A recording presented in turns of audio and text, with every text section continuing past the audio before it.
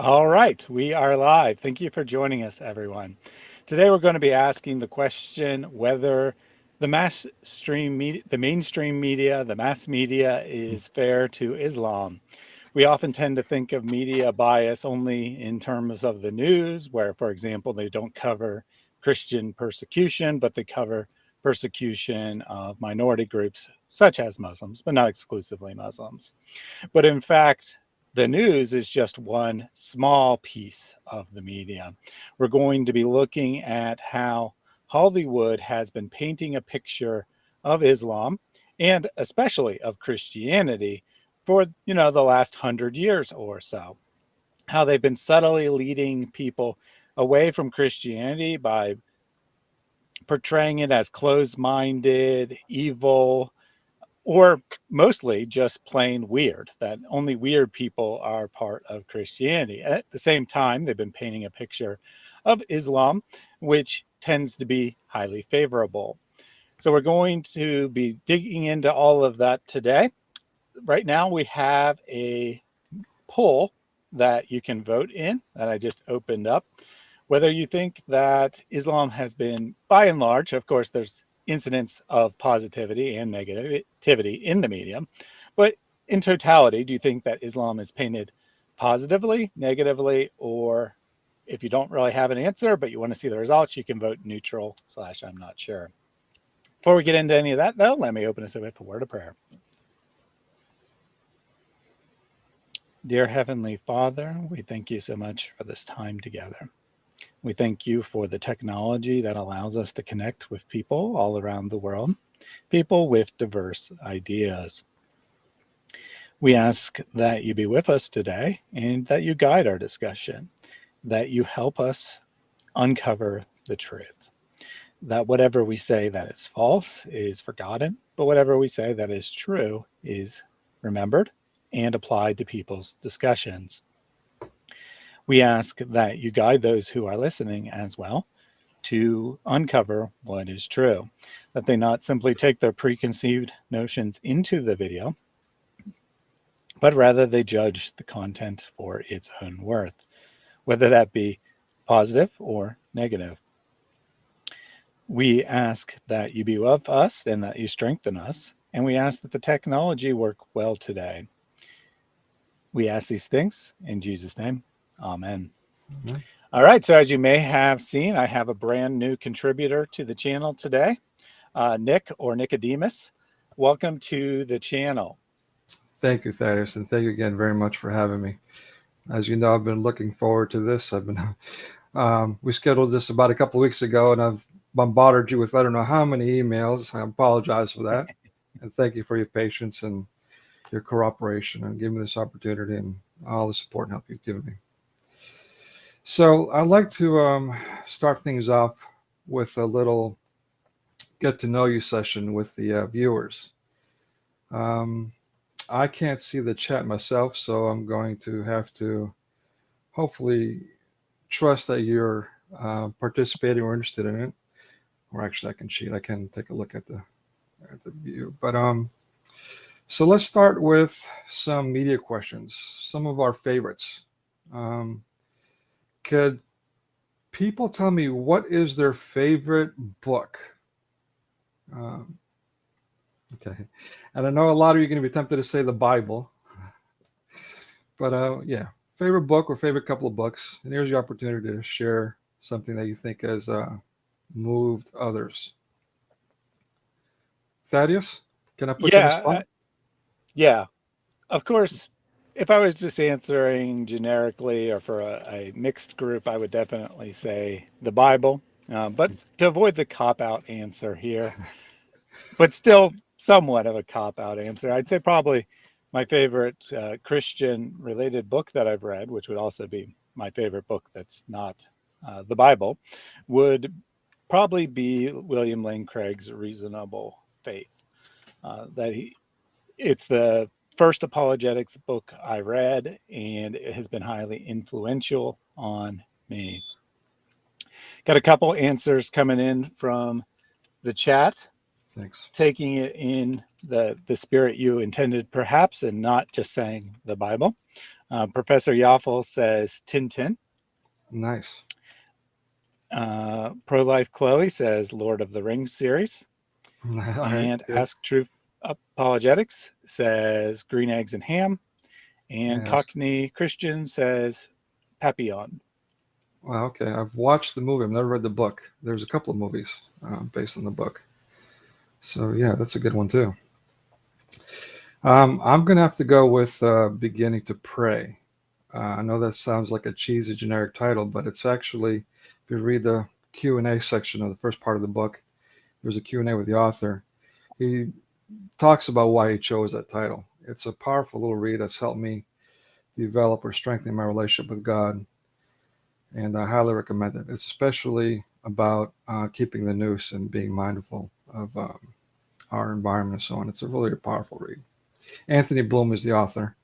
It's an Orthodox author, so I can't remember. It's been a while since I read it, to be honest. I don't know if he's orthocentric or not. If he is, let me apologize in advance, but I don't think he was. I think it's a really good book for anyone to read. All right, so what about music, song? What is your favorite song? So that's a tougher one because when you got to nail it down to one song, it definitely gets very difficult. I've always been partial to the Beatles. So how about we just go with a satanic song and say I Am the Walrus, which of course created mass controversy. People thinking if you played it backwards, it would call Satan or hail Satan. Not actually true, but because it's mostly just nonsense, that idea developed. Okay, I'm taking notes. I Am the Walrus. I haven't heard, to be honest with you. Yeah, I'm gonna. It sounds like a bit of a cop out, but it really is my favorite, and that's the Commodores. Jesus is Love. Are you familiar with that one? Yeah, I love that song. I don't. I'm not sure I am actually. Okay, yeah, you should check it out. I mean, I don't know. I love it. I used to drive my neighbors crazy with it. I'm not gonna try to sing it. I'm not gonna butcher the music. Do we have what is anybody else? Okay, I see.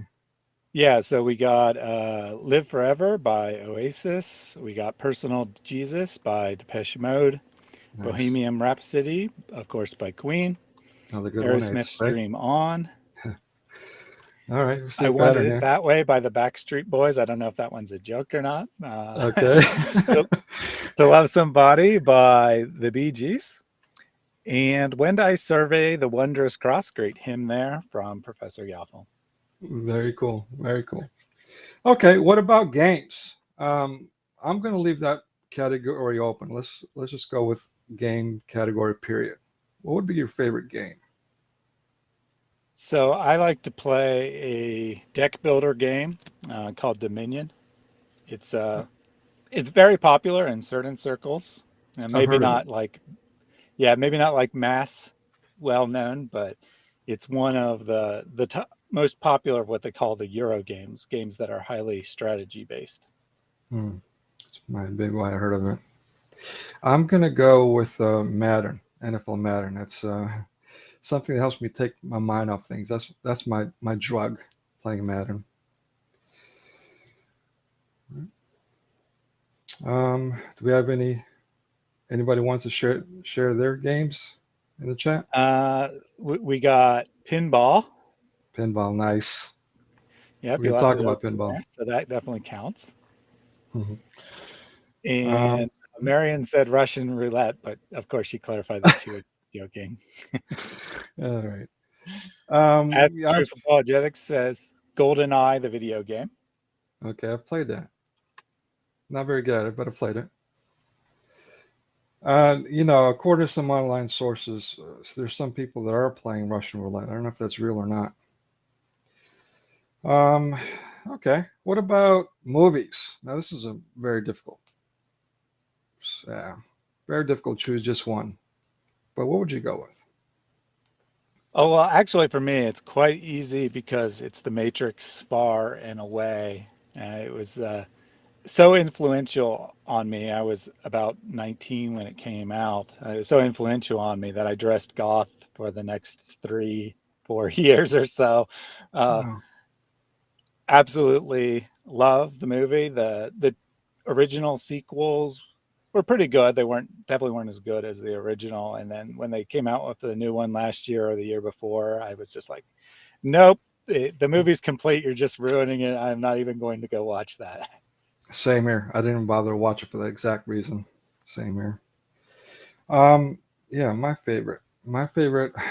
Honestly, I'm a little embarrassed to admit it because it's been picked on so much, but Good Will Hunting is my favorite movie. Yeah, powerful movie for me anyway. Anybody else? And a couple answers from the audience. We got The Green Mile, amazing movie. I have to agree Nice. with that. It would Yeah. be in my top 5 for sure. Fight Club or Frozen 2. Astro Apologetics does have a young girl, so that might actually be real. Pulp You can cheat. Fiction. Yep. Jesus of Nazareth. Oh, brother, where art thou? Mm, Passion of the Christ. very cool. Yeah, that's my fifth favorite, Passion of the Christ.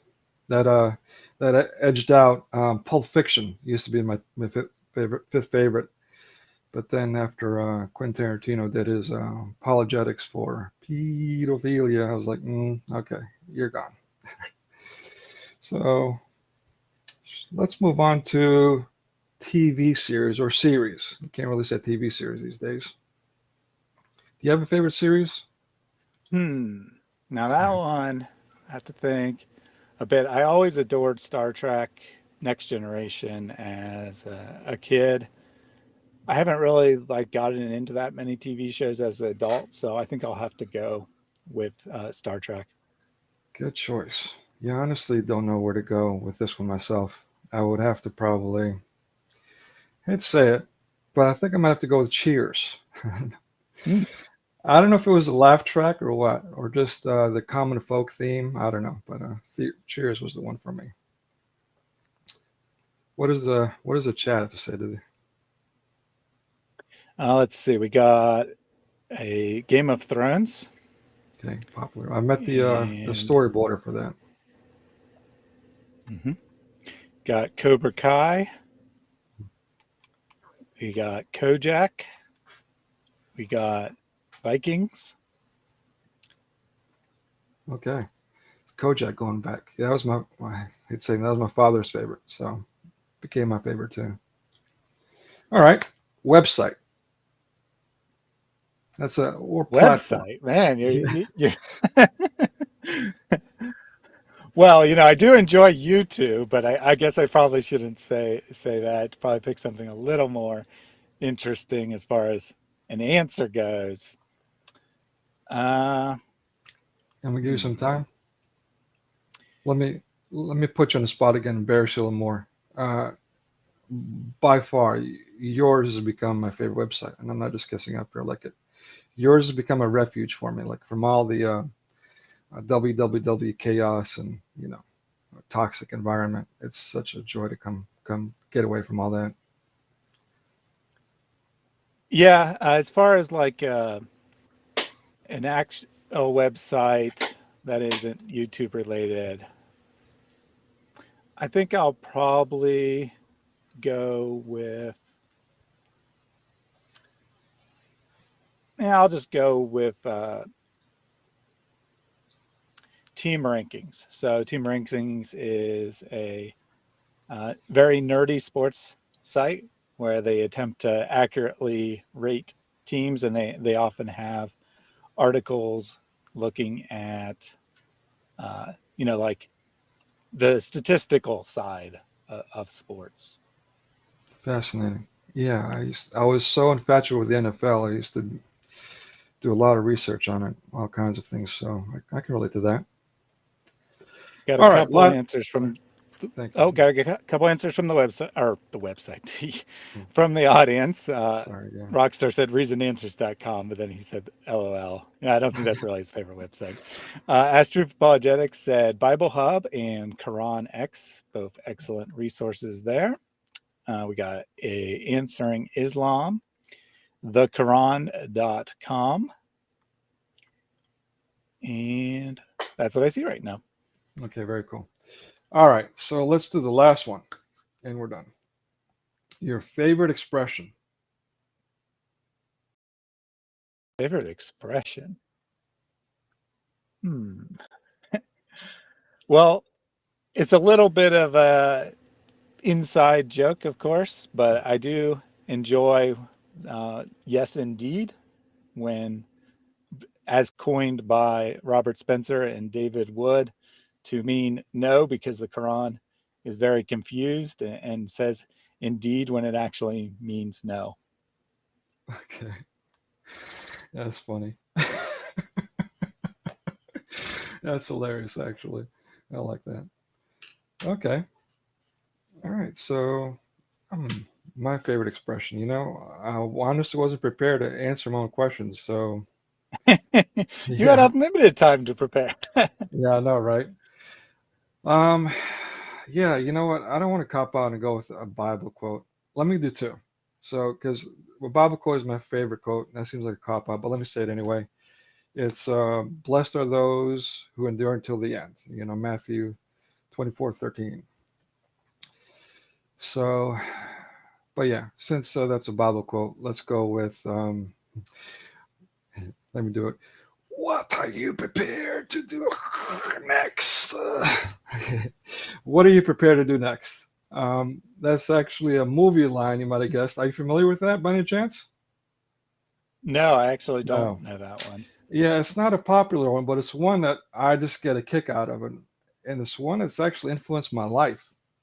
It comes from The Untouchables, the movie The Untouchables, the remake. So, and Sean Oh, Connery he gets shot up, and his protege comes to him, and while he's bleeding out, and he's like, "Who did this? Who did this?" And he's like, "Blah blah blah." And he says like, and he grabs him, and he goes, "What are you prepared to do next?" And dies. Okay, so it's kind of comical, but you know, kind of good advice too, I guess. Kind of worldly we advice, get but good advice. we got a number of comments from the audience. A lot of them Islam Excellent. related, but not all of them. So we got stay away from Islam. It makes sense if you don't think about it. Ask Truth, giving his own catchphrase, which I do enjoy, by the way. Amateur hour. Jesus is God. Good one Nice. there. Don't worry, be happy. Hikmah. Blistering barnacles. Well, that's fantastic. Without lies, Islam dies. That's If another at good one. first you don't succeed, skydiving is not for you. If you can't take the heat, get out of the kitchen. And then added Abdul to the end of that. You can't handle the truth. Classic Nice. line there. Yeah, and definitely media related. That Mhm. that is fantastic. All right, I appreciate all that. All right, so let's get a move on. I got a lot to cover. Hopefully, I don't talk too fast. If I'm talking too fast, need to stop and then clarify something. Please let me know. Mhm. Okay, so let's do the presentation today. Let's see if I can remember how to do this. Give, bear with me, folks. While you're pulling that up, I do have an important question for you, which I ask Shoot. all of my contributors the first time they're on, which I hadn't had a chance to ask you yet. And that's, why are you a Christian? Whew. Well, actually, I'm uh, I'm actually cradle orthodox, so you can say that I yeah I was born Christian. I had no choice. But yeah, as a young adult, and I'll talk about that. I did get away from it and came back to it. Um, that's a heavy story. Yeah, long story short, That's true. You were planning on talking about that as part of your presentation. So maybe we'll just go ahead and dive I do in that. with Yeah. that. All right, let's do Um, that. Yeah. and yeah, and then you can just talk about it when you're introducing yourself, because I know you have a slide for that. Okay. All right. Can you guys see my first slide? Yep, everyone should be able to see that now. I've called it up. Okay, cool. Okay, so today we will be talking about how mass media has, let me use the word craftily, uh, promoted or supported Islam for quite a while. Um, Officially, I can date it back to over a century, technically. So we're going to focus on three major things. We're going to focus on mass media and its influence. Um, and there's a lot of controversy about that still for some reason, and I don't understand why people would still question whether or not mass media actually influences people. I don't get it, but so that's what we're going to cover that in detail, scientifically. So by the end of that section, hopefully there's no more doubt about that. And the second thing we'll talk about is whether or not Hollywood's messaging has been um, overall positive when it comes to Islam. And the last thing we'll cover is why are Christians being aggressively censored, especially when it comes to topics like Islam. I've been repeatedly censored myself. We'll talk about that too. All right. I want to also take the opportunity to mention that I spent some time at the borders in Greece while I was in Greece studying, volunteering for the historical mass migration of Muslims into Europe. At first, the borders were open, things were relatively running smoothly, but then the borders were closed and things got really chaotic. I don't want to bore you too much. I don't want to get too much of get off on a tangent, but something that really stood out was you would see all these spray painted graffiti things being put all over the place, including no borders. I saw that years ago. We're talking about 2015, so that was before that became a thing in the States with the south of the border crossing kind of thing. But also as part of as a member of different NGOs, as part of the Facebook groups, and they were actually organizing revolts on Facebook and inviting outsiders, like people that were not in these camps in these areas, to participate in doing this. So, and something they were saying, repeating, was show solidarity, shows our solidarity with Muslims, shows solidarity with Islam. So these were two messages that were repeated over and over again to promote that. All right. Do I need to expand or clarify anything? Keep going. Yep, I think you're good. I'll jump in as needed. All right. So I hope I'm But not right now, boring. you're good. Okay. I hope I'm not boring everybody, but I'm going to talk about myself so you can have an idea about my credentials or why I'm giving this presentation today. As we just mentioned, I'm cradle Orthodox, but I was raised in the South, so I didn't have an Orthodox church anywhere near me. We weren't churchgoers. I became very secular, got away from that, and I would actually instinctivly laugh and chuckle when someone would talk about a matter of faith with me, not because I was trying to be nasty, but because I thought it was so silly I couldn't help but laugh. And I wasn't militant atheist. It kind of crept up on me. That's where I was. But because of that, I was also tampering with the martial arts and things of like Magic the Gathering was a card game that was popular back then, and that's kind of playing out Wicca magic and trying to kill your opponent with magic spells. So I had an experience with that, and the same weekend I had an experience with messing with Tai Chi. And I don't want to lose you guys completely, have you thinking I'm some kind of whack job. But long story short, there's a lot of discussion about it's called sleep paralysis, technically and officially, but what that really is and what that entails and whether or not it's spiritual or not. And I've had, this is something that I would struggle with for a long time, what actually happened and so on. I've communicated with a lot of people about a lot of different people, including specialists.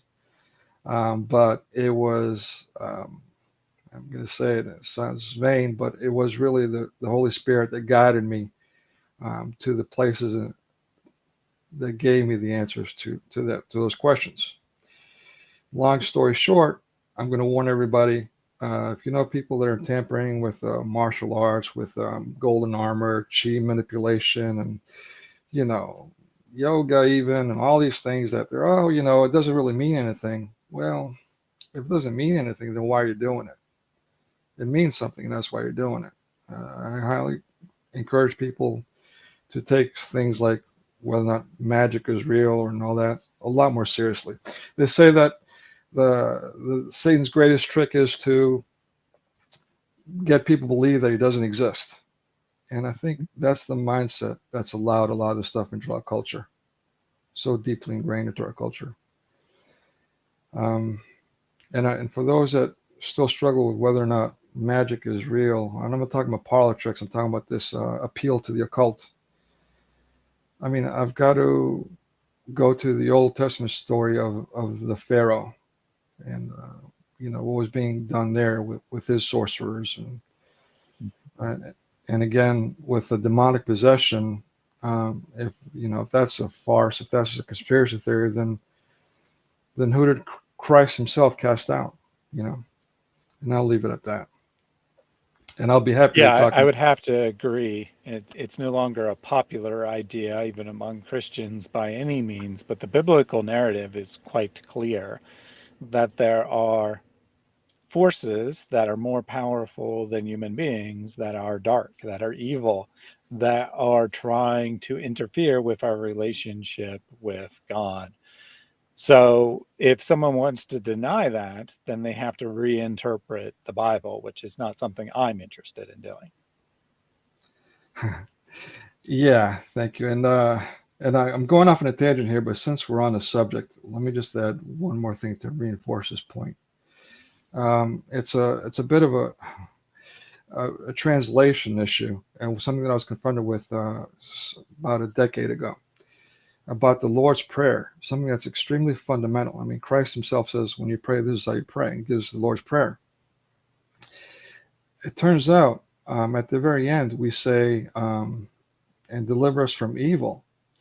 But the actual word in the Greek is evil one. So, okay, I mean, it's just one word change, but if you think about it, we're going from the conceptual, an individual's conceptual struggle, to something that is preternatural, supernatural, spiritual warfare. Just putting that out there. All right, moving on. And again, I'll be more than happy to talk about this subject more openly with anyone who wants to, if that opportunity presents itself. So, as far as my academic credentials, I've got a BA in psychology with honors, and also did an extensive minor in education. I did a Master of Science in Instructional Technology, an award-winning program with honors there. Moved on. I did Masters of Divinity. I started that program. I didn't finish it, but I started it. I completed a linguistics program, another master's, so maybe 2.5 masters. I started a PhD on the American movie industry and how it portrays Christian terms and symbols for the past half century. That hit a wall. I'm going to pursue that, but it's going to have to be elsewhere at a different institution. I think the reasons I wasn't able to continue that were political reasons. I could have done more myself to overcome that, but it is what it is.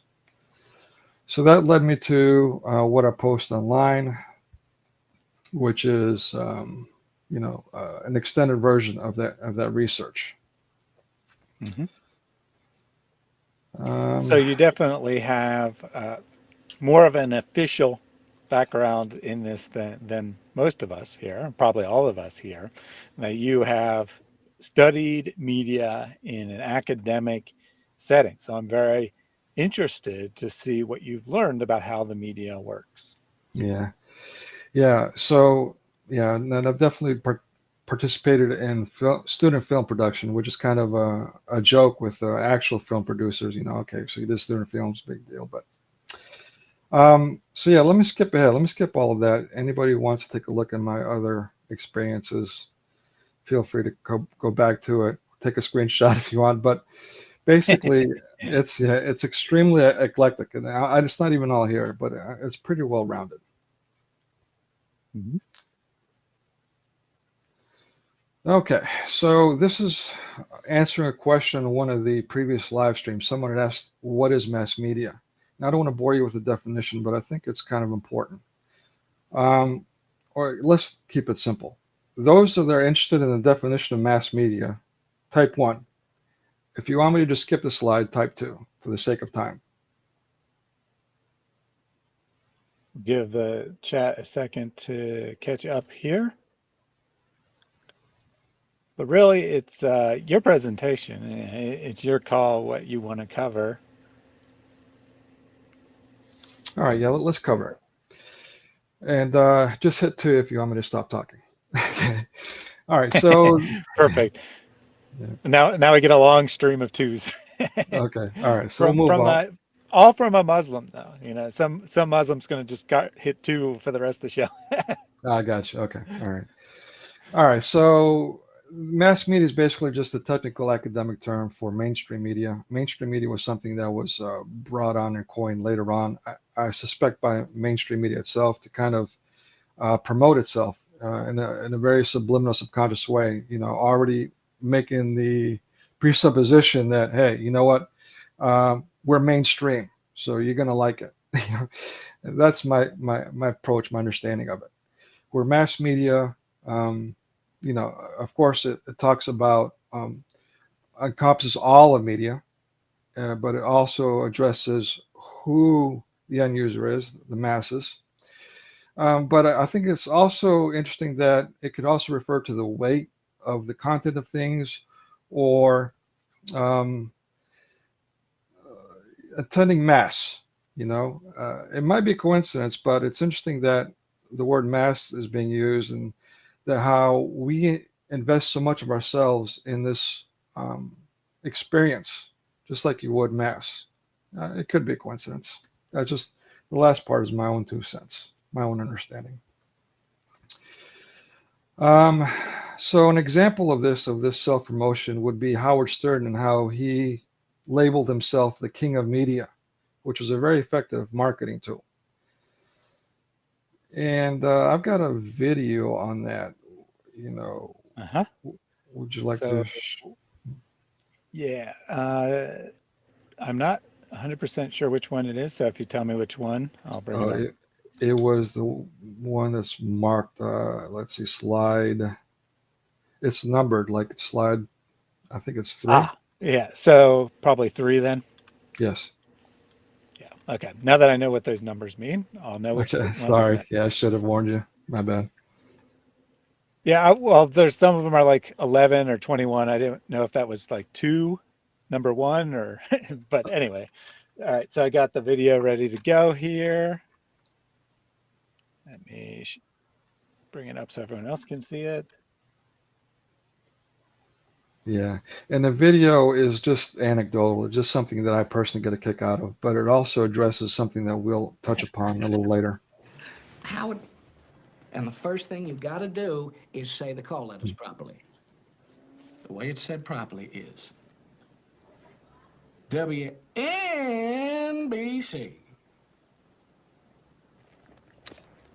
This is key. Come on. WNBC. No. Gotta be more like this. Have you noticed that all the call numbers have a W in front of it? What does a W mean? Anyone in the chat knows what the W is for? WNBC. In my mind, I'm hearing. It sounds like I'm saying exactly what you're saying. No. Saying exactly what it's hearing. All right. All right. So yeah. Howard. So that would be the end of the video, right? Yes. Is it playing again? I hear it playing again. Okay, yeah. No one else could hear that, but. All right, my bad. Sorry. It automatically started over, but. Okay. My bad. All right. We're good now. So basically, let me put this out there too, so you can kind of see how media is kind of really crafty in what they do. Andrew Tate is something that we talk about on these forums quite a bit. All right. Isn't it interesting that Andrew Tate was arrested for sex slave trafficking, but his website is allowed to continue? And not only that, the discussions online have went from Andrew Tate's website to, I'm not going to say the name, but those who should know what the name is. Is now we're just talking about that, and it's kind of a chuckle. It's kind of a cool thing to kind of make fun of people. Do you have that? Or even now is more mainstream. I've seen people talk about like, well, do you have one of those profiles, or do you go to it? So by complaining about it, it's almost like a reverse psychology effect where people are not only hearing about it, not only is it getting advertised, but it's being normalized. They're getting sucked into it. Just some food for thought. All right. Yeah. So no one in the chat knew why call letters have a W. Yeah, it's quite interesting. We'll touch on that. Again, this is a conspiracy theory, but I think by now the evidence is overwhelming. So let's get into our first part. We're just warming up, folks. Our first part, mass media and what it is, how it actually influences the mind. We're going to take a look at the historical evolution of different types of media and how it had an effect on culture, on people. I would imagine most people are familiar with the printing press, which gave them the commoners, I hate to use the word commoners, but gave the commoners access to print, to writing and stuff. The radios, you've probably seen clips of families getting together to watch or listen to radio casts. The movie screenings, you've probably seen early movie screenings and what that might have looked like in some TV show or a movie. This TV sets, again, you might have seen how family life was centered around that and how it was a thing of prominence. We talked about arcade gaming and how it's become so ingrained in today's culture through cellular technology as it advanced. So we've basically gone from primetime TV, where we used to all go to the same channels. At first, it was like just 3 channels, by the way, 3, later 4. The same time of day, watching the same program, and the next day we'd get together and talk about, hey, did you see this? Make sure you're cool, you're in, you're updated, you got all the info, you watched the previous night's showing. And that's become viral. Like even when emails, and we'll talk about that, even though we only had emails, things were already becoming viral, which is kind of interesting. Was it pull or push technology? This viral phenomenon. And let me talk about triggering here. Triggering, is actually technically, and you may already be familiar with this, it's supposed to be let's call it a buried memory. It could be something that's a very happy moment or a very traumatic bad moment, but it's something that's deep in your subconscious. And you might come across a smell or a sound or even some visual that might jar that memory loose. It might trigger it. And then when that happens, you'll have this flood of emotions that were related to that point of time when that memory took place. And that's what technically triggering is. Isn't it fascinating that became something where what we at first called unflamers, now called trolls, happily, joyfully, intentionally trigger people. They're going around inciting people. And what are they triggering? They're triggering constructs that we get from media, buzzwords or concepts that ignite an emotion. It's quite interesting. All right. Do we have any questions so far? None directly on topic. I saved one or two for the end, just asking opinions about things. Okay. So you can continue on. Did you want me to play a video on that slide? Oh boy. That last one? Yeah, I probably did. Yes, you're right. Thank you. Thank you for catching that. All right. All righty. So I got that ready to go. Whoop. Oh yeah. Cat jump. 1 second here. All right. The cat jumped up Yeah. and started it playing, but I don't think anyone else heard it, so it's all good. All right. Okay. So keep in mind that this is the turn of the 20th century. People are still only having static pictures, and now they're in a big screen with this weird apparatus projecting a moving picture at them, with this big mechanical thing now coming right at them. Can you imagine the reaction, especially in the Wild West? What the reaction might be to this mechanical demon coming at them? What do you think they did? What do you think happened? I would guess that people perhaps were maybe not exactly scared, but jumped. It provoked emotions for sure. Yeah. All right. So there are reports of people actually whipping out their guns, Constantine style, to shoot the demon coming at them. So they were so like, what is this crazy magic, this moving picture coming at me? It was so real for them. That's pretty crazy. Yeah, it is. But it kind of puts things in perspective.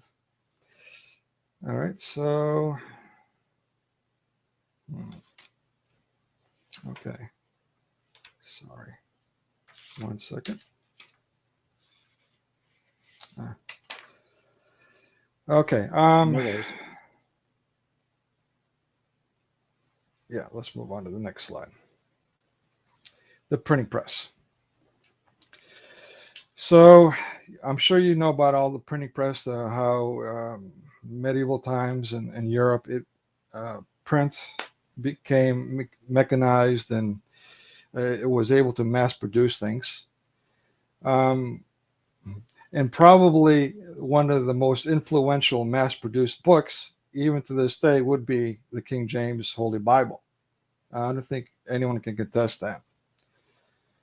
And yeah, absolutely. Even among people who aren't Christians, its influence is unquestionable. The way it's influenced our language, a lot of common expressions, whether people realize it or not, come directly from the King James language.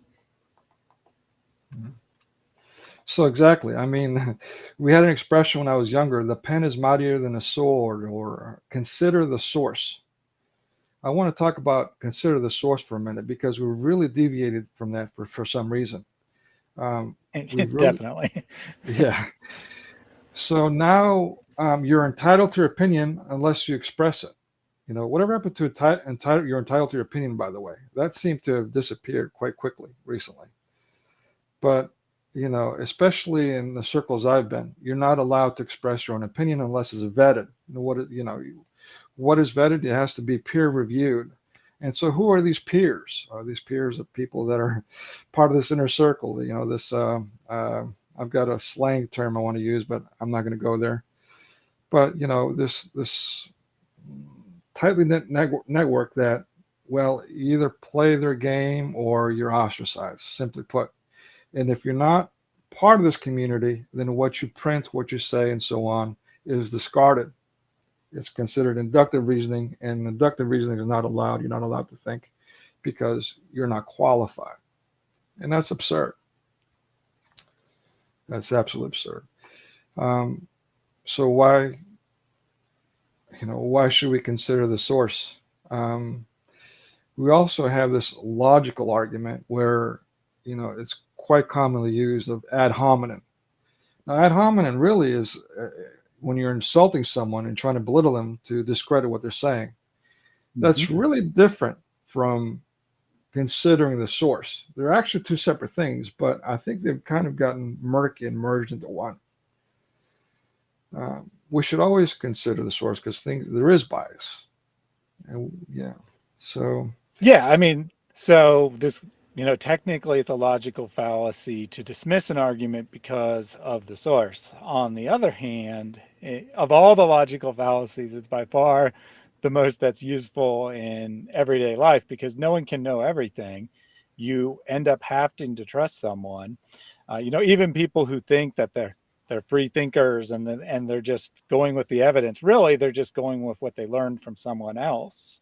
It's impossible for the average person to study even a tiny fraction of the stuff available.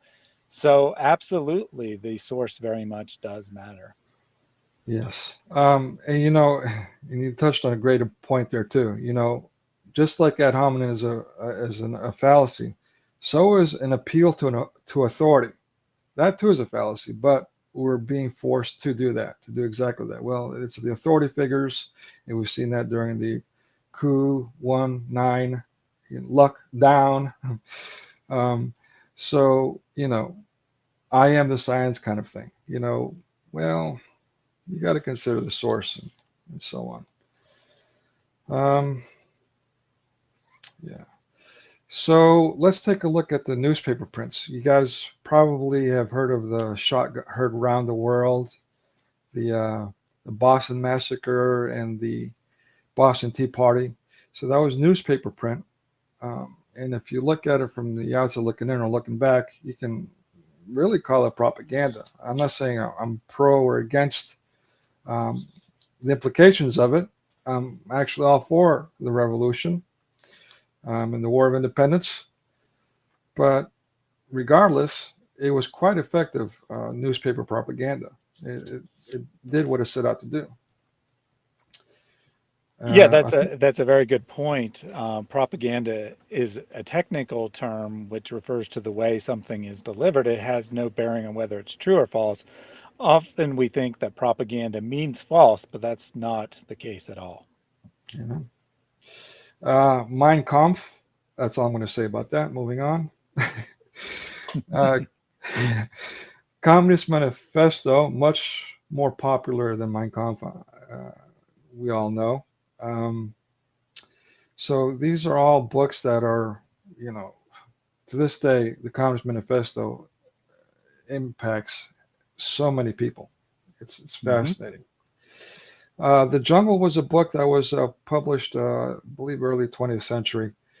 Yeah, it was. Important enough book there that you learn it in history class, how it revolutionized the way people thought about industry as a whole, even though it's, of course, specifically about the meatpacking industry, but the way they thought about industry as a whole. And that book is cited as instrumental in bringing about regulation for business.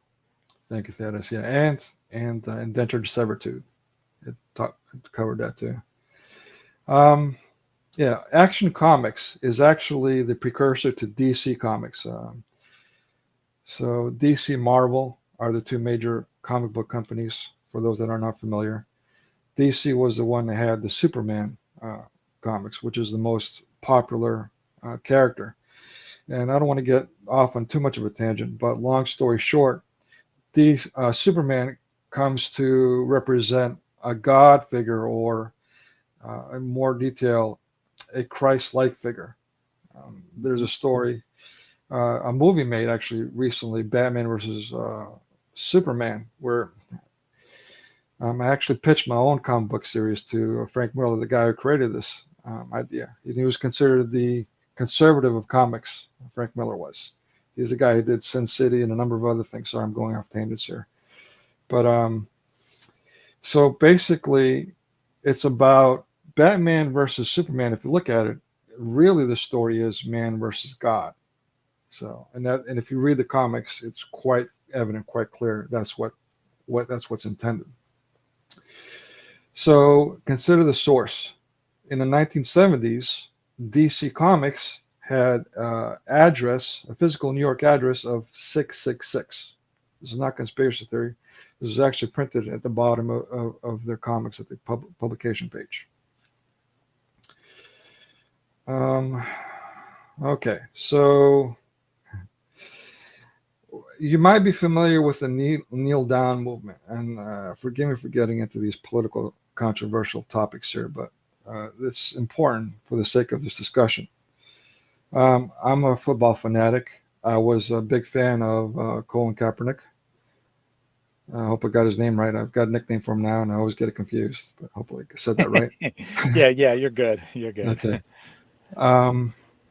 So yeah, basically his first year, he took the NFL by storm, and then he got injured, and another quarterback ended up doing fairly well, and he wasn't doing so well. Like his following year and so on, defenses caught on to his strategies and his way of play. So he wasn't producing as well as he used to. And so the organization used that as an opportunity, let's say, to bench him and put a better quarterback in place. So here he is making all this money, was famous, was ESPN celebrity, and now he suddenly is on the bench. Lo and behold, he's taking a knee. He's using the Rise Up movement, or I kind of wonder, were they using him? Was he paid off to kneel down to rise up? So it's a really fascinating thing. And again, featured on Time magazine. It can't be a coincidence. I mean, not ESPN or Sports Illustrated or anything like that, but Time magazine. The Boston I don't think Time magazine is usually putting sports players on its cover, so they obviously are more interested in the political movement than his play. Yeah.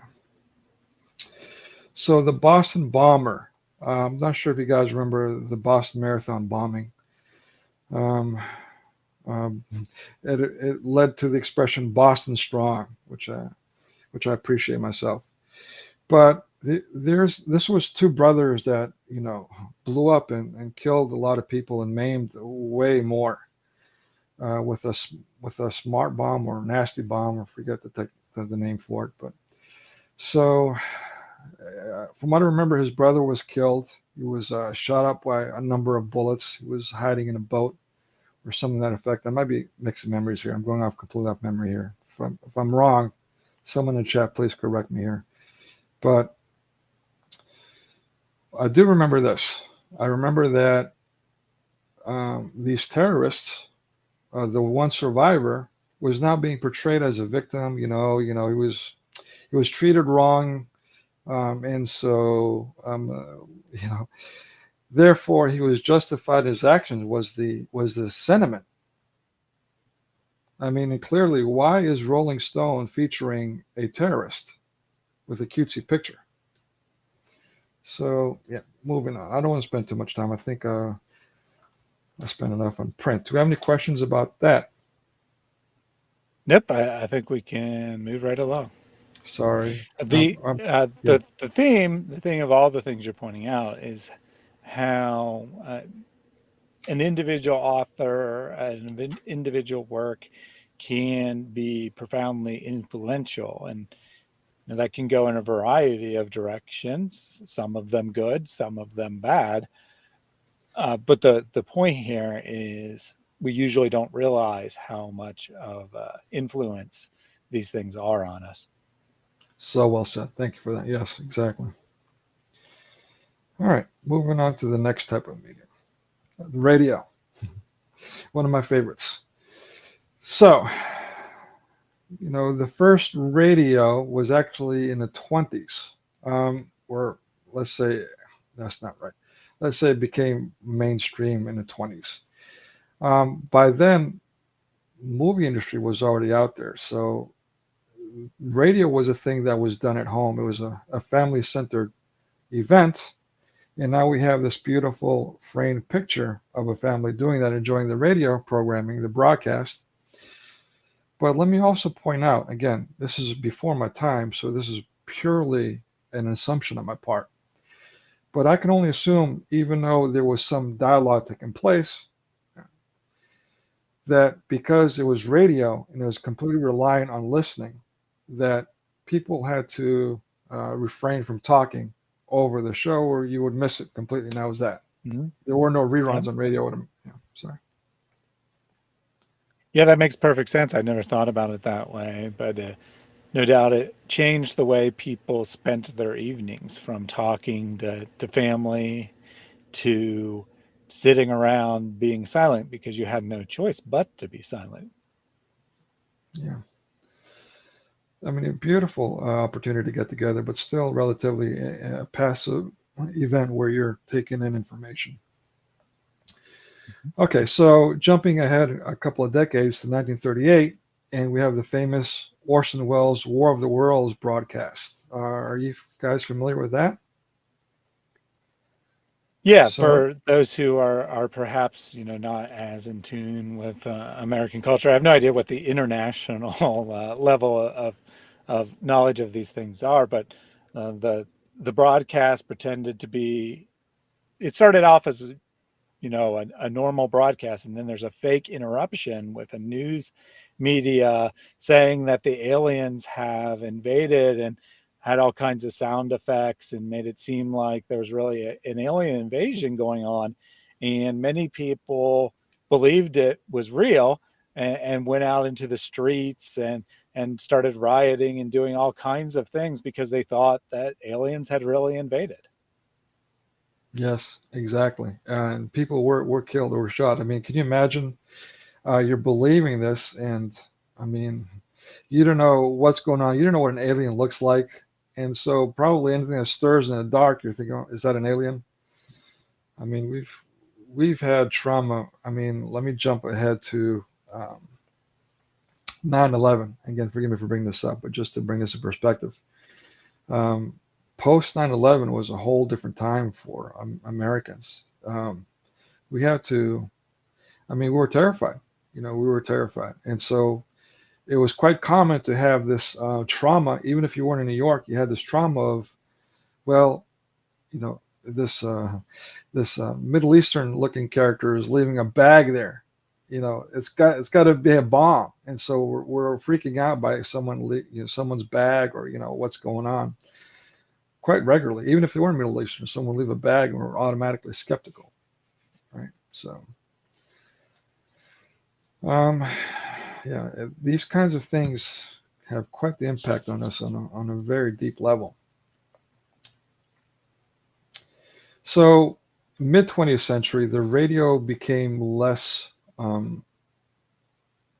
let's say, mainstream, less family centered, like we see in the first picture, because of the different things, other kinds of media becoming more popular, especially the TV set. We'll talk about that, how the TV set became a thing of prominence and family-centered activity.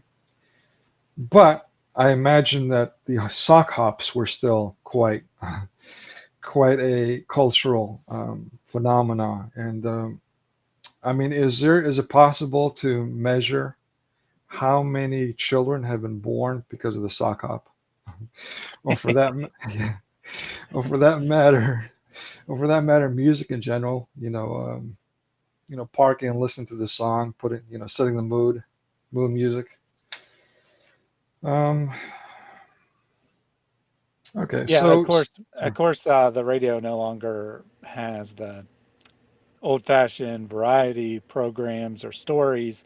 You may find one here and there somewhere, someplace, but 95% of 98% of radio is either what we call talk radio, where it's people advocating for a specific position, or it's music. But radio actually has been amazingly resilient, that it has remained around despite TV's rise, primarily because of the power of music. People, obviously, you don't need to have a picture to have music, and people want to have music with them wherever they go. Mhm. Yeah, it's good. It's still because of Walkmans and all the advances that followed that. We were able to do it while we exercise or do physical activities, and also on the daily commute in the car. I mean, the transition from the radio going from the home to the car was really big, keeping that going too. And of course, like I said, making families bigger. You know. All right. All right. So, disco, the 70s. That was really when it went hand in hand with the cocaine drug culture. And that was a whole phenomenon in itself. In the 80s, music became relatively hypersexual, I would say, very romantic. And I mean, if you think about the list, it was very, very sexual. The 90s, music started breaking barriers. It started pushing the envelope. And it started becoming a little dark too.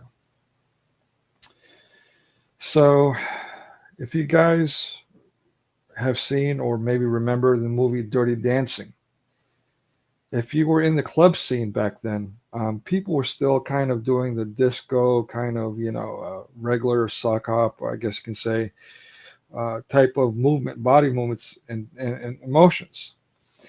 But when Dirty Dancing came out, all of a sudden everyone wanted to be Patrick Swayze or I forgot the actress's name, unfortunately. But if anybody remembers that, please type it in. My apologies. But yeah. So all of a sudden everyone was, what's the term I'm looking for? I've got a term in my head, but I don't want to use that. Bumping and grinding. Is that okay to say? Yeah, that's bumping fine. bumping and grinding on the dance floor. So we went from regular dancing, so to speak, to more just, enacting sex on the dance floor is what it turned out to be. And of course, there was also the generic, the designer drug, the designer drugs of the 90s and the whole acid, techno music, house music, which again, I mean, you couldn't dance to that. So dancing kind of became a little back to the 70s, kind of loopy and just completely sexual. Where post turn of the century, these clubs were doing things like suds, and people were caught literally having sex right on the dance floor. Sorry, hope I'm scandalizing or your audience or alienating anyone, but I mean, we talk about Islam here. We're used to pretty inappropriate things. So. fair enough. Well said. Okay, so looking at this scene here of Dirty Dancing and the famous lift scene.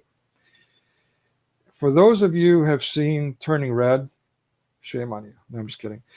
For those of you who haven't, don't bother. But it was a movie it's really horrible. It was a movie that definitely promoted sexualism to a very young audience. Okay, allegedly pubescent, but obviously it's a Disney film. Obviously, prepubescent kids are watching this and picking up on what's going on. I mean, you can't miss it. I've got a whole video on this, by the way, if you want to check them. I'm not. This is a plug.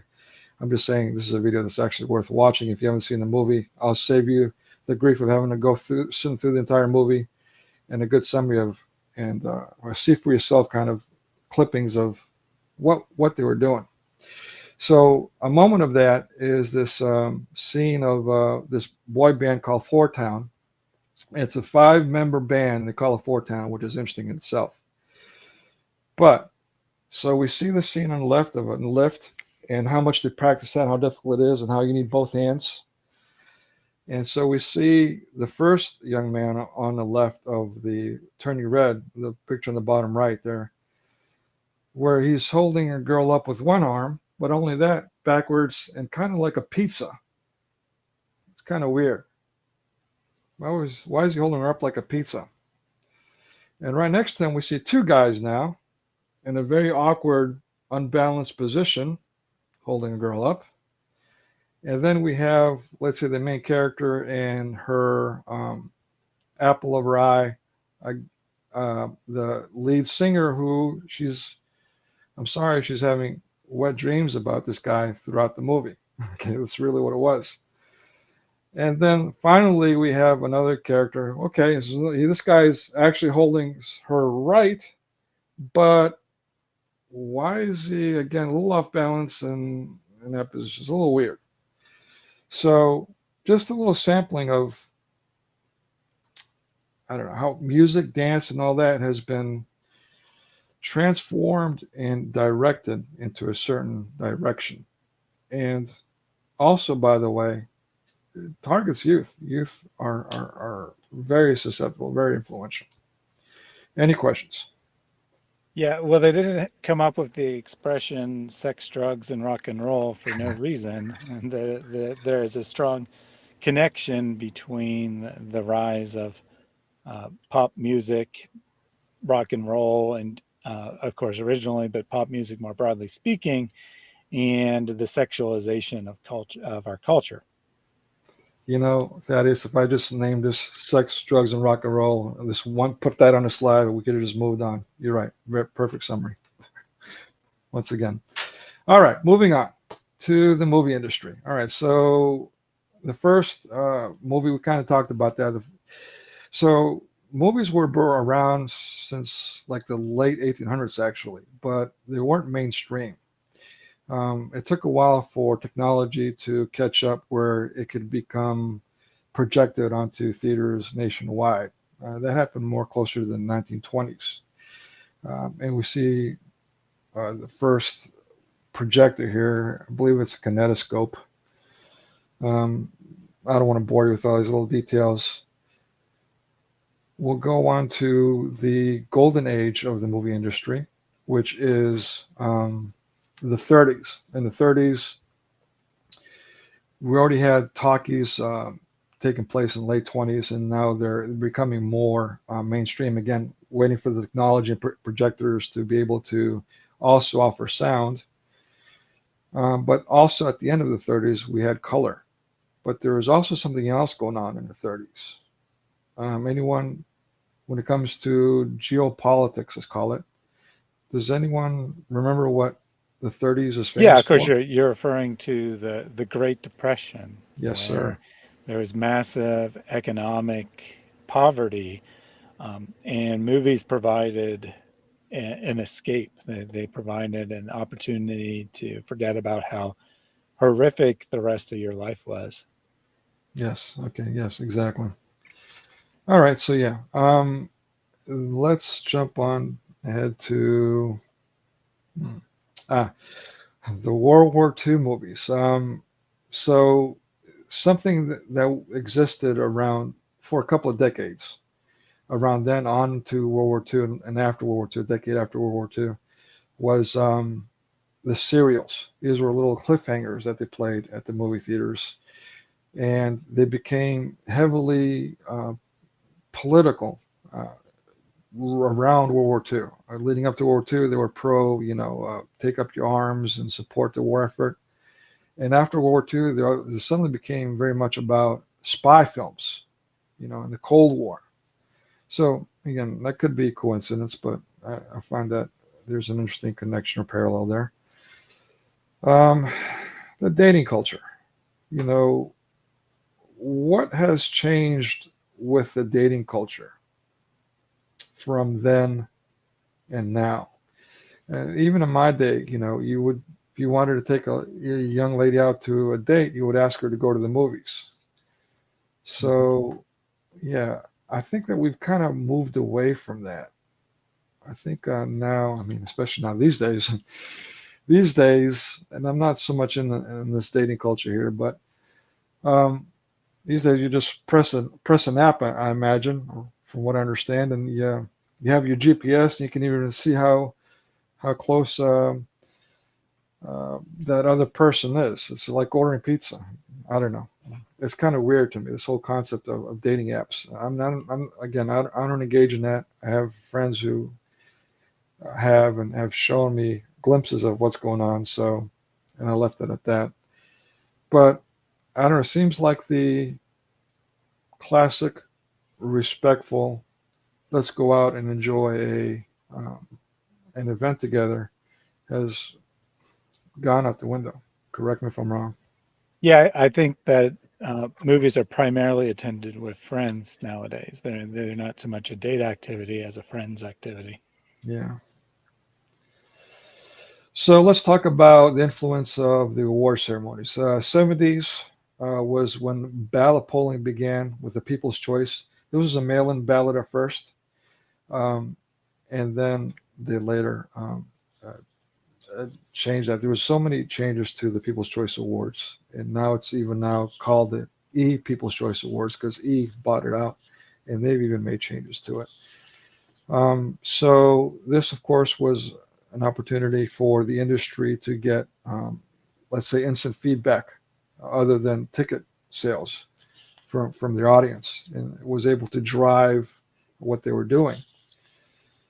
But then it became more, by design, more push than pull information. So we actually had the Academy Awards. The Academy Awards were around for a long time, but they started getting televised in the 50s, post-World War II, during the Cold War. So they, of course, had an influence. And there's research on this, whether or not award ceremonies influence the tenets of theaters. And the response to that is yes, there's a direct relationship between the two. Also the Golden Globes, which started around the same time, which is also influential, but not as influential as the Academy Awards, the Oscars. In the 70s, okay, so in the 60s was major. We all know about the cultural revolutions of the 60s, the civil rights movement and all that. But at the beginning of the 60s, something tremendous happened that we don't really like to talk about or think about, and that's the assassination of JFK. So the Kennedys were anti-communism, and we see then post their assassination, both of them, all of a sudden media became thematically, drastically quite different. And by the 70s, the next decade, we even had pornography, porn movies out in the middle of downtown New York available for anyone to go. So this was being advertised. It was nothing, like it wasn't any dirty secret. It was just out there. Then we jump ahead to Y2K, the turn of the 21st century. And, you know, the Y2K scare, I would imagine many of you are old enough to remember that and how that played a role in people's mindsets. So, you know, this apocalyptic thing, and now things are now dark. We're also dependent on computers. Our livelihoods depend on it. People were, you know, ready, you know, they're sheltering up and all that. And it all turned out to be a sham. I mean, I didn't undo anything on my computer, and there was no consequences of that. But again, kind of like Orson Welles' War of the Worlds, the Y2K thing had quite the effect. So things got dark. Media got dark. It got melancholy. In fact, in the 2000s, there was a movie called Melancholia, which was really dark and unusual. So the theme gets very different and very obvious. So let's jump to the coup-19 lockdown and what's going on today. Have you noticed, not only putting politics to the side, if that's possible, not only have the politics become drastic, but why is everything so dark lately? I mean, I know that Hollywood has had problems, or I should say California has had problems balancing its budget. But are they not paying their bills? I mean, is Hollywood not paying its light bill? Why is everything so dark? Well, you know, probably reflects the mood of those producing the films, that they feel pretty hopeless and they feel pretty disconnected. Strange what happens when you push Christianity out of the public sphere. Suddenly things go downhill. Fair enough, Thaddeus. That's a very good point. I mean, you're right. It could be just a projection of how they're feeling, but I suspect something else going on. I suspect, again, they're manipulating mood with lighting. And of course, to talk about geopolitics, and the geopolitical thing now is to be green, and I won't get into that. I don't want to get you pinged, but we'll move on from that. But everybody knows what's going on there. Okay, so, and again, another thing that's been going on is the AI W-verse. We don't know what's real or what's not. By the way, take a minute and take a close look at that theater screen. That's actually a screen capture of the movie, the award-winning movie, The Whale. You guys, can you make anything out in that scene?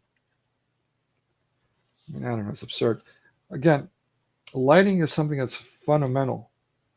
It's a movie production 101. The most important thing is lighting. I know this is a guy that's talking to you that looks like a Oompa Loompa right now, completely red because of lighting. But yeah, so there you go. I mean, they know better. So this is not, this is by design for a reason. This is not accidental, and it's evident. It's the pattern right now. It's the trend. So yeah, the other trend is now questioning what is real. What is CGI? Is this person real? They're bringing back people to life digitally. They give them dialogues they never said before. It's quite disturbing. And so now with that, I mean, if you're completely dependent on media for information, you have to question, what can I trust? What is real? What isn't real? What do I trust? And that creates paranoia. It's fabricated paranoia. And music. We talked about music in the previous slide. Sorry. Yeah, before you move on, unrelated to anything in your presentation, but I wanted to put this up here nonetheless. Yasin K says, hi, I'm a new Christian from Morocco. Already greeted you in the chat, but very much welcome to the family, Yasin. He says that he's been bullied a lot in Morocco because he's changed his religion. And that'll happen. That'll definitely happen, that the forces of evil in this world, they're not happy with you right now. They as long as you're going about your sinful way, they don't really care whether you're in Islam or Hinduism or whatever, atheism, secularism, that's all fine and good. But when you convert to Christianity, that's when you're going to get the demonic attacks. But the good news, of course, is that Christ is greater, that Jesus is in control, and your life is much better now, even though it may not always seem that way. And I think that you're well aware of this because of other things you're saying in the chat. But I'll reiterate what I put in the chat, and that's if you need anything at all, you need someone to talk to, you need a question answered, you need discipleship, someone to guide you in your Christian walk, email me. I'll be happy to speak with you privately. No one else has to know about it. And if you do want to share your testimony publicly, I would love to have that on the channel. But privately or publicly, I'd love to hear your testimony. And if you need anything, I'm here for you. This is what my ministry is all about, is helping people leave the darkness of Islam and come into the light. Amen. So with that said, we'll get back to the presentation. All right, yeah. So how am I doing on time? Like I gave myself about 5 minutes on average for each slide, but I can't help but go off on tangents and talk too much. Yeah, you're definitely taking more than 5 minutes a slide. Yeah. So yeah, speed it up. I mean, it's all good, but if you don't want to be here for 5 hours, then maybe try to keep them a little quicker. Yeah, I'm gonna go a little quicker. I don't want to go too quick where people are not understanding me. But yeah, I definitely want to cover. I've got a lot of material to cover, so I don't want to miss out on too much. And I don't want to keep people here forever and bore them to death either. So yeah. Plus, sorry. Given my audience, I'm sure they're very interested in getting to the more Islam specific material. So we'll be getting there shortly. Okay. All right. I see. All right. Okay. So yeah, let me emphasize a couple of things going back to the music, the importance of musical scores. And I mean, movie makers understand that if you don't have a good musical score, that your movie is going to flop. So, or a good movie score can make a not so great movie, a blockbuster. So much so that sometimes you might even remember the musical score, but you don't remember the movie. Like, for example, Chariots of Fire. If anybody's old enough, do you remember that movie? But I bet you remember the song. Am I dating myself here? Yeah, definitely a good example of a movie where the music is much more famous than the movie itself. Yeah. All right, so let's move on. Is there any questions, by the way? Nope. Okay. So the first TV set, again, I don't want to bore you, early 20th century. It was a combination of picture and radio. So the first TV sets, they cost $400, which, I mean, people I think back then were making something like $40. So only the top 2% can afford a television set, which makes you wonder what were broadcasters broadcasting if only 2% of the U.S. population can tune in. So what changed was the industrial military complex had become more privatized, more corporate, and they started making appliances. And so, of course, the TV became now mass produced and much more affordable. And so now people can now afford to go and get their new item of prominence. In addition to getting cars, which had the same story. Every home had one car, and everybody showed off their car. Likewise, their TV, everyone was showing off their TV. And that now took the place of radio, as we said before, as the family-centered activity. As you know, early TV was heavily on advertising products. 70s, we had cable TV. If you're old enough to remember the cable box, what happened there is we went from, I don't know, I think at that point it was like 4 channels, maybe give or take, to something like 30 channels. And so you had to now, for the first time, pay a monthly subscription for this privilege of extra channels, including access to movies from the movie theater, maybe a couple of months or a few months after they had been out of the movie theaters. So home box office, HBO, that's where that comes from. Now, that was followed by the 80s satellite, which at first, you had these big satellites where you could catch any satellite depending on how free your access was, how open it was, how big your satellite was. You can catch satellite dishes from Europe even. But then that became privatized as well. DirecTV put all these restrictions on it, and now you had to go through them to get access to specific satellites.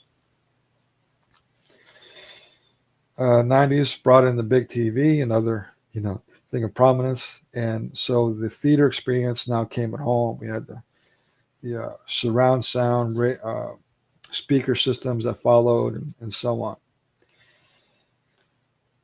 2000s, we had the red box Apple TV, the streaming, the Netflix, and so on, which again now changed things completely. Again, with subscriptions, now you had more subscriptions, sure, but you had more access, and you can also now choose which movie you want to watch when you want to watch it, which was a nice feature. But things went from analog and free roam to lockdown and digital.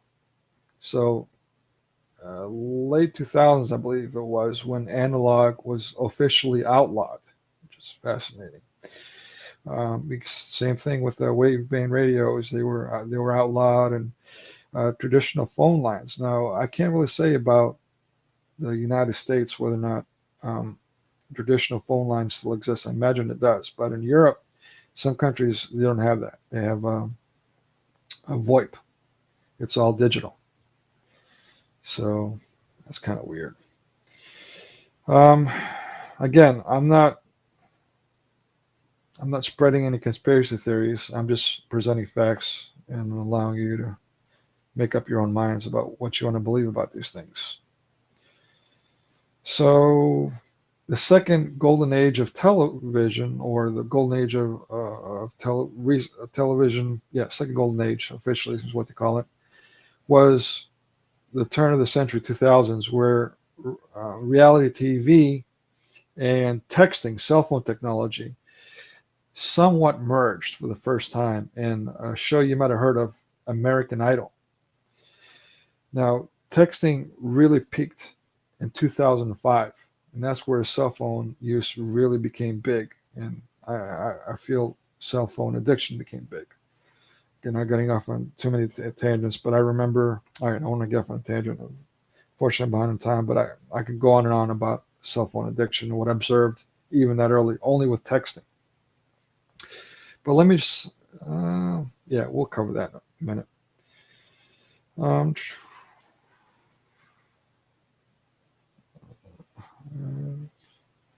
Okay. So, yes, laugh tracks. I became a fan of going back and watching older movies and older TV shows. And for the life of me, I cannot figure out why I thought they were so funny back in the day.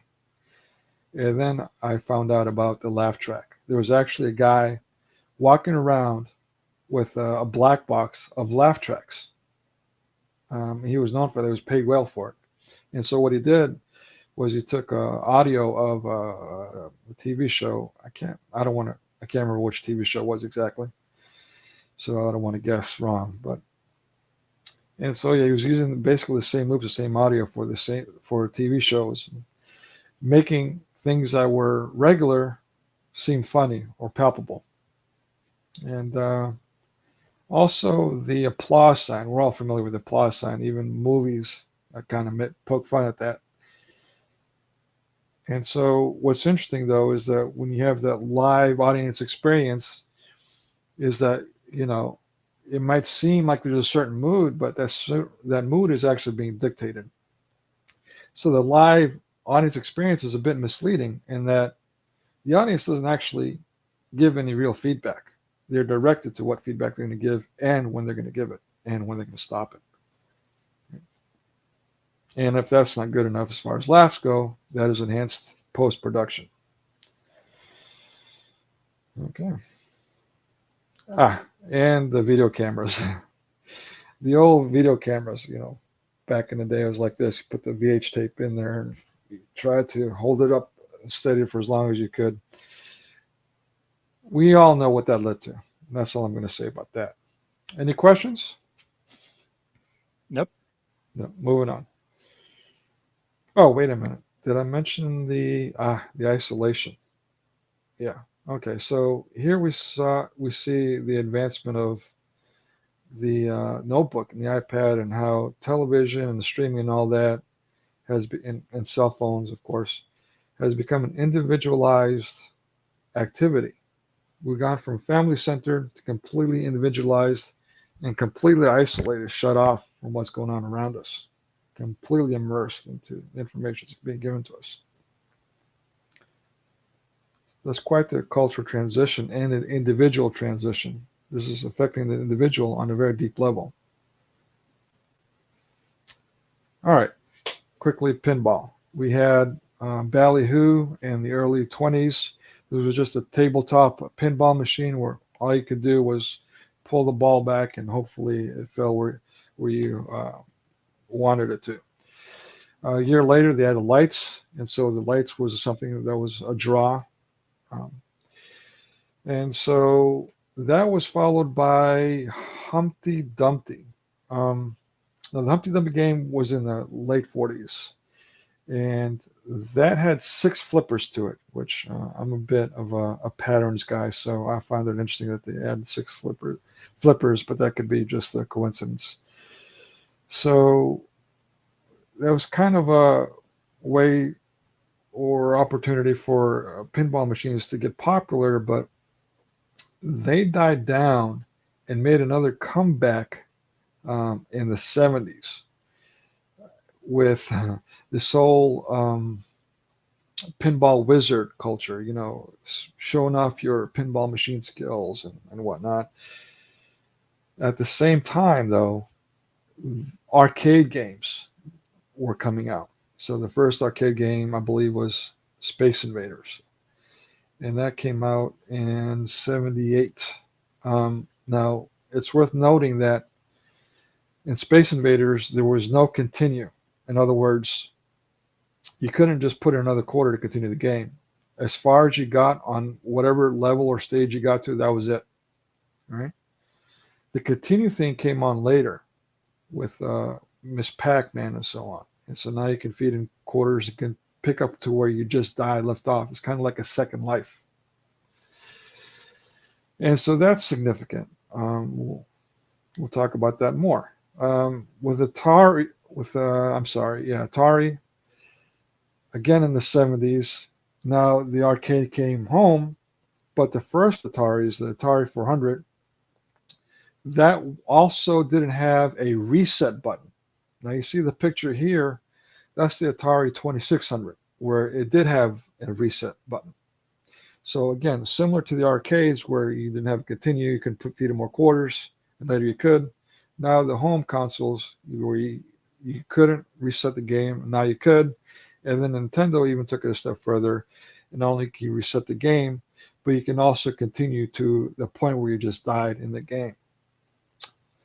And then in the early 90s, I believe it was, late 80s, late 80s Commodore, early 90s Amiga, where the Amiga now allowed gamers to, this was the first official gaming computer, but they could take games and manipulate the code and add cheat codes to it.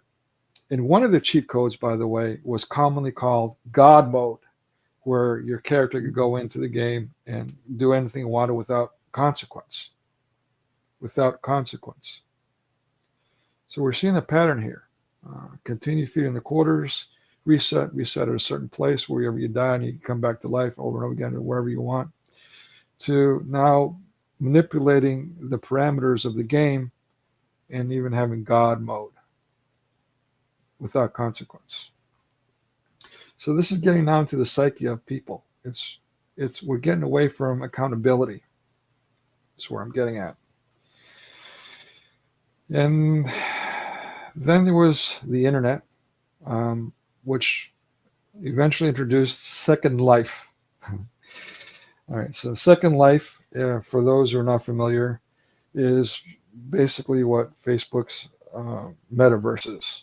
It was the prototype for that, where people would go into this digital reality and create things from scratch, so to speak. I mean, there were people that were actually creating clothing lines and houses and whatnot and selling them to other people online in Second Life. And of course, doing all kinds of things. And as far as their logo, that speaks for itself. Again, I'm just pointing out facts, not putting out conspiracy theories. And then that went to Angry Birds, cell phones. That became a very popular viral thing. I believe I've covered everything here. Yep. Any questions? So Rockstar says, interesting observation with God mode. Yeah. And indeed. Yeah, we'll talk about cellular WW next.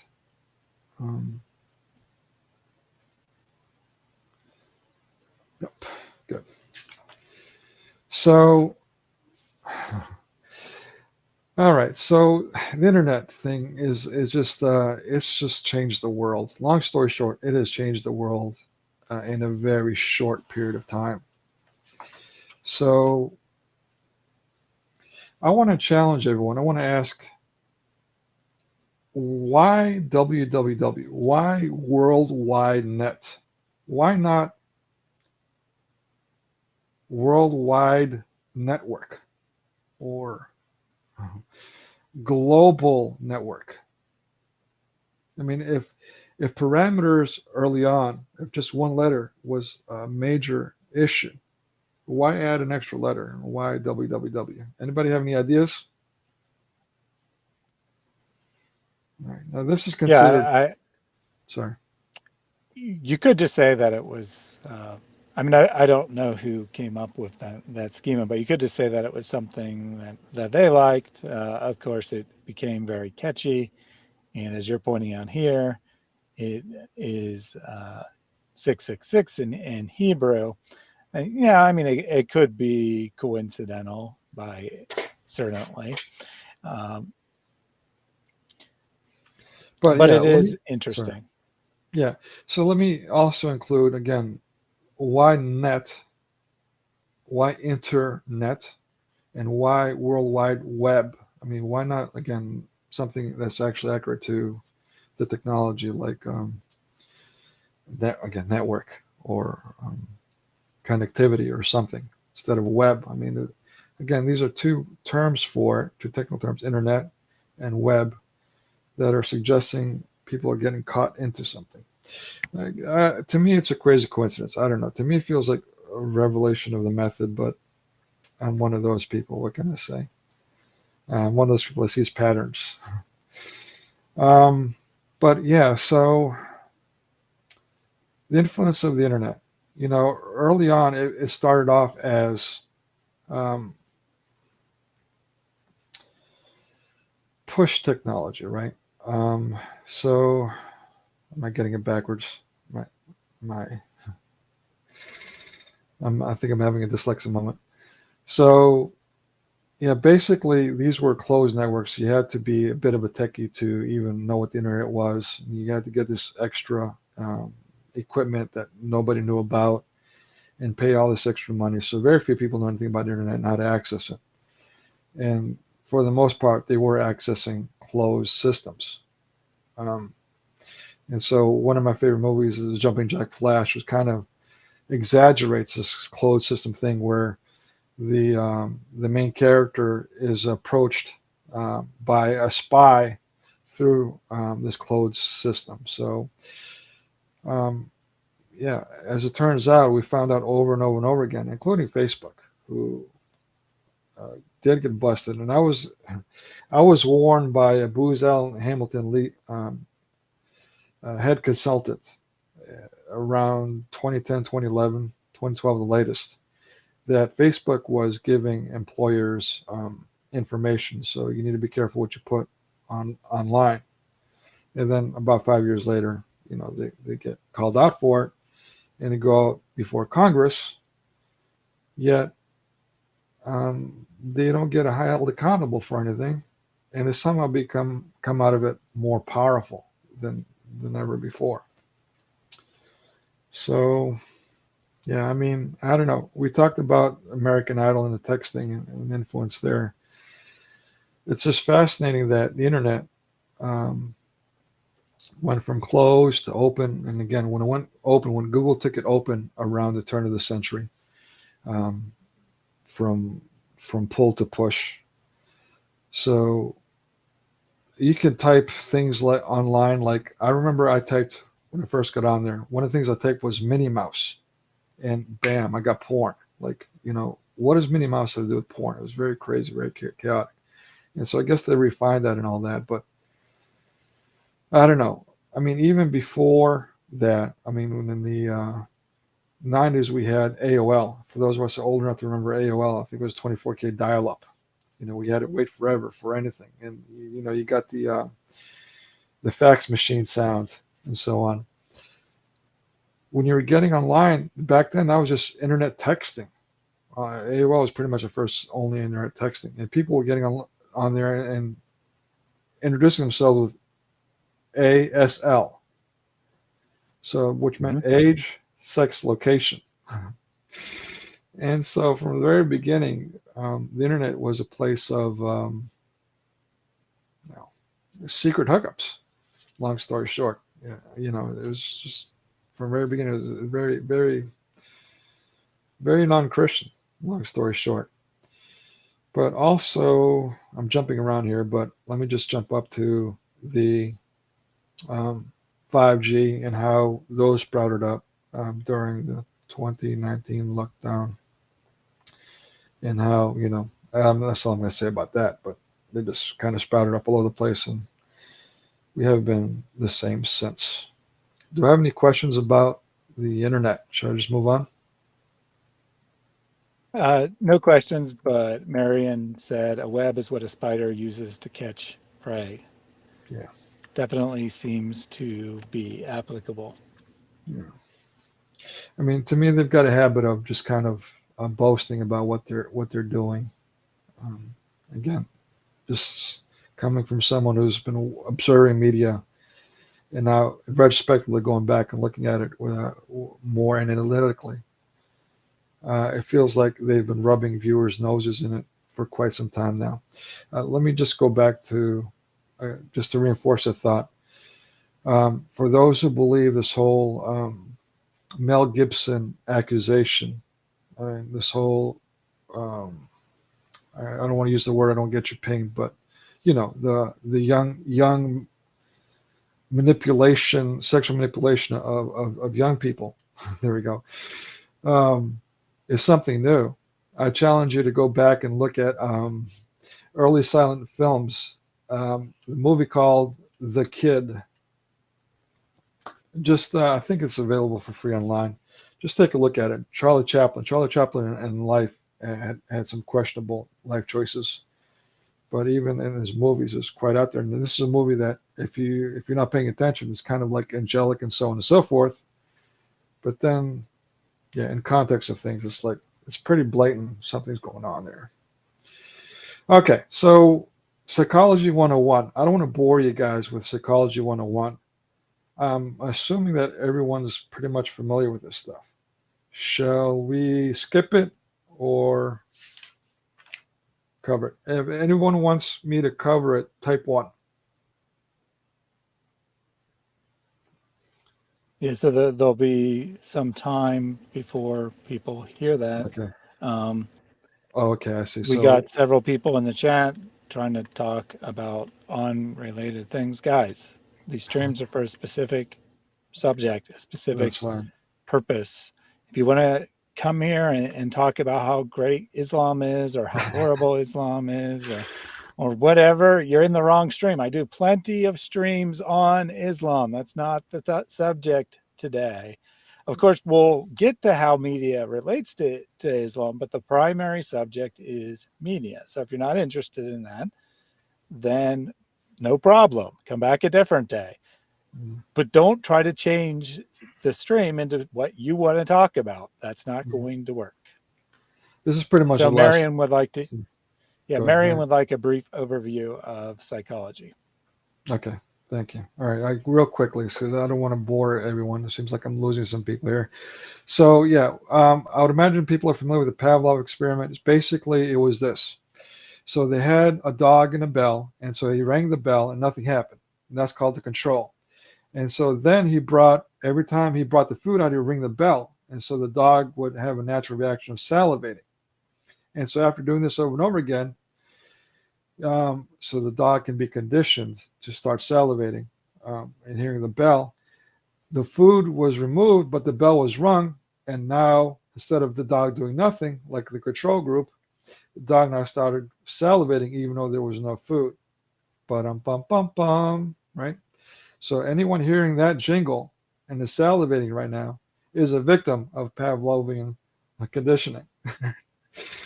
All right, I'm guilty. It absolutely does work on human beings as well. And I took a psychology class in college, and they showed us an interesting informal experiment where, remember, like 20 years ago, Staples had an easy button where you pushed it and it said that was easy or something like that, where a psychology student would push that button and then shoot his roommates with a Nerf gun. It didn't hurt, but it was enough to cause a reaction. And then after a while, he pushed the button and they flinched and he didn't shoot them. So interesting. So it does absolutely work on human beings. Yeah. So the other famous one is the Bobo doll experiment, and this is controversial, and I don't know why it's controversial. Essentially, this experiment is where children are put into a room filled with different kinds of toys, a variety of toys, and in the background or on the side, a video is being played of a woman playing with specific kinds of toys in specific kinds of way. Basically, she was taking the bubble doll and beating it up. So now these children, without giving any direction, they could have done whatever they wanted. They could have played with toys, they ignored the TV and all that. They watched the woman do this activity, and they turned around and grabbed the same toy and they mimicked the behavior that they observed. So, again, this is controversial. I don't know why, but this is another illustration of it. The Stanford experiment is actually one they made a movie about, and that is just how far the psyche can take it. We talked about Y2K and Orson Welles, War of the Worlds, a number of things actually. COVID-19 lockdown, where just this messaging and the way it's presenting can have a very deep emotional impact on people, to the degree where people's livelihood or well-being can be put in jeopardy. Okay, so, all right, stop me if you've heard this one before, Thaddeus, but let's do a little experiment. All right, so I want you to close your eyes and imagine that you're going to the supermarket, you're going shopping, right? What do you do there? What are you going to do? You're going to go. Sorry, did you want me to answer? So grab a Yeah. cart, walk up and down I'm aisles, sorry. pick things off the shelf. Yeah, but let's use one word. The verb there, you're going to the supermarket to go Shopping. shopping. Good, very good. Now spell shop for me. SHOP. Okay, now picture the word shop in your favorite color. All right. Now, what word are you picturing? Shop. How do you spell that? SHOP. So what do you do at the traffic light when you see the green light? I almost said stop, but it's go. See, so a little mind trick there. And so that's what happens to the mind. There's also the fill in the blank phenomena, where your mind automatically fills in a blank or something that's missing, that's not there. So I want people to consider this. All right. I don't know if the listeners have ever had this experience where they walked into a home, or, I don't know if people still do this or not, but actually it's kind of transitioned from TV to cell phone. But so either way, you're walking into a home and people are completely engrossed in their devices, let's say the TV.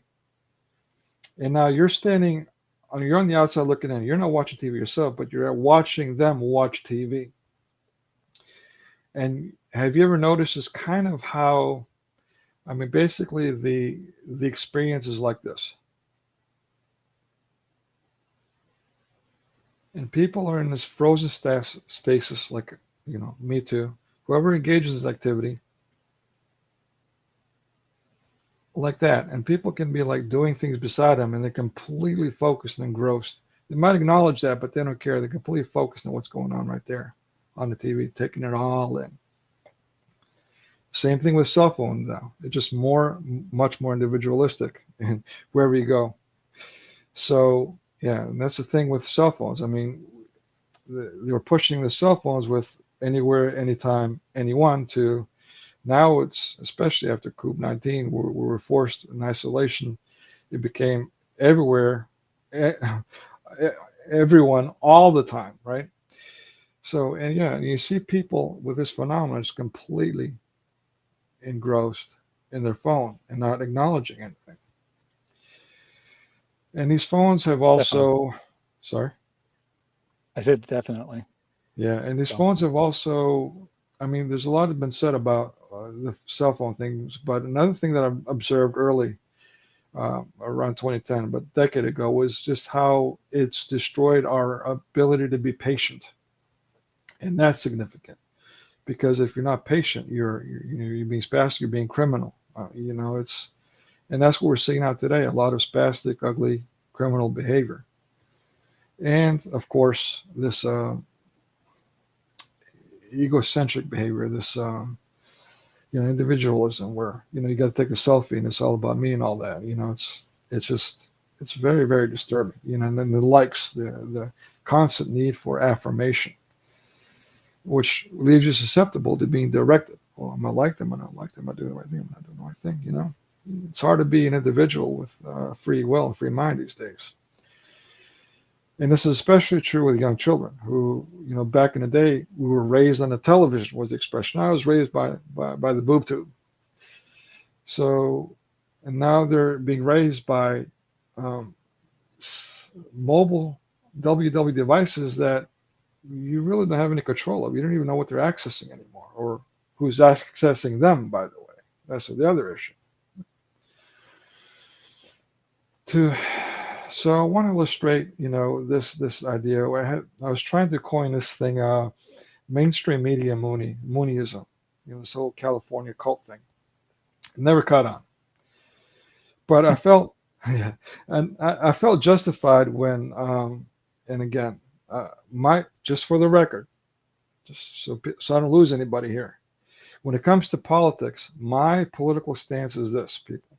Okay, I'm non-denominational. That's my political stance. I'm Christian. I don't care about anything else. Period.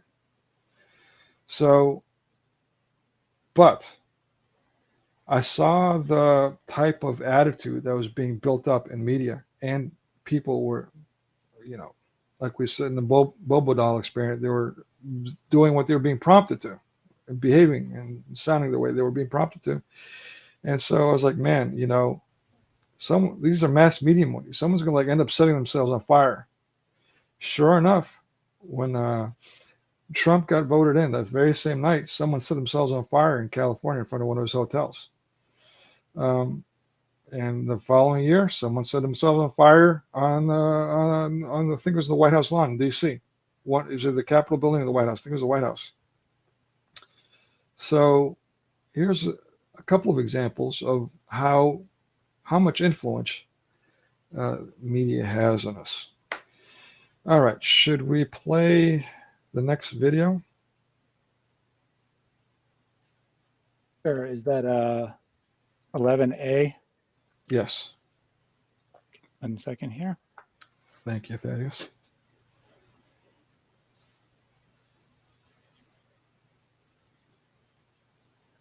And just remember, I mean, these kids are completely malleable, influential. Please, please keep an eye on them.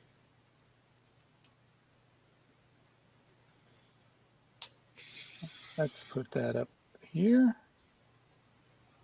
All right. You know, just a little confession here. I'm an online teacher. I've been teaching English to, can I say China? Is that allowed on the internet anymore? Chinese students or Asian students for years now. And the things that I've been subjected to as a student by young students, I'm not going to share with you. I'm embarrassed. I didn't want to say. But people, watch your kids. Watch what they're being inundated with. Can we ask that? Oh, yes. It's nice sandwich. Joe, where are you going? Mojo Rising. So this scene is actually something that was taken out of the movie theater while the movie was still in movie theaters. What was happening was people were going out and imitating the behavior that you're about to witness. And so because it looked cool. And like, look, the star did it, and he got away with it. And that's got to be, I mean, back then it was on the verge of, not quite yet, on the verge of YOLO culture. You know, you only live once. And so, you know, the thrill-seeking culture. You only live once, so try to, you know, partake in some suicidal activities. It makes plenty of sense. That's what mass media prompts you to do. And so because people were mimicking this behavior, people were getting injured and dying. And so while the movie was still in movie theaters, they had to cut the scene out. Hey, bud, they're talking about how good I am under pressure. Joe, don't be an asshole. Oh, sorry about the language. I should have censored that. My bad. And no worries. Come on, they'll hit me first. Hey, you know, they're making us look like a bunch of pussies standing here sucking our thumbs. Yeah, there's nobody in the defense out there. What are you looking at? You think you're bad? White boys. See ya. Sorry, be careful. I mean it. Be careful. Sure thing, darling.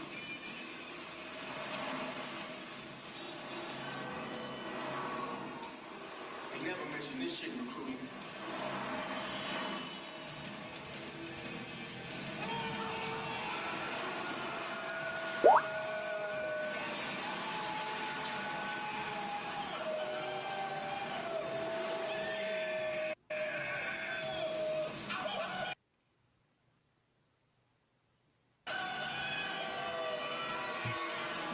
Cool, huh? Yeah, Yes. totally. People did this. People went out and did this. So and that's just one example. You call it anecdotal all you want, but I think the evidence is overwhelming that and media does influence us. Anybody who's still doubting this, I mean, I don't know what to say. I mean, there's a popular ex-KGB agent who talked about conditioning, the gulags, and all that.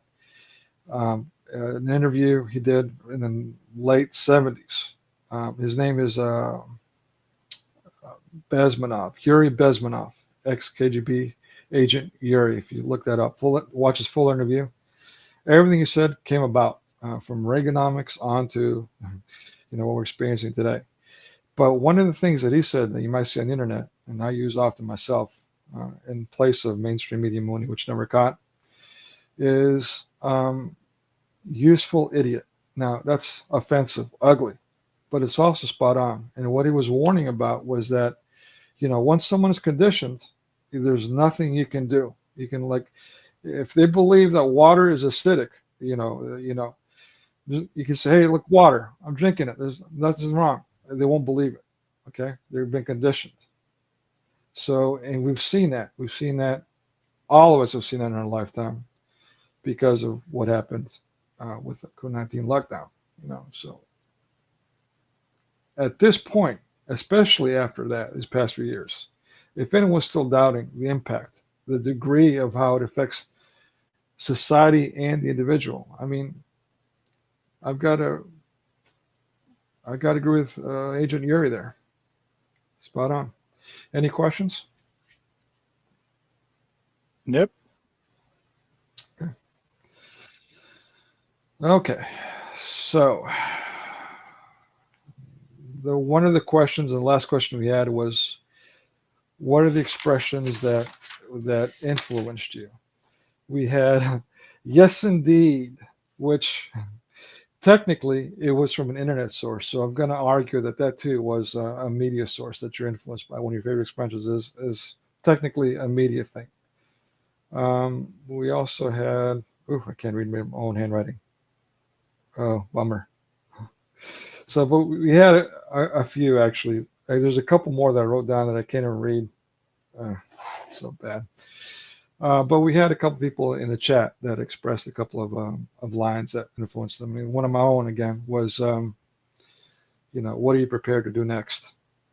So another one that I like to test people with, people who say, well, you know what, that doesn't affect me. I'm like, oh yeah, well, complete this adage. Keep your friends close, all of them, no matter who they are, how old they are. How old they are is important because it's an older movie. This is from the 70s. And where they're from, worldwide phenomena. All of them know the answer. Keep your friends close, your enemies closer. That's not an adage. That's a movie line. A movie line, a gangster movie from the 70s has influenced culture, generations after generations worldwide. The mindset, the way they look at people, the way they approach life, and with a rationale that's completely upside down, completely backward. Why would you want to keep your friends closer than you? I mean, your enemies closer than your friends. That makes no sense. People live by it. Mm-hmm. Pay it forward. Why is charity a Ponzi scheme? What is that? Yeah, good point. Good point. Yeah, but people loved it. Pay it forward. If I do some good, I'm gonna get good karma. Karma's popular, not tenfold, but karma. The bucket list. I mean, okay, it's nice to do good things before you die, I guess, but why are we looking at death so as this finite thing? You can't touch this. Okay, I'm dating myself there, but that was a phenomenon back in the day. More recent was the YOLO thing from the internet, which was actually a reality thing, the whole golden age thing. Talk to the Hand, less popular, but as a Greek, I just want to say that was very so, popular for a short period. It may have only lasted sure, half a year or so, but yeah, it was yeah, everywhere for a little while. yeah, exactly. Now that came from a TV show. It was a TV show that popularized it. But yeah, that was Living La Vida Loca popular. Um, yeah. So how have these expressions influenced your mindset? How you approach things, how you view others, who you are? And if you still say that you're not influenced in any way by media, let me ask you this. What about everyone around you? Are they influenced by media? And if the answer is yes, then, well, aren't they around you? Don't you have interaction with them? Aren't you influenced by the things they do?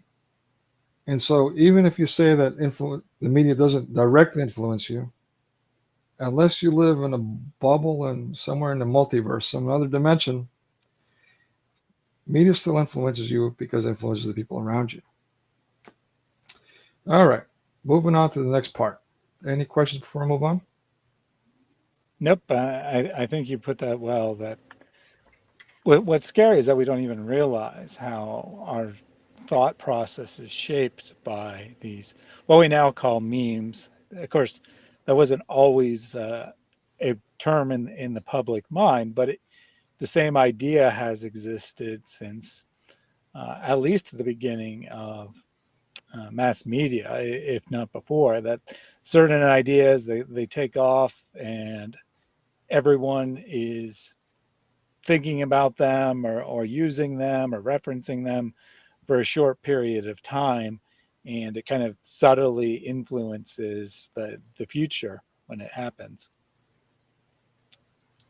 Well said. So now we come to mass media and Islam. Finally. All right. What people are here for. Yeah.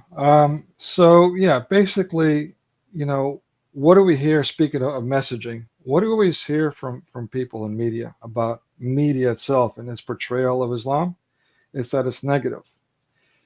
Well, let me address an argument that I'm probably going to hear. And that's, well, I'm not Muslim, so how can I speak on the behalf of Muslims? Well, here's the thing. You can't see all the trees from the middle of the forest.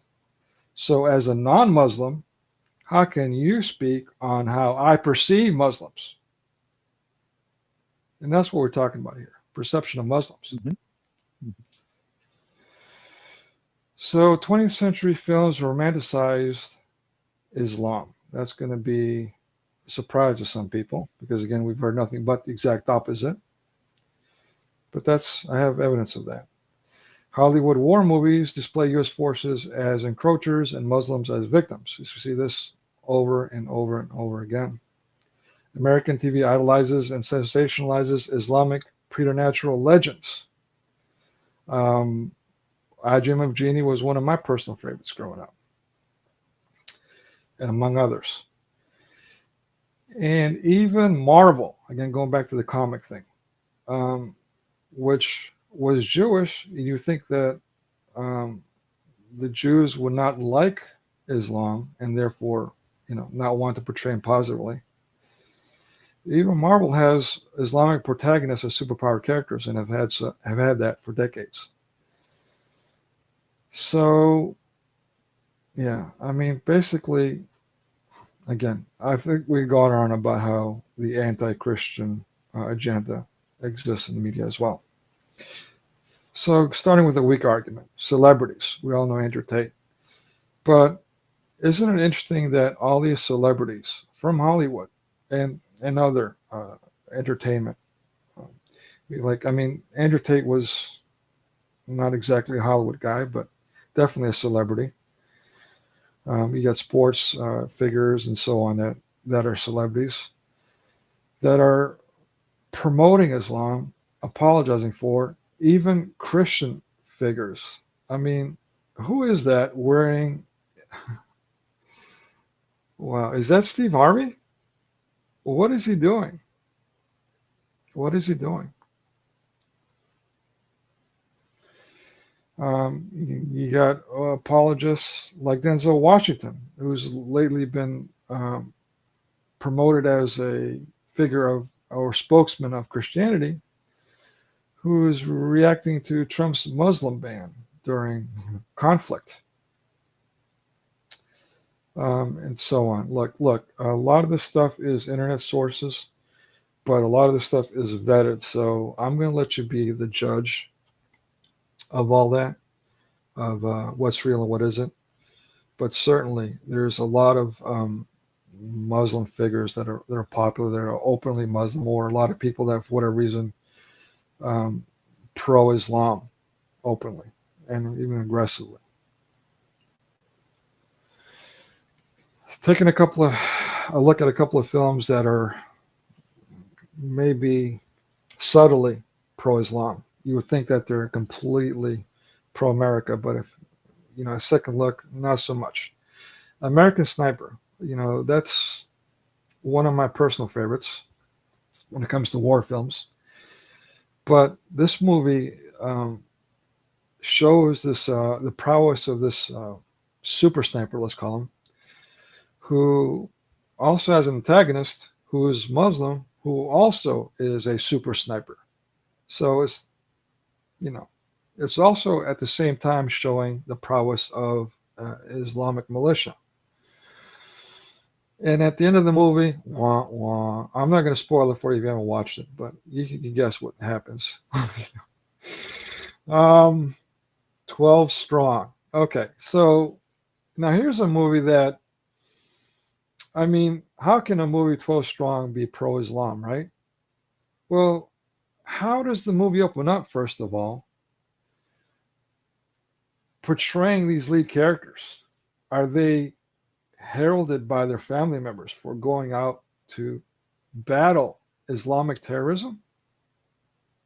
Or are they portrayed as a bad dad and a bad husband for leaving again? And that's just one example. Zero Dark 30. Okay, this one is a bit on the fence, but if you remember the headlines, we got him. You guys remember that one? So this was about getting the terrorist, bin Laden. So, it's political. So yeah, this one can go either way. But an argument can be made that it's also pro-Islam, in a sense that, or actually an overwhelming argument on two levels. Because it's political, it's arguably, consequently, also pro-Islam, because it's portraying the holding back of getting this terrorist, even though they knew where he was for a while. They did nothing about it. But also, the mismanagement of the whole thing. That's arguably pro-Islam. The incompetent U.S. forces. All right, any questions there? All right. So it's very interesting how, you nominally have these movies that are portraying people in the military as heroes against the Islamic terrorists, but they undermine the fact that this person is a hero, which kind of implies, and in many cases, they right out say that America was doing something wrong there, and that the Muslims are the victims of the evil Americans, and so forth. Indeed, a Muslim in the chat making that exact argument, saying how America killed 300,000 in Iraq based on a lie. He seems to forget that Saddam Hussein was hated by the Muslim world before that invasion. He's so desperate to play the part of being a victim, and ironically play right into this media bias where they're like, oh, the poor Muslims, they're just victims of those powerful Americans. And he's right here in the chat saying, yeah, I'm a poor, pathetic victim. I just got to sit here and complain and chat. Okay. Meanwhile, throughout Islamic history, Muslims bragged about how awesome their armies were and how many people they slaughtered. And they thought it was the greatest thing ever. And now, because he has been influenced by media, he thinks of himself as a victim. How sad is that? Yeah, that's quite common. You know, and about whether or not, okay, so I was about to include that. Well, I kind of suspect whether or not this is coincidental or whether or not there's Muslim influence in these portrayals. But for a fact, media, at least some media outlets, has admitted as much.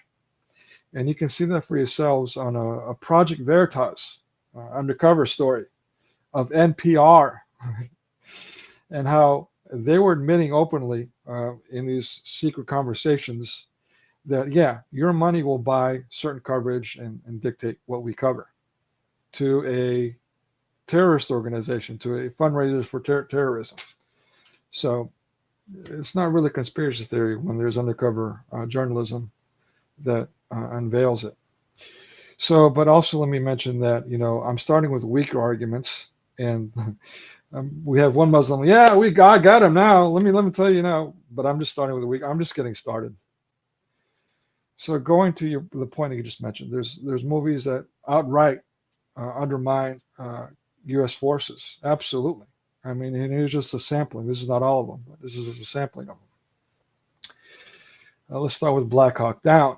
Okay, so now we got the U.S. Special Forces that were shot down by not so well equipped or trained pirates. So, all right, so yeah, that's definitely not pro-U.S. and definitely pro-Islam. We have Eye in the Sky, the big controversy about the drones and how unethical drones are. We don't want drones. We want American soldiers dying. We don't want robots. So that's unethical. Return. Okay, so this one, you know, is about a woman returning from combat in the Middle East, and she's having struggles assimilating into society. Now, it's difficult for me to laugh at this one because I've had personal friends who, dear friends, in fact, were Vietnam veterans. I knew a guy from Chicago who was a demolitions expert. So he was literally not only he was a Marine on top of that. So not only was in the front line as a Marine, but he was in the front of the front and survived it. And he would share stories with me. And I also had a friend whose father not only shared a story with me, but shared the actual pictures that he took while it was happening. And that one scarred me for life. I'd love to share that with you just so you can experience the trauma of war just by sharing a story. I'd have to have the pictures too, the actual pictures. That added to the effect. But that changed my life forever. You know, to the potato head that is an apologist for terrorism over there. Yeah, you know, I admittedly have to confess that when I was young, I had a subscription to Time magazine. So Time magazine was playing up the whole Desert Storm war. And this was a coalition war. This was a war against a man who was destroying the environment was the big thing. Not only his invasion of Kuwait, but he's destroying the environment. And again, this is a war that the Saudis supported. So, and I'm getting off on tangents here, but I just want to point out how media has an effect on people. As a subscriber to Time magazine as an adolescent, I got influenced by that and was wearing a Bomb Baghdad T-shirt, and it was my friendship with that Vietnam veteran, and then that encounter with my friend's father that quickly snapped me out of this pro-war mindset that I got from media. Now I'm completely anti-war, which is why I'm not a fan of Islam. Lone survivor. I bet you can guess by the title if that's what that's about. Okay, but it's basically, again, a group of special forces that go over and get completely butchered. Definitely not pro-U.S., absolutely pro-Islam. Courage Under Fire. The Incompetence. Do you trust your leader? The Meg Ryan plays the captain in the story. And it's about a court trial and these soldiers being, brought to court about whether or not they're being loyal or whether or not they killed their own captain. Definitely not pro-U.S., obviously pro-Islam. Now, this is, I believe, was a Showtime or I believe it was HBO. HBO movie, Savior, one of my personal favorites. It talks about the Slavic War, which, forgive me, but the U.S. stance with regards to Serbia has not been exactly exemplary. Serbia is a Christian nation, and America has a history of repeatedly bombing it in favor of Islam. So, and this movie not only portrays this, but what it does is it portrays this U.S. soldier as he's a terrorist, by the way. He has this terrorist incident in reaction to something. And so he goes to the movie as an atheist, and the whole movie is portraying the Christian Serbs, as these evil, horrible warmongers, and the Muslims as victims. So again, anti-U.S., pro-Islam. It's a good movie if you can find it. Good luck finding it. The copyrights are no longer in the U.S. It's international, so it's hard to find, but worth a watch. I like it because it's got an edifying ending. If you happen to catch it, I don't want to tell you what the ending is, but it's got a happy ending, so it's worth a watch. Hurt Locker, post-traumatic stress disorder, PTSD. Again, anti-war, anti-U.S. forces, thereby pro-Islam. War Machine, a comedy about American soldiers in the Middle East, anti-U.S., pro-Islam. 13 Hours. Okay, we know all about 13 Hours. Hillary Clinton had a big laugh about it. The incompetence of U.S. forces, pro-Islam. You know how the Muslim forces overran the U.S. Embassy. The Men Who Stare at Goats, a mockery of everything, and anything and everything, really. And notice the cover, by the way, on that. But obviously, since it's a mockery, it's obviously anti-U.S. And by nature pro-Islam. All right. Any questions? Yep. I think that you made the point pretty clear here that there are a lot of movies that, their intent isn't necessarily to undermine the army or to undermine U.S.'s military actions, but because they're portraying their characters as complex people who have problems inflicted by war and so on and so forth, they end up doing that. And in many cases, they're doing that intentional because the person behind it actually is anti-war, is actually anti-U.S. military.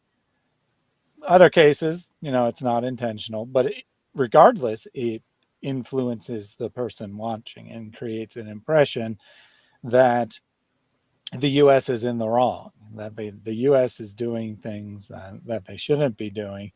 And as Ask Truth Apologetics points out, ironically, the Muslims seem to be the one most swayed by this, that they seem to be most swayed into making themselves victims, even though their prophet would be utterly humiliated at someone being a victim. Yeah. So, speaking of which, victims, if I'm taking an academic approach, and I'm taking liberties here in this presentation, I'm being a little more opinionated, obviously, but I think it's important that we focus, especially as Christians, on fruits, on outcomes, speaking academically. So if we're looking at outcomes, to use an adage, the road to hell is paved with good intentions. So regardless of whatever these movie makers intended to do, the habitual outcome is overwhelmingly evident. All right, let's move on to the next one. Okay. So here's some pro-Islam movies. Okay, we talked about movies that were anti-U.S. and most of them, if not all of them, were also pro-Islam. Now we're talking about movies that glamorized Islam. Wait a minute. Am I missing? I thought media was anti-Islam. Oh my! I must be losing my mind here. Let's take a look. Robin Hood. This is the Kevin Costner Robin Hood. Robin Hood, Prince of Thieves. I think it was from the 90s, 91, I think. Yeah, this is one of my personal favorites.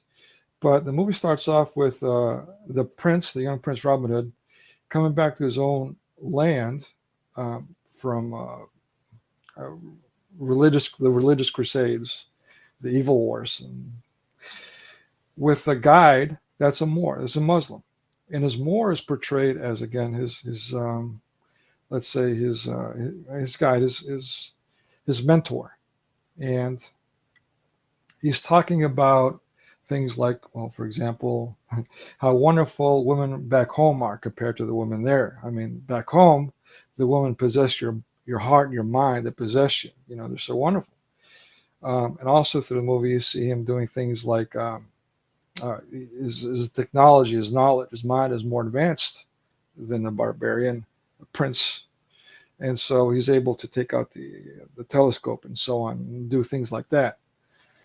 So clearly here we have a character who is not the main character, but is put in there to portray how advanced and how superior Muslims and Muslims' culture and society and advancements are compared to the West. The Lion of the You'll Desert. notice a lot of these. Sure. I was going to say, if you notice, a lot of these films are oriented towards children. And we see this actually in children's movies a lot, that there always seem to be glamorizing other cultures, not just Islamic cultures, but other cultures in general. That they're always about some different land where people are better than they are here or whatever. Yeah. Like to go off on a complete tangent here, but semi-related, like the movie I mentioned earlier, Turning Red. You know, it's glamorizing other culture, but what culture are they glamorizing, and what exactly are they glamorizing in the process?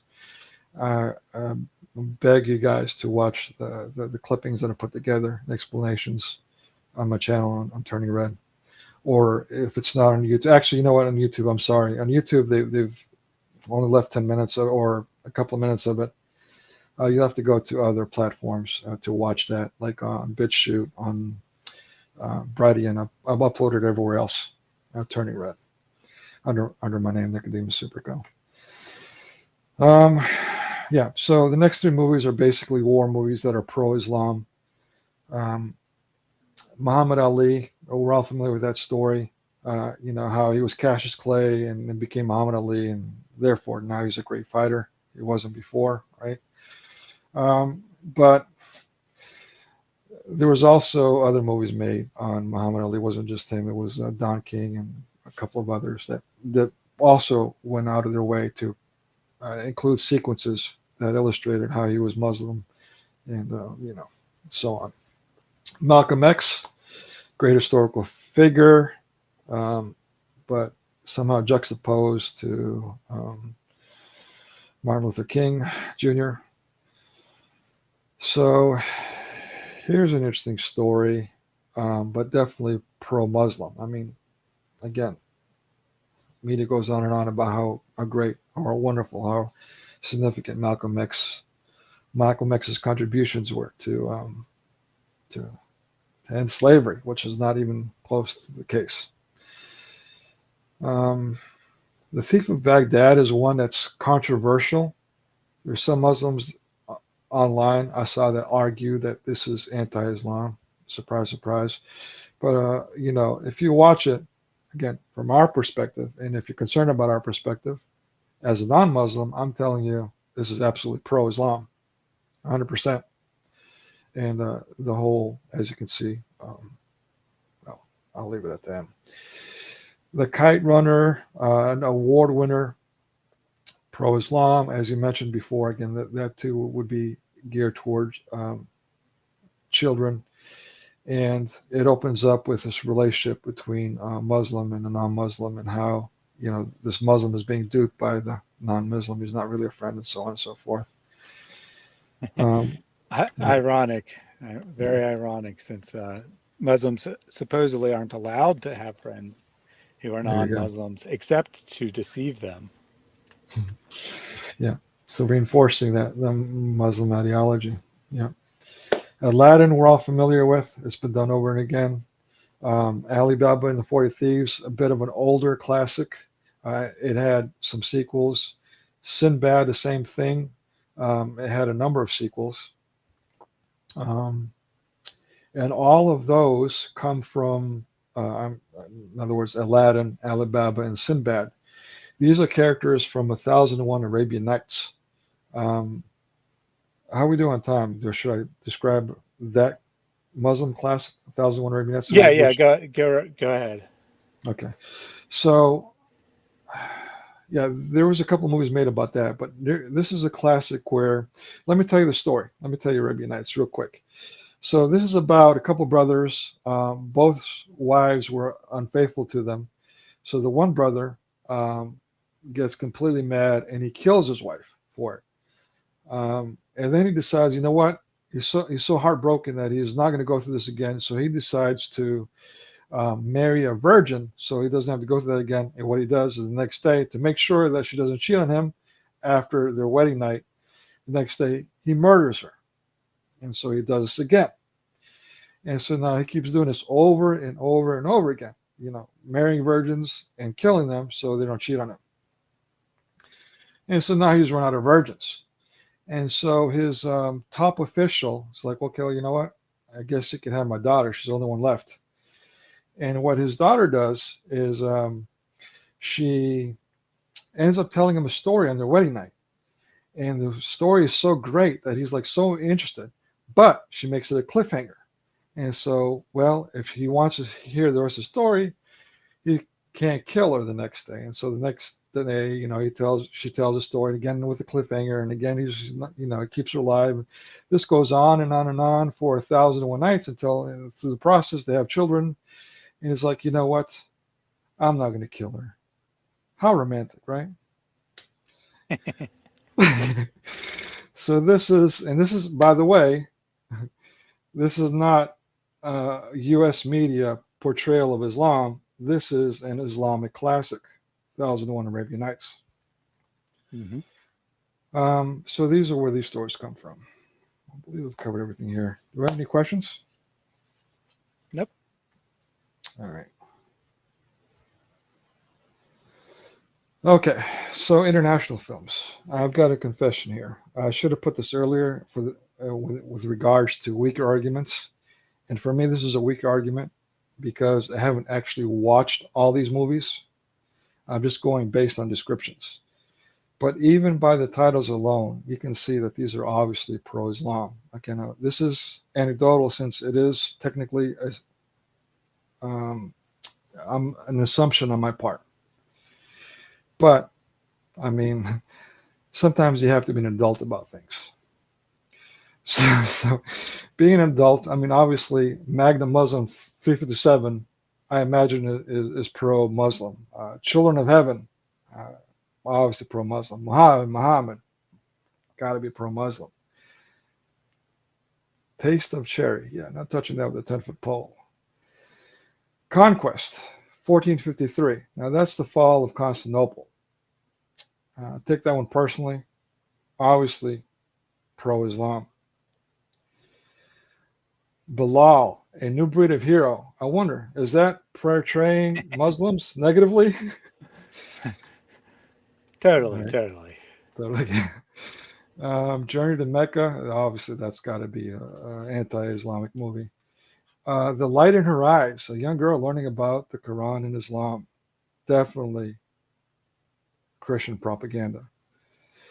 The Message is one that's, okay, absolutely pro-Islam. This one I did watch as much as I could handle. And yeah, it actually seemed like a good film. I got to confess. I mean, when it comes to production value, I sound like a film student nerd here for a second, but yeah, production value was fantastic. A lot of money put in this movie, but absolutely overwhelmingly pro-Islam. It's going on and on from the very beginning about how you know, about Muhammad and how God he's a divine intervention essentially.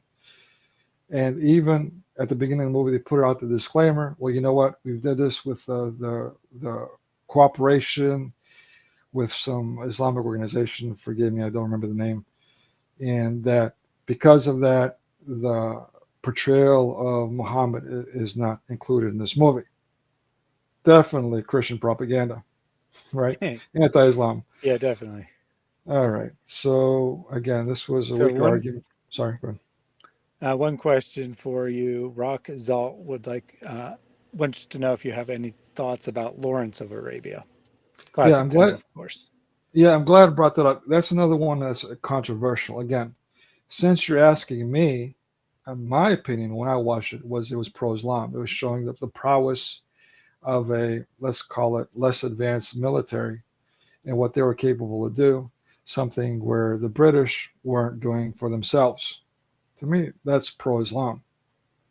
But I know that there's Muslims out there that are arguing about its portrayal of Muslims. Good Excellent. question. Yeah. Okay. Any other questions? Nope. All right, let's move on.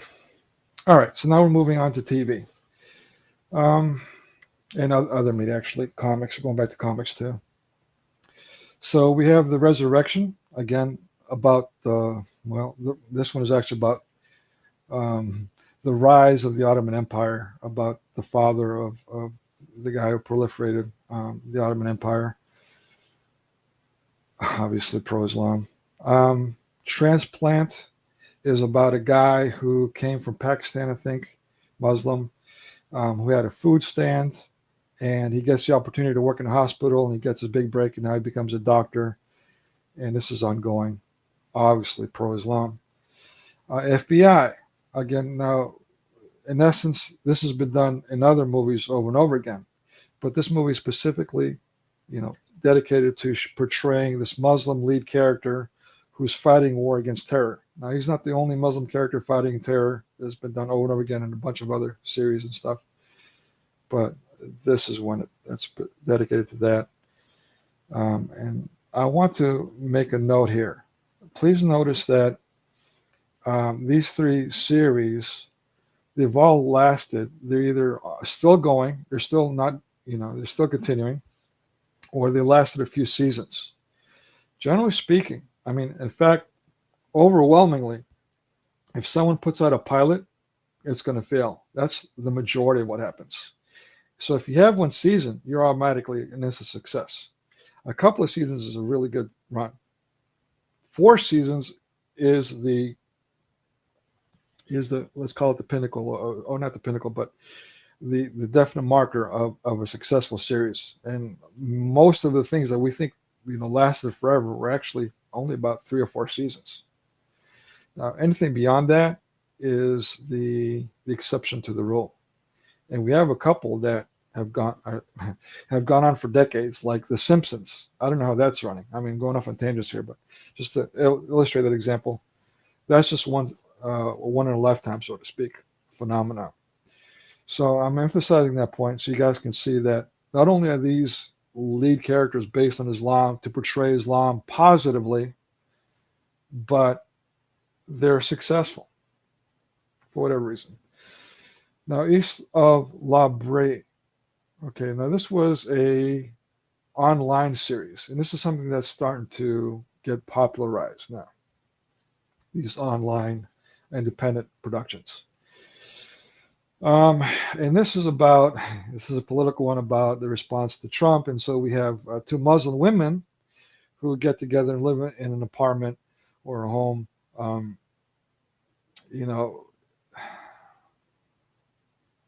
Despite their different backgrounds and all that, I'm just laughing because because it kind of reminds me of the Muslim Laverne and Shirley, for whoever's old enough for that one. Probably don't get the reference, but if you know Laverne and Shirley, it's kind of like that, the Islamic Laverne and Shirley. Okay, so let's go to superheroes, which is a phenomenon this past couple of decades. We've got Miss Marvel. Not to bore you guys too much, but you got to understand the character Marvel, Miss Marvel, was actually an evolution.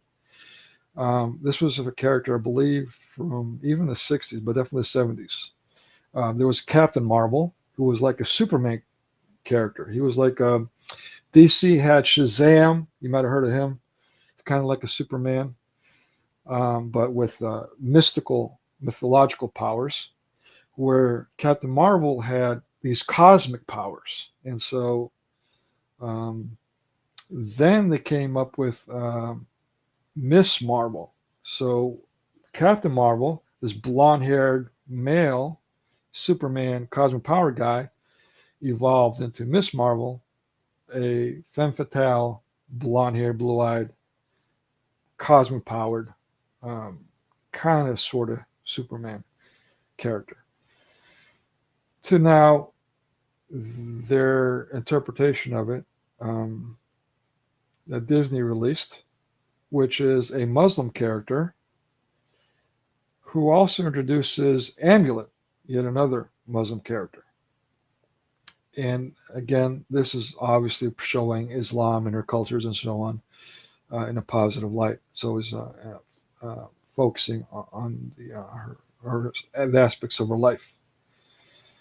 The character in the middle, to be honest with you, I haven't collected comics in quite a while. So, but this is a newer character that I found online. But you might have heard of the X-Men. So this is an X-Men character who is also obviously Muslim. I can't tell you what her powers is or any of her bio, but yeah, obviously pro-Islam. She's an X-Man. She's a good guy. Going further back from the 70s, we have the Arabian Night. And so he is like the Muslim Captain America.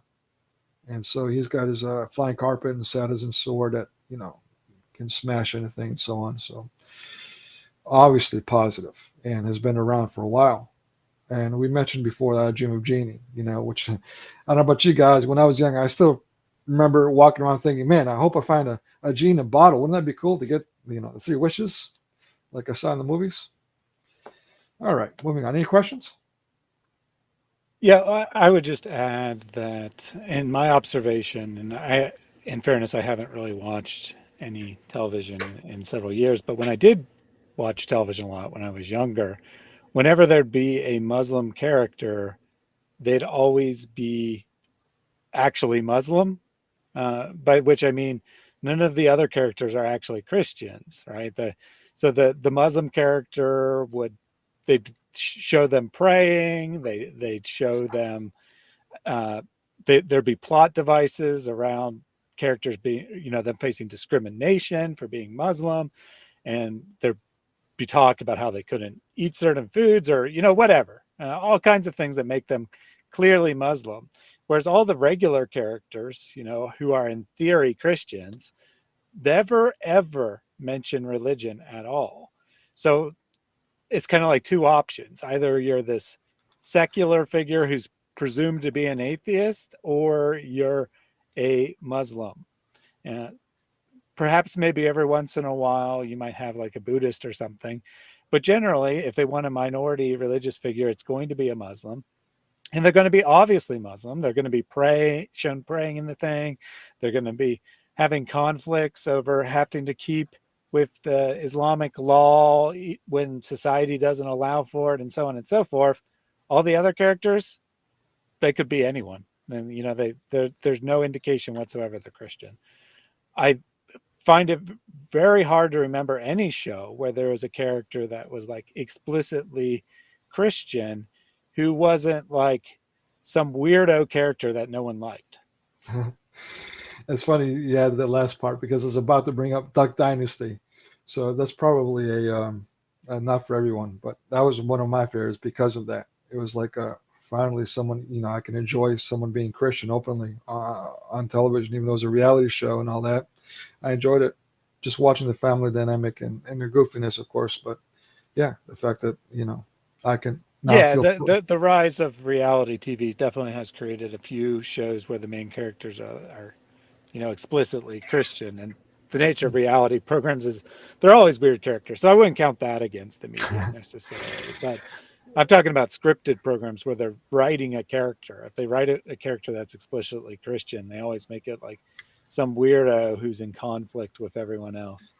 Well, some would say the guys on Duck Dynasty were weirdos, and I'm sure that was by design. Well, yeah, I mean, like I said, every reality show, the characters are going to be pretty out there, or they wouldn't have a Yeah, show, gotcha. just by nature. But Yeah. But to your point, yeah, absolutely. And I'm going off on a little tangent here, but not really. I mean, actually, in essence, it is part of this discussion. This complaint about how movies are always Christian, always talking about God and all that, when the reality is it's actually overwhelmingly the exact opposite, especially these days. If anything, they're anti-Christian and Christian bashing. Or pro-occult, by the way, which is also, in essence, anti-Christian. And the movies that are actually Christian are, the percentage is like, I mean, I don't even know how to calculate it. It's so small. I mean, we just mentioned Duck Dynasty, but what about movies? Or, what's the last one? Passion of the Christ. I mean, you barely remember any Christian movies that are actually Christian productions, but then you get everything under the sun, including the occult, especially the occult, including everything else, and so on and so on. Yeah. Yaya actually made a perfect example of what I'm talking about here, referencing The Simpsons, where Ned Flanders is the super religious character, and he's like the least relatable of any character on the show, like less relatable than like the characters that are like drunks and even the criminals. They seem more relatable than Ned. Right. He's made to be the comic relief. Exactly. Exactly. Good point. Thank you. All right, so let's move on to slide number 20. Documentaries, the appeal to authority. Or as I put here, docs you mentalries. All right. So it's fascinating just how much influence documentaries have on us. I mean, we don't question anything they have to say, or at least I didn't. Didn't used to. I don't know. I shouldn't speak for everyone else, but overall, I think it's safe to say that people take it for granted that whatever is in documentary is fact.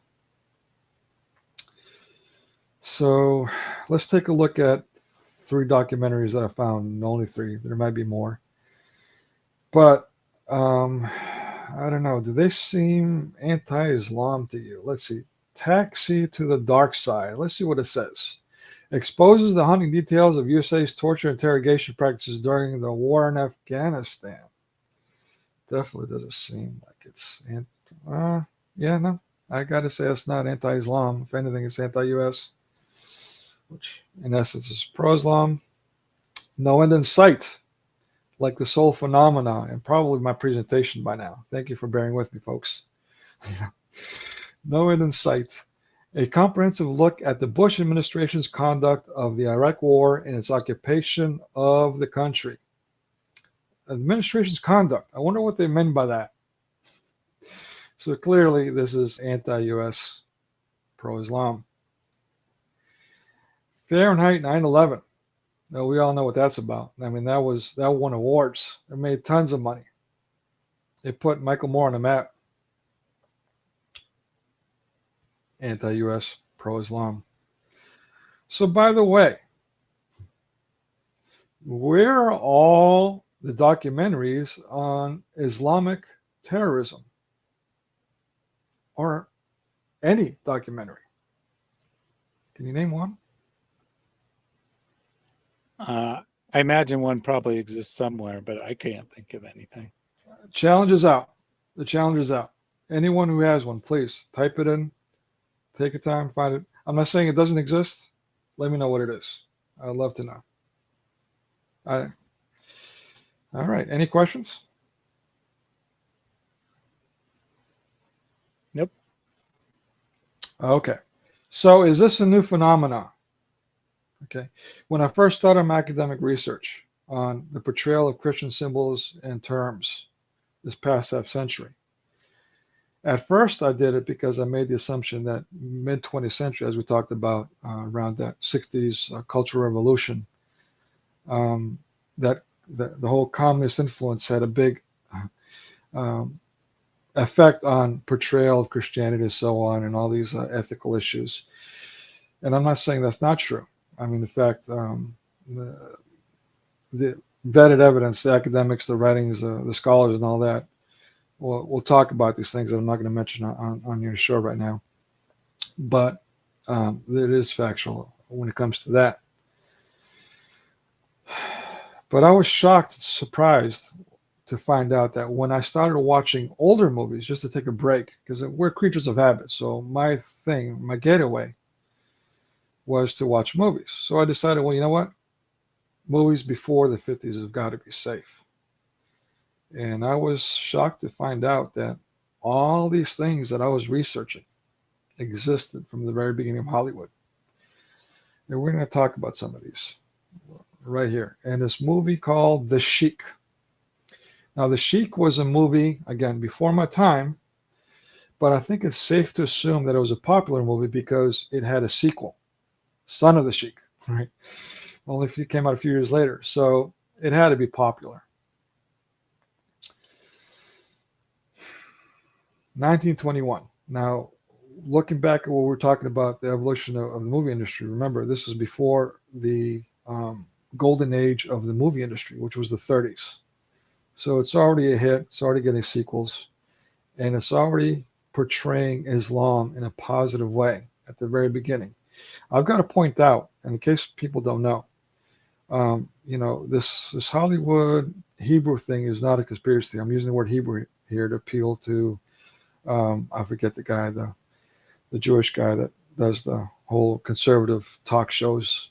Anyway, whatever his name is, he made a distinction about how there's a difference between Jewish and Hebrew. And I completely agree with that.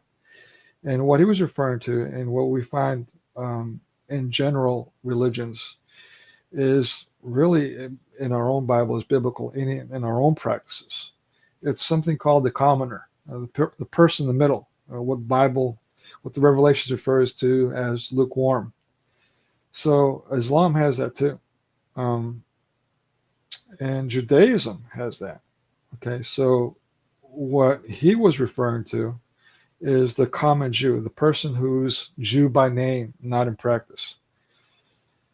And so I'm talking about this to premise that, okay, for whatever reason, Hollywood was bought by Hebrews. Okay, whether they were practicing Jews or not, I can't say either way. But it was started by that. It was run by that. Look at the movie credits. It was obviously very Hebrew early on and for quite a while.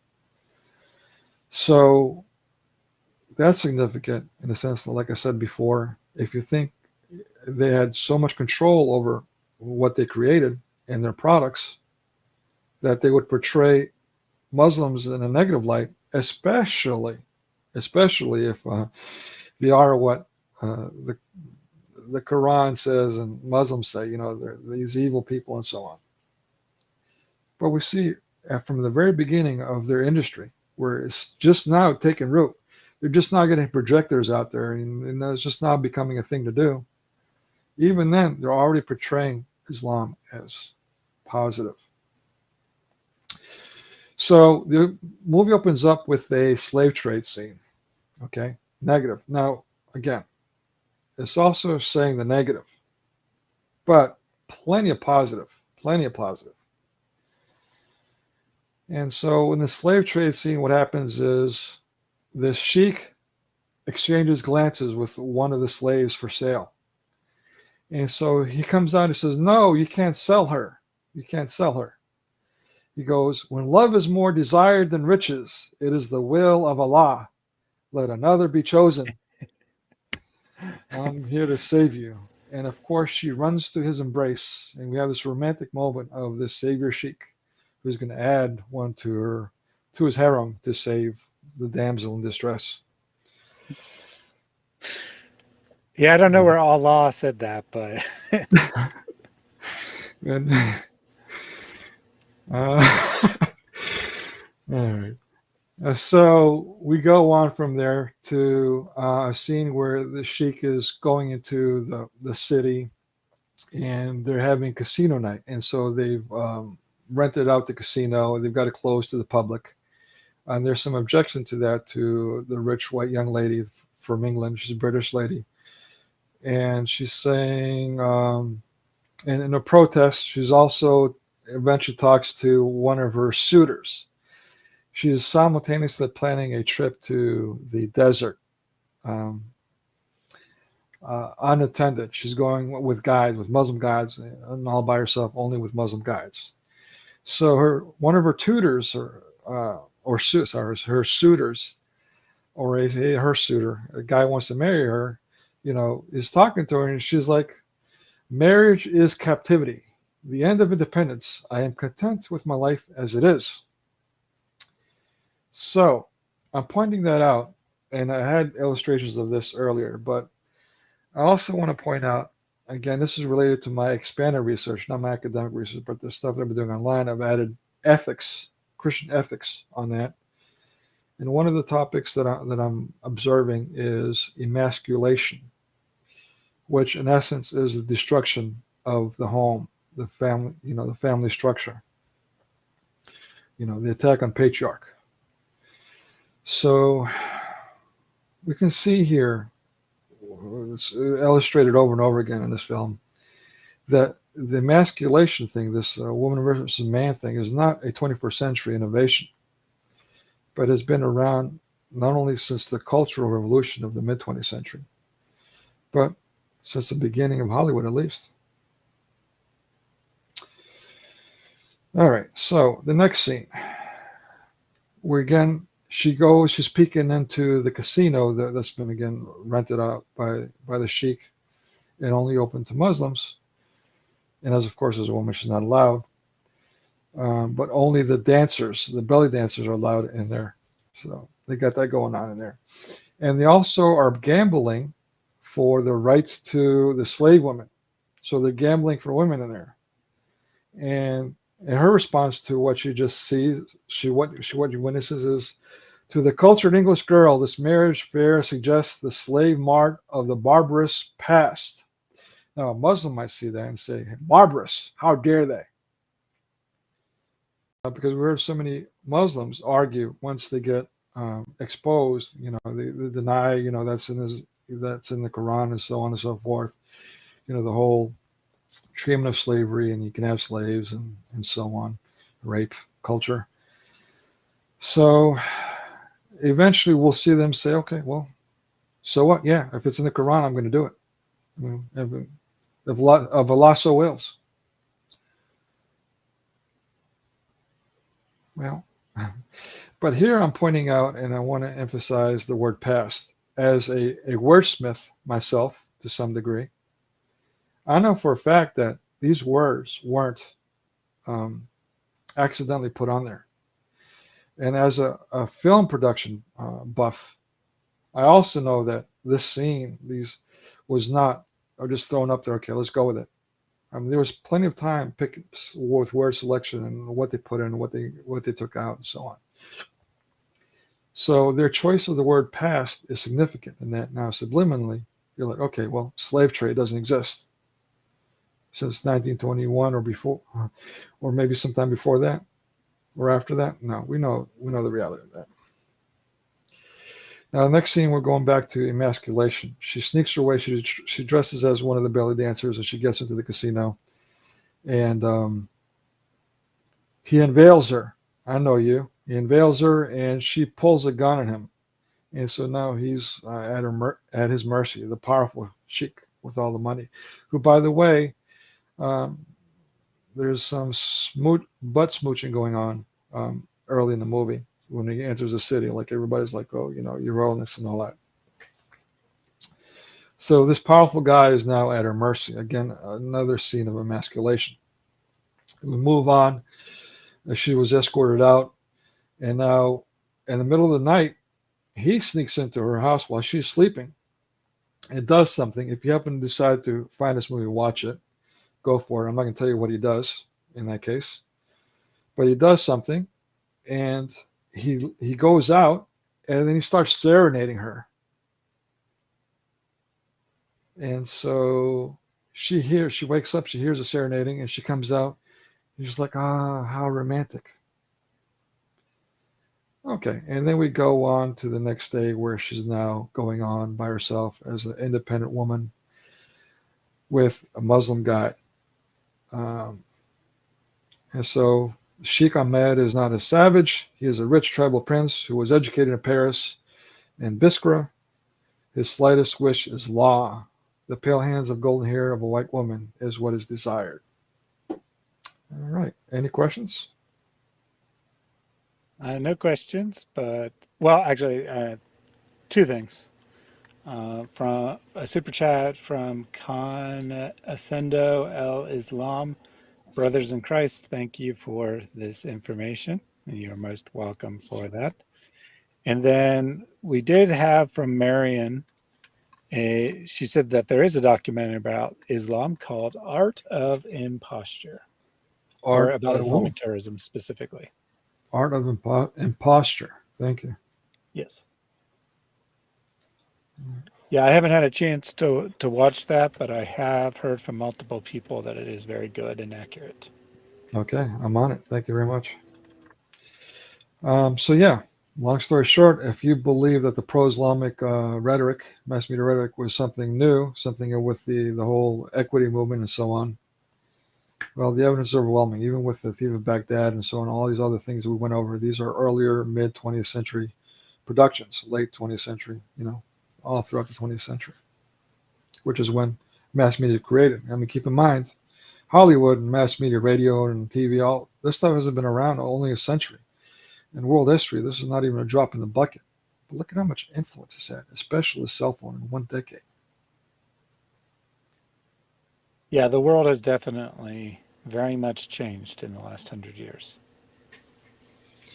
So now we're going to censorship. Okay, so I've personally been censored time and again. And this might be a good time for that second, if you can, a poll. Yep. Are you able? So we're looking at 21. Oh, not the video. I'm Religious sorry. crusades. I'm sorry. A poll. Yeah, I put you on the spot. I didn't pre-warn you. Oh, I thought, okay, yeah, I can put up the poll. Yeah. So there's going to be a new poll here in a second, everyone. Basically asking. Yeah, you just said second, so I thought you meant next video. Obviously, Yeah. there's been more than two, but so it wouldn't really be the second, but that's just where my brain went. All right. So let me give you questions for that and post that. Okay. If you want to explain what that poll's about, why I post it. Well, that's the one of the questions about the censorship poll. Yes. Okay, cool. Yep. Yeah. So basically, I'm kind of curious about what kind of experiences they've had with censorship. What degree? Have you had it happen to you at all? Have you had it up to you more than once? What type? Kind of poll. I myself have had it. I fit in the all the above category, and habitually. And so you can say, well, that's my fault. I should be posting pictures of cats and flowers and nothing but. But that's quite unfair to me, I mean, is this still a free country? I mean, bottom line, is this still a free country? Oh. So, yeah, I've been banned by multiple platforms, censored, ghosted, shadow banned, you name it. I mean, it's insane. And it's been an uphill battle for me, especially as someone who's aspiring to be a content creator, especially given my struggles, but also this is my passion, as you can see. I've dedicated a large part of my life and was raised on it. I'm one of mass media's biggest victims, the reality is. I go on and on about, my experiences. I'm not going to bore you, but yeah, I mean, I'm all about media. I was one of his biggest fans. In fact, as an illustration, I was abroad studying theology and was calling myself an anarchist, not even realizing what that meant. It turns out that in Europe, they have this anarchist group, like Antifa, who, as I suspected, and when I started paying attention, when I had this rude awakening, when I started watching movies, older movies from my childhood, and realized that, these are movies that have formed who I am, how I think. Words, expressions that I'm saying are from this movie. And that was like, had me breaking a sweat. It was a shock to my system, my sense of reality. That, my being who I am was based on fiction other people created. It's a horrible thought. It is what it is. But yeah, sorry, I lost my track of thought there. Yeah, it's just intense. This whole influence of media and its control, and again, as an aspiring creator, it's been difficult to have to combat all this censorship just by, hey, trying to share my opinion, if not anything else. So Yeah. the poll can only have 4 options, so I reworked it a little bit. The options are going to be: I've been censored by individuals, I've been censored by platforms, I've had both happen, or I've never been censored that I know of. Nice. Very nice. Thank you. Okay. So I want to throw this conspiracy out there. Is that okay, Thaddeus? You mind if I Go venture right it? ahead. Okay. I'm not going to venture into the why. Again, this is my personal opinion. And if you don't like it, you're allowed. That's what opinions are. But I remember, in when I was younger, I was influenced by Oprah Winfrey. I was somewhat raised on the Oprah Winfrey show. Might explain some things. I'm still single, by the way. But yeah, so I remember in the 90s, she was doing a series on Satanism. And I guess back then she didn't have her own church. Maybe there was a time in her life where she wasn't this person that we assume she is now. But during that series, she talked about uncreation. This was the Satanic Church's out of California, the Satanic Church's agenda. And what that was they have the goal of breaking all the commandments and doing the exact opposite of what Scripture says, to undo creation in that way. And they call it uncreation. So this is what I call diabolically backward. This diabolically backward rhetoric and mindset and behavior. The mindset is manifested through behavior. Is something that we've been experiencing, especially these past few years, like it or not. We've been doing things that are the exact opposite for our good health, for the sake of well-being, for example. That makes no sense. So I'm saying all these things, I'm premising all these things, so to kind of put it all in perspective. Now I see it all in 2 lights. Okay, I'm completely against didactic, except for this one exception to the rule. And that is what I like to paraphrase as: you can get with this or you can get with that. And I'm paraphrasing Christ there. Okay, but it makes it, again, uber clear in Revelations, if not anywhere else, but other places too. If you don't bear your fruit, you'll be cut down and cast in the fire, things of that nature. But just as vividly in Revelations, if you're lukewarm, I will spit you out of my mouth. You gotta choose. And if you don't choose, I hate to use this played out mass media analogy here, but so you can understand, if you don't choose, then you're like the Germans and the Poles and so on, who said nothing while the Nazis were doing their thing. you're just as guilty, right? But you're also, I know I'm preaching here, but you're also susceptible to these other things. And you folks, for the most part, know that.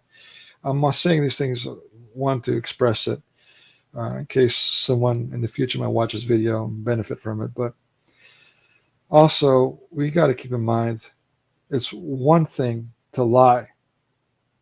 It's another to do the exact opposite. And that's what we've been subjected to over and over again these days. The exact opposite. To me, that's uncreation. It's anti-Christian.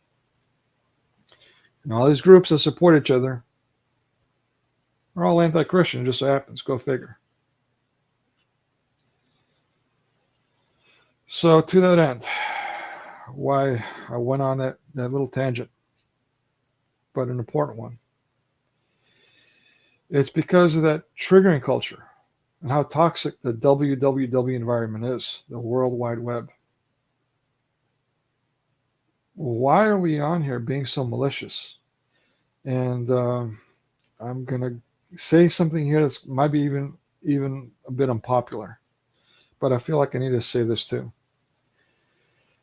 A little confession, a little on the couch moment here. You know, I was someone who've recently been struggling with my own faith and spirituality, and I'm not going to get into the details of that, but I have been. And so, thankfully, thank God, I found people like, I'm sorry, Thaddeus. I found people like Thaddeus online. All right. So, who helped me anchor? I'm going to also drop Bob's name. What is it? No, his name escapes me.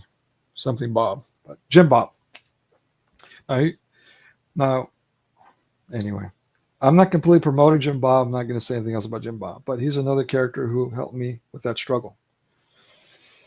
And so on. And so I'm so thankful for that. But yeah, I mean, anyway, I feel like I'm ranting here. I feel like I'm going off and preaching.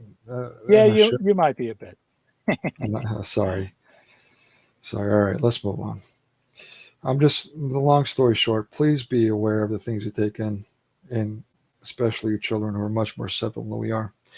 All right, to that end, let's go to politics for a second. And this is significant with regards to censorship. What I was trying to find was my own example of censorship, as we saw before. Let me go back. Okay, so real quickly. All right, in the middle part, you see a YouTube video. I have a video which you can find on other platforms. It's called How Hollywood Supported Islam. Okay, that's the title of the video. You can find it in BitChute and the others, Brighteon and so on.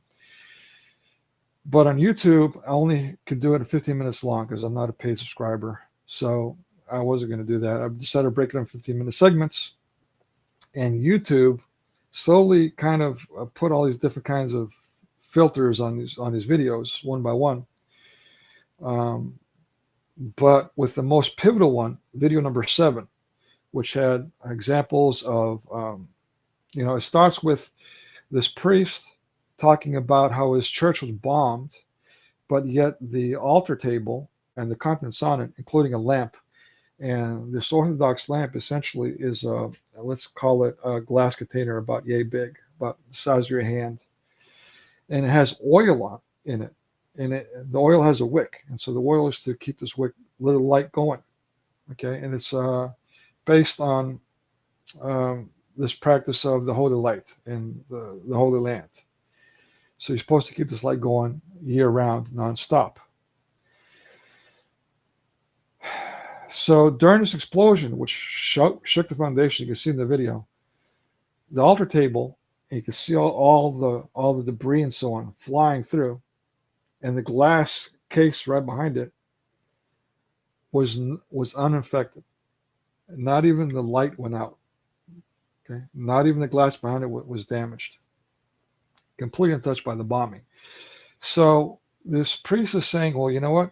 I consider it a blessing, from God that, as a sign that, even in the face of such evil or such, oh, you didn't say evil, but I'm paraphrasing here, that, we are protected. God preserves us. So, and then I go on to start sharing clips of terrorism from Australia, from America, and so on. But these are news clips, okay? And then again, news instances of terrorist activity in America.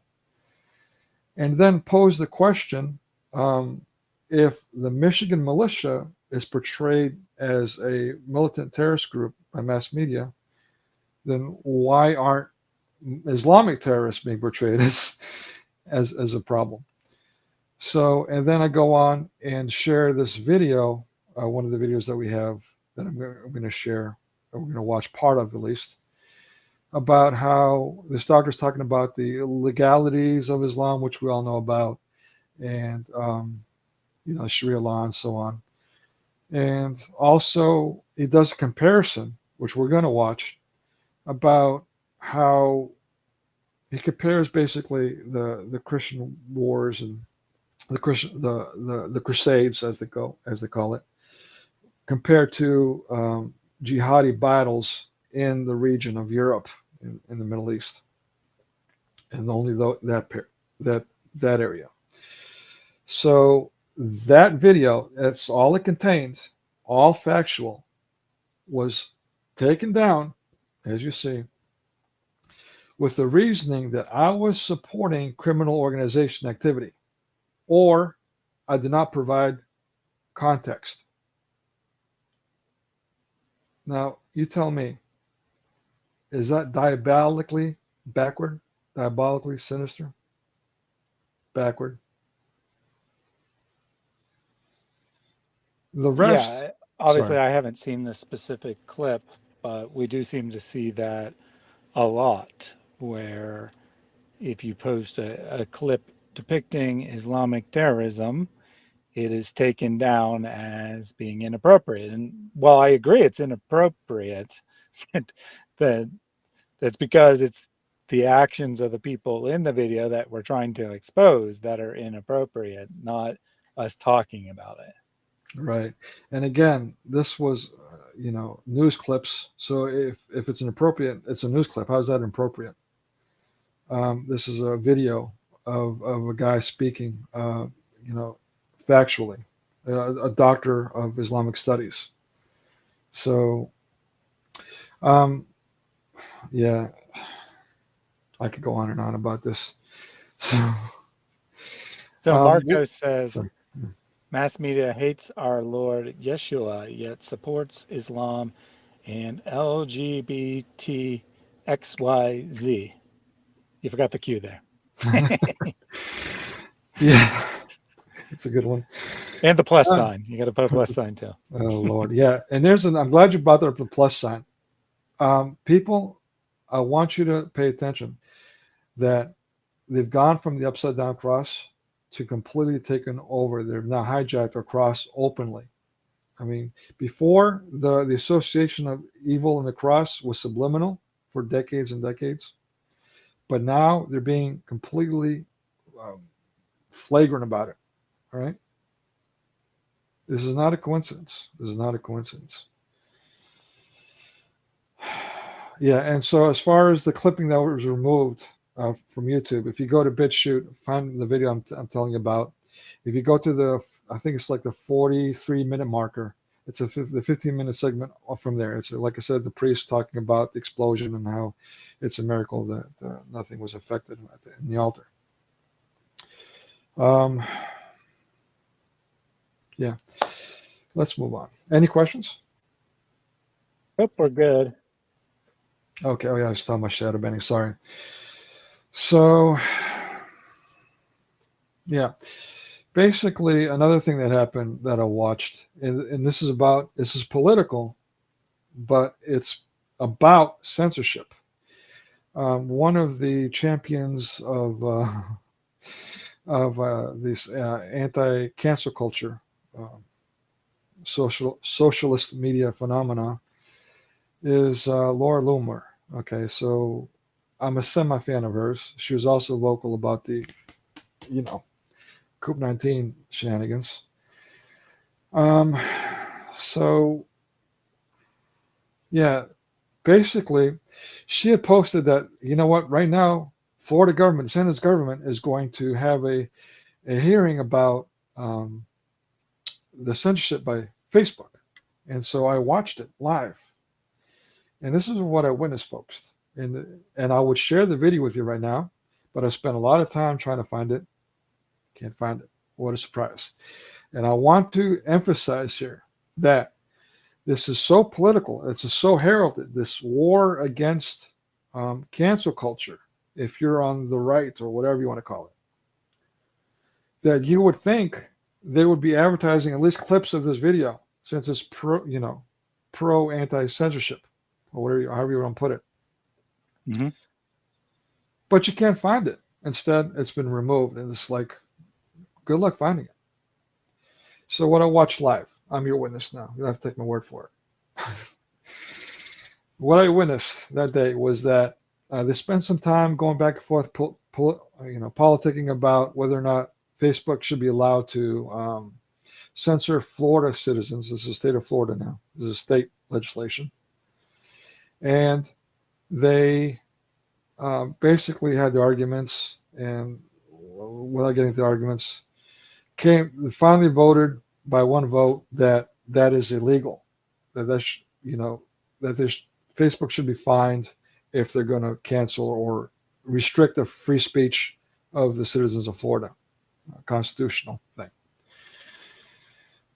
But right after they put that to the vote, they introduced this other legislation right behind it without floor discussion, zero floor discussion. And the proponents of cancel culture, the proponents of it, were like, well, what's this? And they're like, well, it's to protect Facebook's algorithms from being viewed in any law case. So basically, they're giving Facebook's algorithms absolute immunity from any legal issue, from any legal accountability. And so I don't know if it was politics or not. One of the guys that was very vocal actually voted against it. I don't know if he was politicking or not. But, of course, that passed through. You don't hear about that anywhere. So what happened there, folks, is that Florida, the champion, the DeSantis, the right guy that's going to save the world, his government gave Facebook, in a very political way, without floor discussion, absolute legal immunity. The algorithms are the reason they use as, well, we have no control, we can't do this, it's up to the computer. I'm sorry, can't help you. Coincidence? I don't know. Judge for yourself. So, on the back of that, leading up to that, and this cancel culture thing, this is my observations, what was happening geopolitically. All right? We had Hillary Rodham Clinton and Barack Hussein Obama during the Arab Spring repeatedly, publicly saying, social media is a problem, we've got to regulate it. They were repeatedly pushing for regulation during the Arab Spring. I'm not going to talk about politics of the Arab Spring and all that, but with regards to censorship, they were open about it repeatedly, both of them.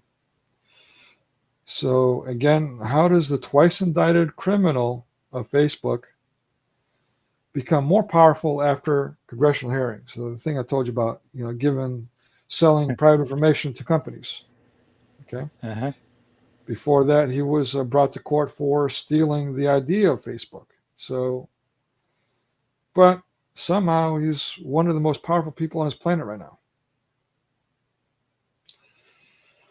And where's the DeSantis alleged regulation on the cancel culture? The thing I just talked about. All right. I mean, where is this protection that Florida citizens were given? All right, moving on. Any questions? Nope, I think that's pretty clear. Okay, wrapping up. Thank you for your patience and for bearing with me, for giving me your ear. I originally had a different illustration here, but I thought it was a bit offensive, so I changed it. This is a comic book character called Cyborg, for obvious reasons. So in the movie, he's given this like divine power. So basically, he's created from this divine cube thing. So they've taken it even a step further. My other illustration I like to share, I think it's kind of funny, but basically I've got the cyborg goat with his jaw broken and hanging, and that's what it has, saying, "I am the goat." So when I get confronted by people that are what Yuri, ex-KGB agent Yuri, called useful idiots, what I call mass media monkeys. When I get confronted by this visceral, attack, that's there's no reasoning with them, no matter what you say. I have that picture in my mind of the cyborg zombie, just like, you know what, they're just completely far gone. They're beyond reproach. And this is true again with this illustration, B-bar illustration of just how, again, another thing, we've lost our patience, we've become egocentric, and so on and so forth. What about ADHD? I mean, we're all constantly bombarded with information. If we're not information, we get uneasy. We've got to have this constant stimulation. That's a problem too. Yeah, it has been scientifically proven that the way human brains are wired is changing. That basically we have two kinds of ways of thinking. There's the very quick response, very fast type of memory fibers, and then there's ones that are oriented towards deep thinking, really analyzing the situation. And it's scientifically proven that with all of the stimulus, all of the screen time, that the brains are being transformed into having predominantly this very fast reaction, which is great if you want to react fast, but they don't allow you to think deeply about stuff. And this illustration is perfect here, that this kid has to get what's called boring stuff, things that you actually have to think about. And you have all of these instant entertainment things in the background there. And he's incapable of actually thinking anymore because his mind is all on these instant reaction things. Yeah. So yeah, I mean, I've got to reinforce what we talked about earlier. You should know them by your fruits. I know that's one of your favorite expressions. So yeah, I mean, again, the road to hell is paved with good intentions, regardless of the why. We know when, we know who, and we know the most important thing, arguably, and this is by Christ standards, the fruits, the outcomes. That's evident. It's all evident. We can argue about the why all day long. At some point, I mean, it's irrelevant, the why. So I'm asking again, how has media influenced you and your lives and who you are and how you think and how you interact with those around you and how they interact with you? All right? Does mainstream media influence the masses? Has Hollywood been promoting Islamic values? And why does socialist media censor Christians?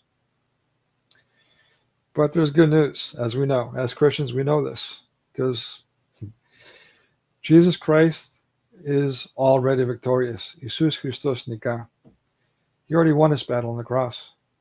All right, now it's up to us to keep the fight going. Another expression I'm trying to coin. Good luck with that. Hindsight is 2019. All right, partially blind. So, yeah, I mean, just keep your news at all times. The best way to combat this is to unplug. I know I'm a aspiring media content creator, hoping to make some money, make some coin off of this. Boy, do I need to do that. But at the same time, I'll live. If you can break away from media and its influences, God bless you. God bless you. I highly recommend. There's definitely a certain sense of irony here of making a YouTube show about media, but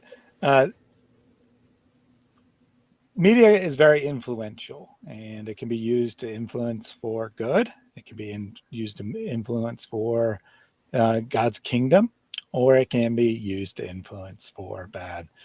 So I don't want to say that media is bad per se, but rather we need to be aware of what's going on. We need to be aware of how it's influencing us, how it's changing our thoughts, how it's changing the way we think, because it's very subtle. You know, it's easy to see something that's obviously propaganda and rejected. Much more difficult to see the subtle influence and how it slowly changes the way you think about the world over time. Yeah, well said. Yeah, we have this concept of nous. I'm not sure if you're familiar with the concept nous, Thaddeus, or your audience is, but basically, let's call it the mind's eye, for lack of better expression. It's your relationship with this synergy with the spiritual world. And, Greeks will say, keep your nous, so keep your nous at all times is what my advice. Another way to put it is to pray unceasingly, to actively pray unceasingly, which is the way to keep that going.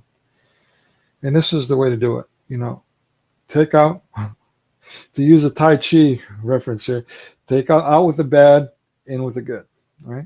That's how you're going to win the spiritual war. Because at the end of the day, the brain is an organ.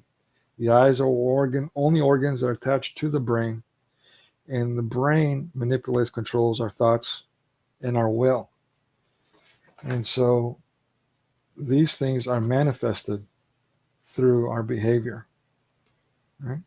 And Christ, again, illustrates that in many ways. Again, with the case of adultery. Forgive me for preaching, but to emphasize this point, even in adultery, it says if you thought it, you've already done it. That's the reason he says that. All right, I guess I'm done with one presentation. Do we have any more questions or any follow-ups, or if you have time, if you still have energy, and if anybody's still around, well, I'm open to questions and discussions if you'd like. Yeah, if anyone has on-topic questions, you can put those in the chat now. You can also come up and join us at theology.chat. We won't go too much longer. We've been going 3.5 hours. And Whoa. It is I'm so sorry. Hey, no worries. And it is a weeknight, so I have to work tomorrow. So we won't go too much longer, but I do want to give people that opportunity if they want to come up and chat or ask questions in the YouTube chat at this point. Looks like our poll on censorship, looks like about 78% of people have been censored in one form or another by social media.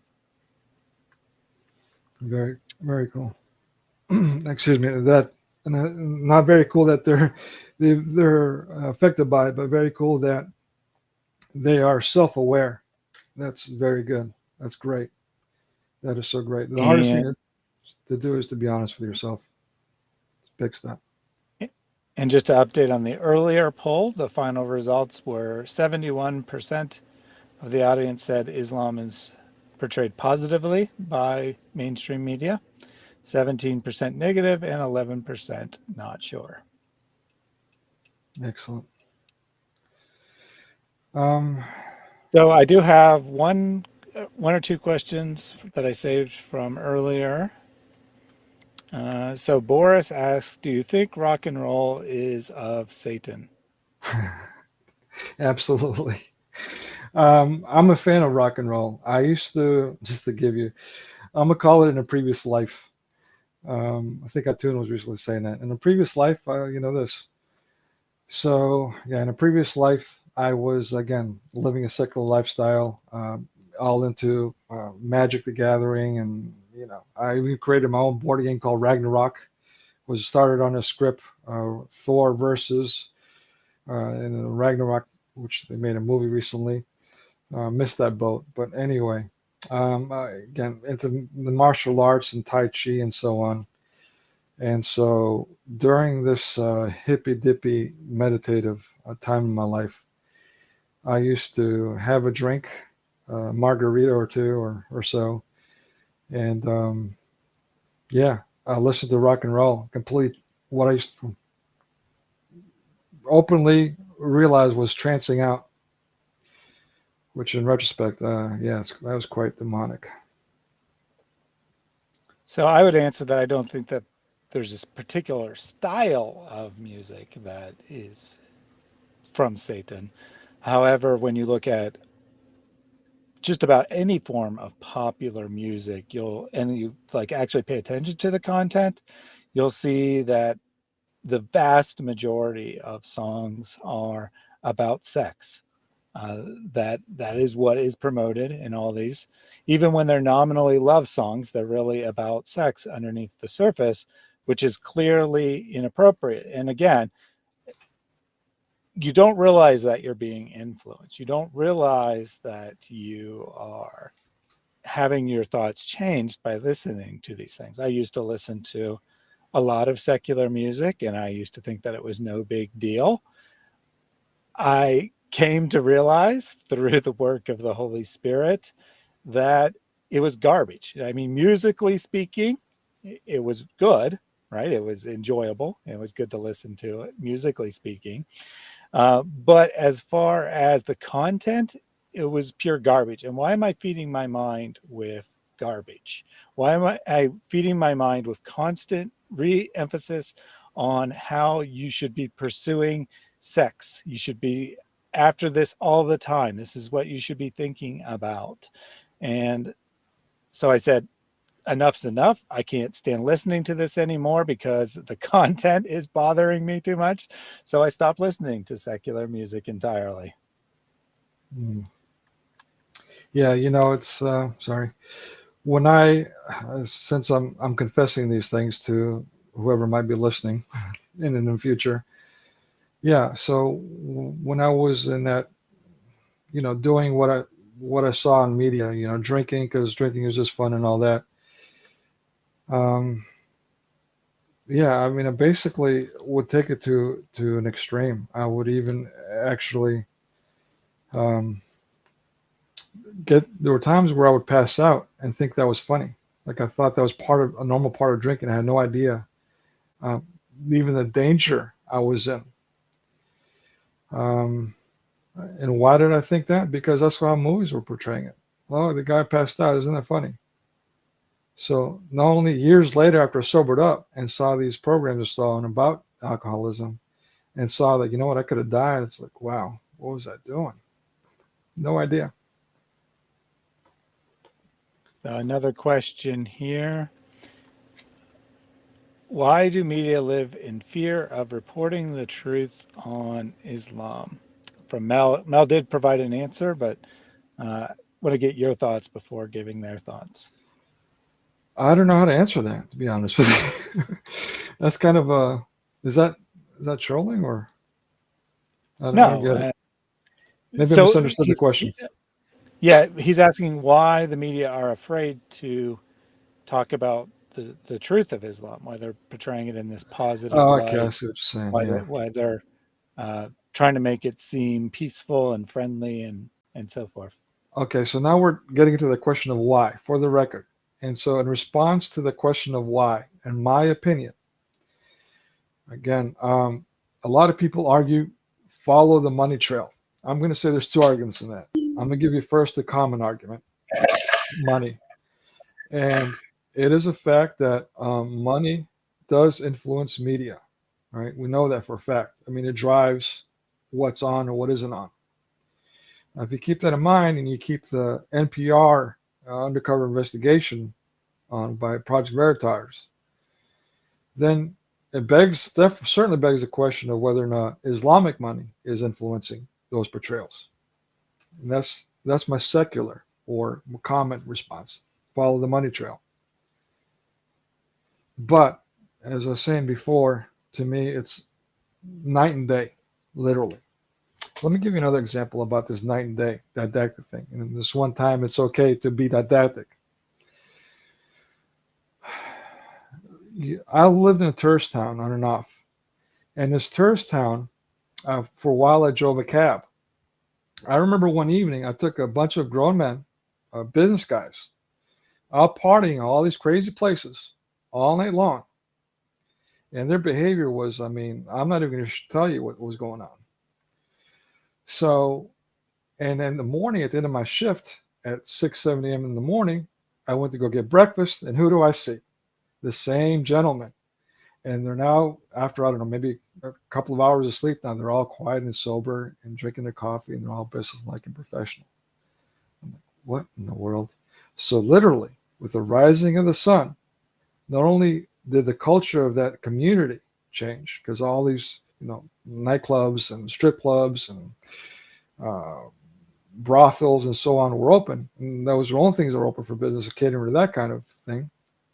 Now all those things closed down, and all the family-oriented and business-oriented things opened up, and these same people that were cutting a fool the night before are now completely different, all with the rising and falling of the sun. So I don't know. And again, that's biblical, but maybe elementary to some folks. But yeah, there you have it. I'm going to say that to keep it simple, to answer that question, to me, you're either Christian or you're anti-Christian.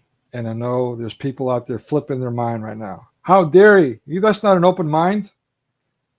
I'm sorry, people. You got to choose. It's not coming from me. Yeah, so Mel had put Charlie Hebdo at the end of their comment. I certainly don't think that particular incident is a major factor, because this has always been the case. Now, is fear in general a factor? Maybe. But I think that what Nick was talking about is much more powerful, much more so than being afraid of Muslims making a terrorist attack or whatever. They want to promote this one world religion. Can't we all just get along? And if Islam happens to be, funneling some dollars their way, all the better.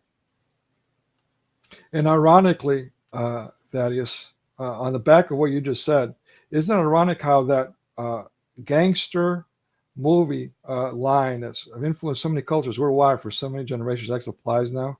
Keep your friends close, but your enemies closer, or the enemy is my friend kind of mindset. I mean, that's the mentality they all have, these anti-Christians. They're all buddy-buddy, but in this process, they're all kind of devouring each other too. So this will be the last question, unless something comes in here from Ghussa. My apologies if I don't pronounce your name right. It's not my language, so my apologies. Is a Muslim, and he asks why. My question is, okay. He said my question is, but that's not a question. So let me just read it. Everybody has a right to market themselves. Now the actual question. So why are you targeting Islam, or why am I targeting Islam? So I'll let you answer that first, and then I'll answer it as well. So I would like to ask that person, are they an apologist for terrorism? Do they like terrorism? Do they like to promote terrorism?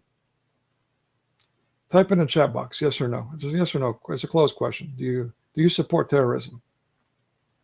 I'll give you a minute. Okay, everyone. I'll spare everyone of waiting that minute. All right. So if you don't support terrorism, then you should have no problem with people who are against terrorism. It's quite that simple. But if you're for terrorism, then you're probably going to ask a question like what you just did. Yeah, and that's actually very appropriate, because Ghussa earlier in the chat said, why are you pointing out bad things done by Muslims? And he did just now say, yes, I apologize for terrorism. Well, Good, why are good for you you. why are you complaining about See, people pointing that's the out kind of crimes? sorry. Yeah, why do you have a problem with people pointing out Muslim crimes?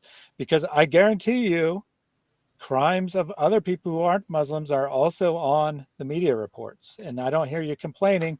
Why did the media cover that guy who went and shot up a school? Why did the media cover that guy who ran over a police officer with his cop? You don't complain about those things. You only complain when they cover terrorist attacks.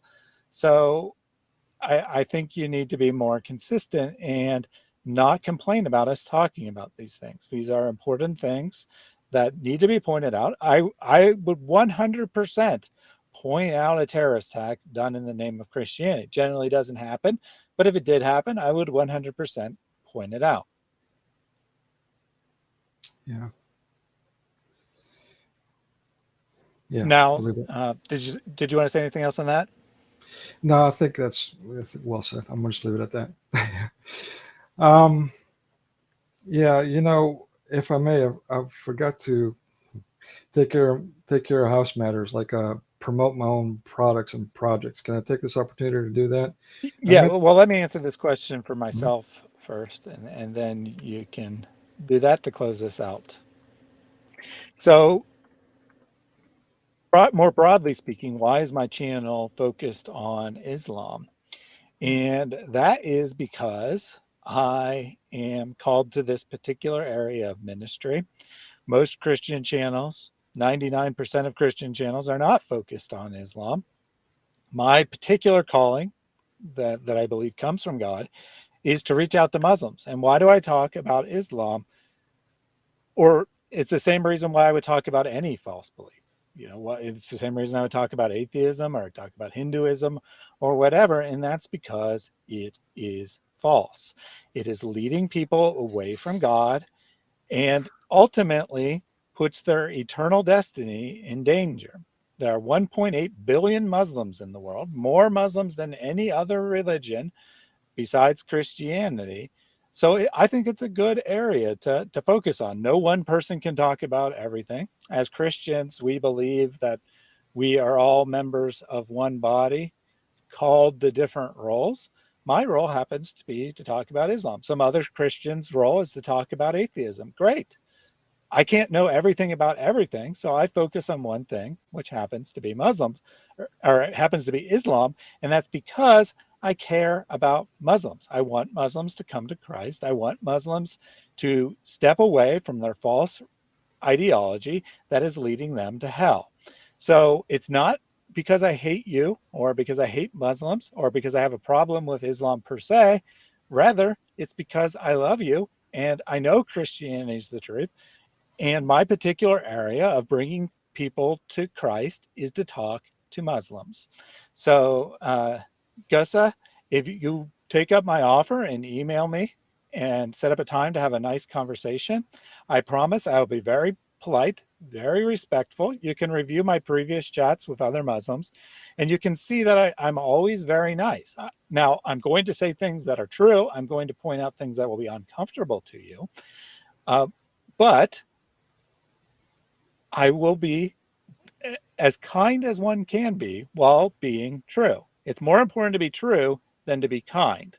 So I will be polite, nice, kind, but more so than that, I will be loving, which means pointing out the truth that Islam is a false religion. Yeah. And I mean, that's so well said. And let me just reinforce that. And what I was going to say earlier, too. And again, forgive me for puffing you up, Thaddeus, but yeah, I mean, you do provide a refuge from all the other toxicity online. And that includes, look, if even with these channels, like after a while, so let me just premise this. I started somehow watching Christian Prince. Okay. And so it was great at first, but after a while, it was just a lot of visceral stuff and it was just too much for me. And, I've got plenty of Arab friends. So I get the culture. I get, as Greeks say themselves, we're not yelling. We just talk loud. So maybe for Muslims, it's like, we're Arabs, I should say. We're not shouting. We're just yelling or something to that effect. I don't know. It's a grade up more than what I'm used to. So, and after a while, that takes its toll on you. Like, I understand. I mean, Christian Prince is great. We all love him. I'm not trying to say, anything negative about him or as bad as it does that. In fact, since I'm talking about that, for people like Christian Prince, since he is Arab, and that is the way they communicate, trust me, that is the way they communicate. I think it's important that he uses genuine communication in the way that they're used to. In education, we call that peer learning. So I'm all for that and I promote it. But as someone who's not used to that, it gets to be too much. So coming to your channel and witnessing your patience, your love, Avery's, maybe a couple others, give or take. The Somalis, they just got onto my radar, and they're very happy-go-lucky. So that's kind of fun to watch once in a blue moon. So yeah, I mean, it's been a blessing. And also, in that note, I greatly appreciate the Muslim who gave the challenge, but then recognized his blunder and repented. I don't think there's much more we can ask from anyone, and greatly appreciate it, especially as a Christian. That's what it's all about for us. And I'm going to say that that's the reason I don't do what Thaddeus does. And see, it's funny, after my streams, I usually get a mixture. I get people like praising and saying, it's amazing how patient you are. And then I get other people being critical and saying, you need to be less patient. You got to stop letting these people spread their lies and so on and so forth. Left hand, right hand. We're all clogging. Different kind of clogging in the machine. So keep doing that. Exactly. Like I said earlier, all members of one body, different roles to play. Christian Prince has a role to play. I have a role to play, and they're not the same role. So we're better off for it, I think. Yeah, and so I just wanted to apologize for my tone and even during my presentation, I couldn't see myself. Like literally when I was giving the presentation, all I could see was my slides. So I had no idea how I was coming off because I couldn't see it. Just so you'll know, this is my formal apology to those that are offended. And this is not a political one. This is a genuine, sincere one. As a Christian, I feel bad for being ugly. That's not my intent. It's actually the dark part of me coming out. And I'm not excusing it. I want people to understand that I've been through a lot in my life, including at the hand or in the presence of Muslims. And so I was volunteering at the borders in Greece while I was studying there.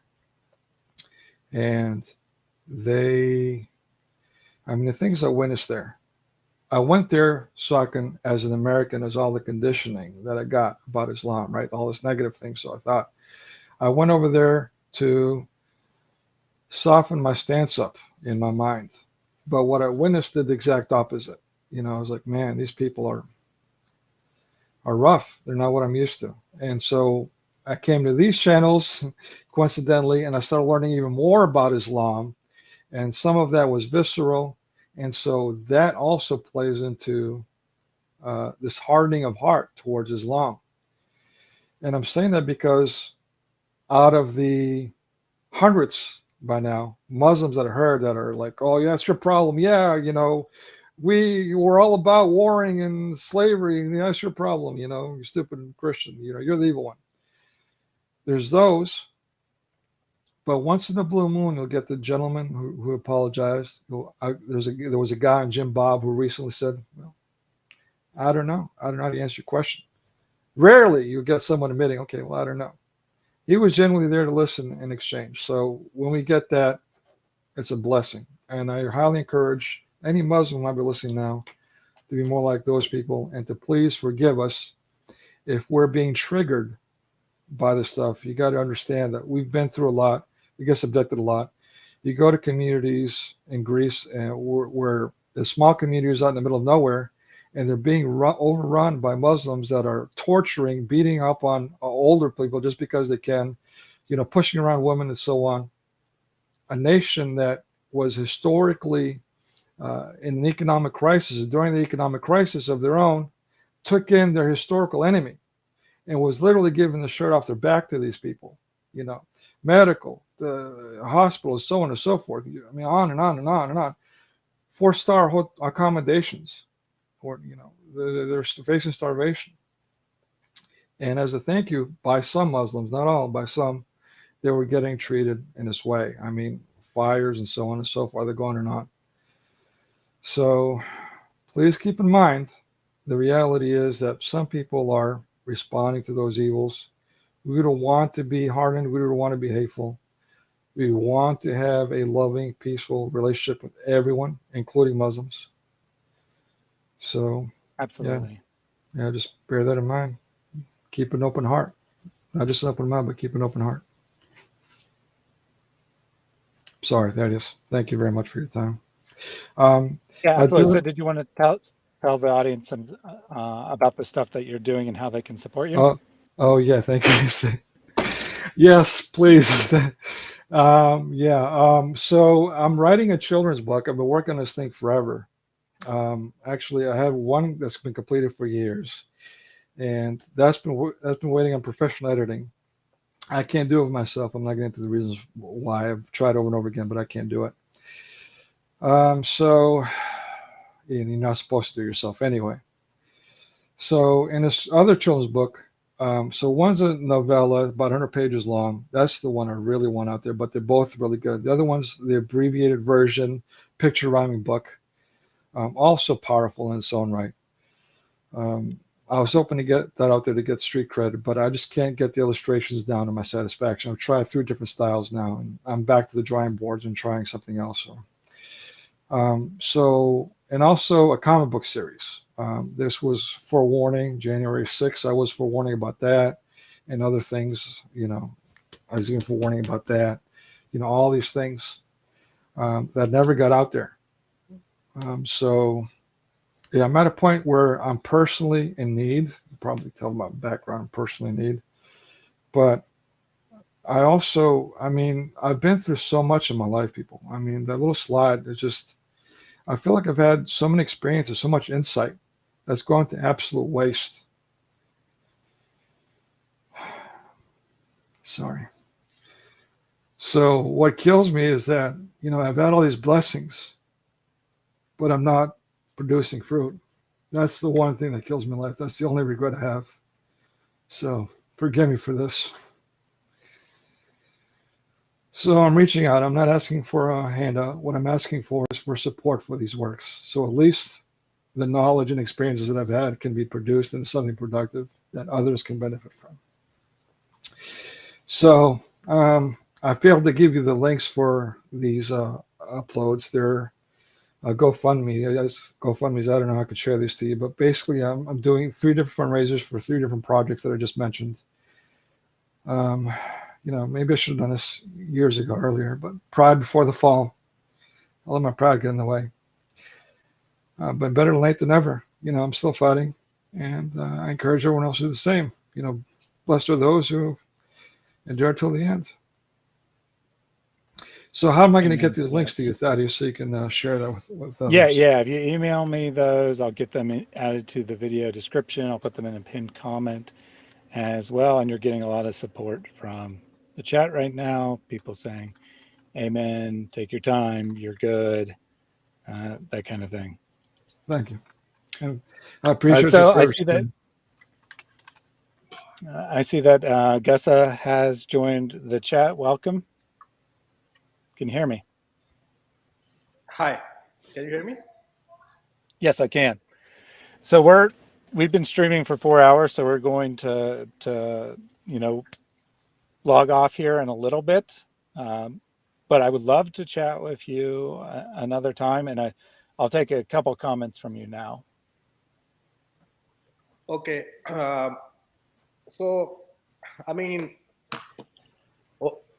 Basically the evil or crime or bad stuff, that's in all societies. That's historically, you can look at history, that's in every religion. Religion doesn't teach us it, but the followers of the religion, there is always, in them there's always crime, there's always bad stuff, as we call. So you can't just blame Islam for it. And I don't. Right. And what media is doing and what it's not doing, everybody has the right to market themselves, but if somebody is marketing, false or lies or abusing or violence, of course we should all be against them. Not like Muslims are against Christians or Christians are against Muslims. The crime should be stopped by all the decent people who belong to any religion. You know, we should not target. Okay. Yeah. Yeah. So I, let me ask you something. I completely agree with that, by the way.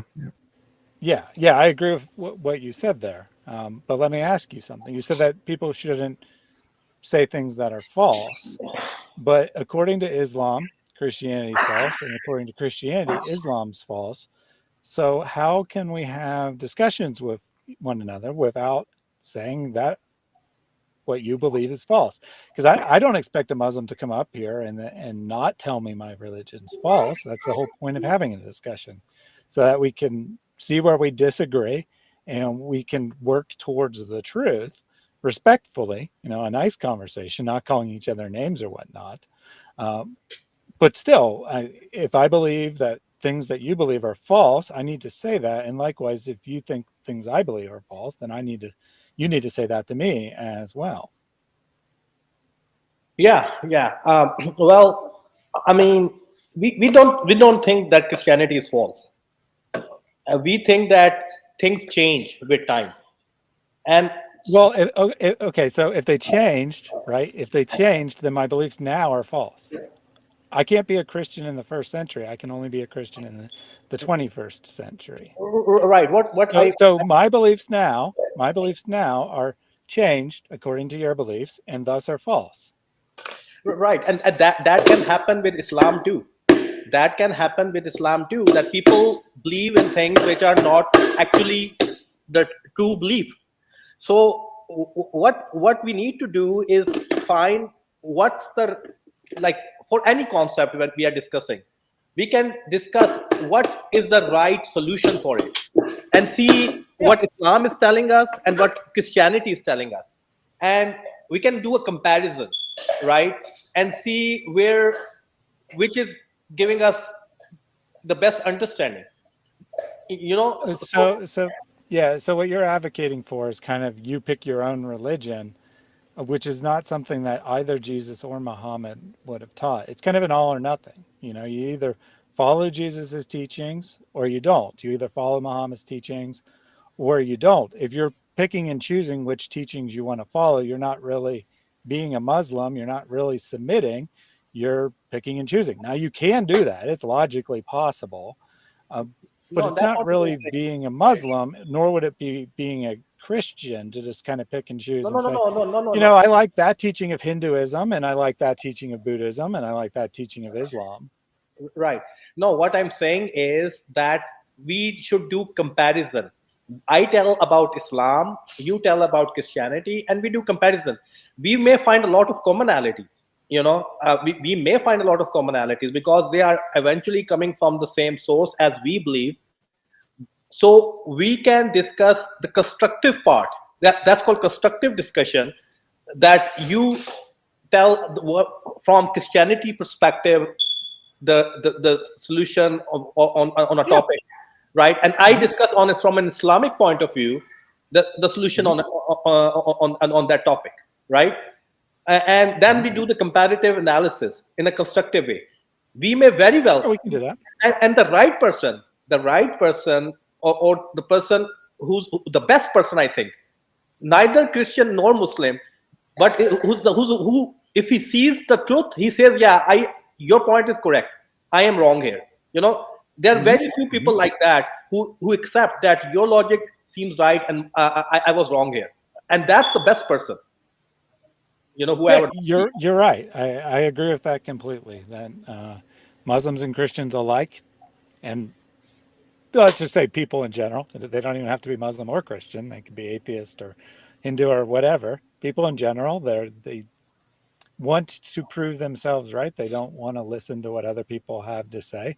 So I can agree with what you said 100%, that it's the rare person that is willing to say I'm wrong, but it's also the best person who's willing to say I'm wrong. Right. But very few. I seldom see them. Even I am not that kind of a person. That's a very very just person and a very brave person. But yeah. But what I think that if there is a God, he ought to be sending people or prophets for the for for the purification of humanity. Because as time passes by, there's always things deteriorate with time. It always happens. Mhm. That has been the God's process from the beginning. He had been sending prophets to various places to bring the right teachings, and with time things deteriorate, and then God sends prophet again. I think that process should continue. That's um, So yeah. yeah, so I'm glad that you said that, because this is exactly the story of Christianity. This is not the story of traditional Islam. It might be what you believe, but it's not the story in traditional Islam.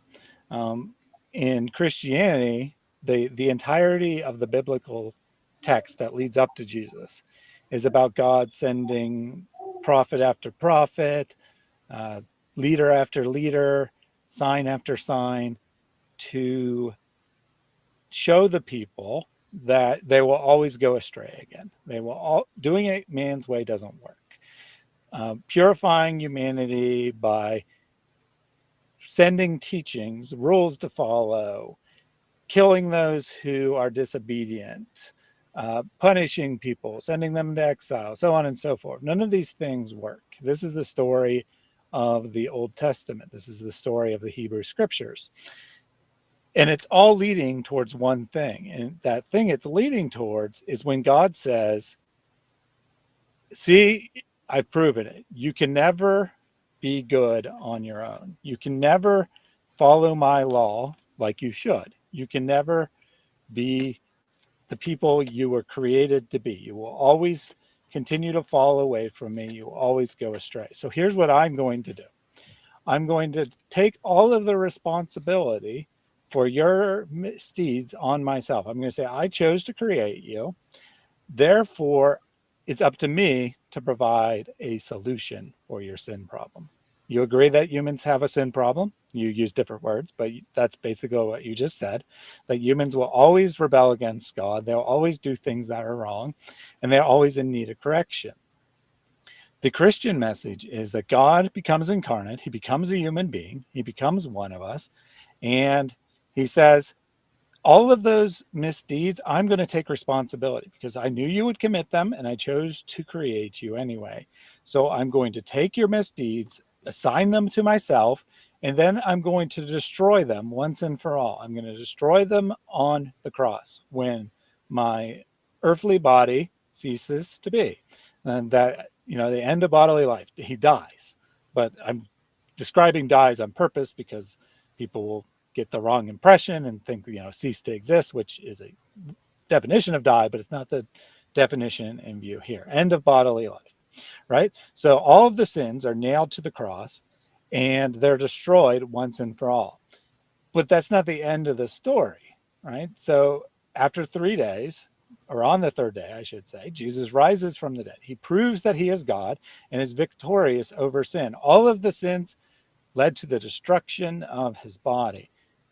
But because he's God, he is more powerful than the sin. He's more powerful than the forces of evil. And he rises again. And when he does that, he gives us the opportunity to participate in the eternal life with him, to also rise from the dead when we die. So he takes our sins, destroys them on the cross, and then he imputes his righteousness on us when he rises from the dead. So that when God looks at us, he doesn't see our sin. He doesn't see how we fall short of his glory and are worthy of destruction, but instead sees his own image, what he created us to be: obedient, beautiful, loving creatures in his own image. And he sees that the sin no longer exists, it's destroyed, and thus we're worthy of being in God's presence. The only responsibility we have is to choose. We can choose to be in relationship with God, which means that we accept his sacrifice on the cross, and by consequence, we are reborn as new creatures and thus are given the ability to conquer sin.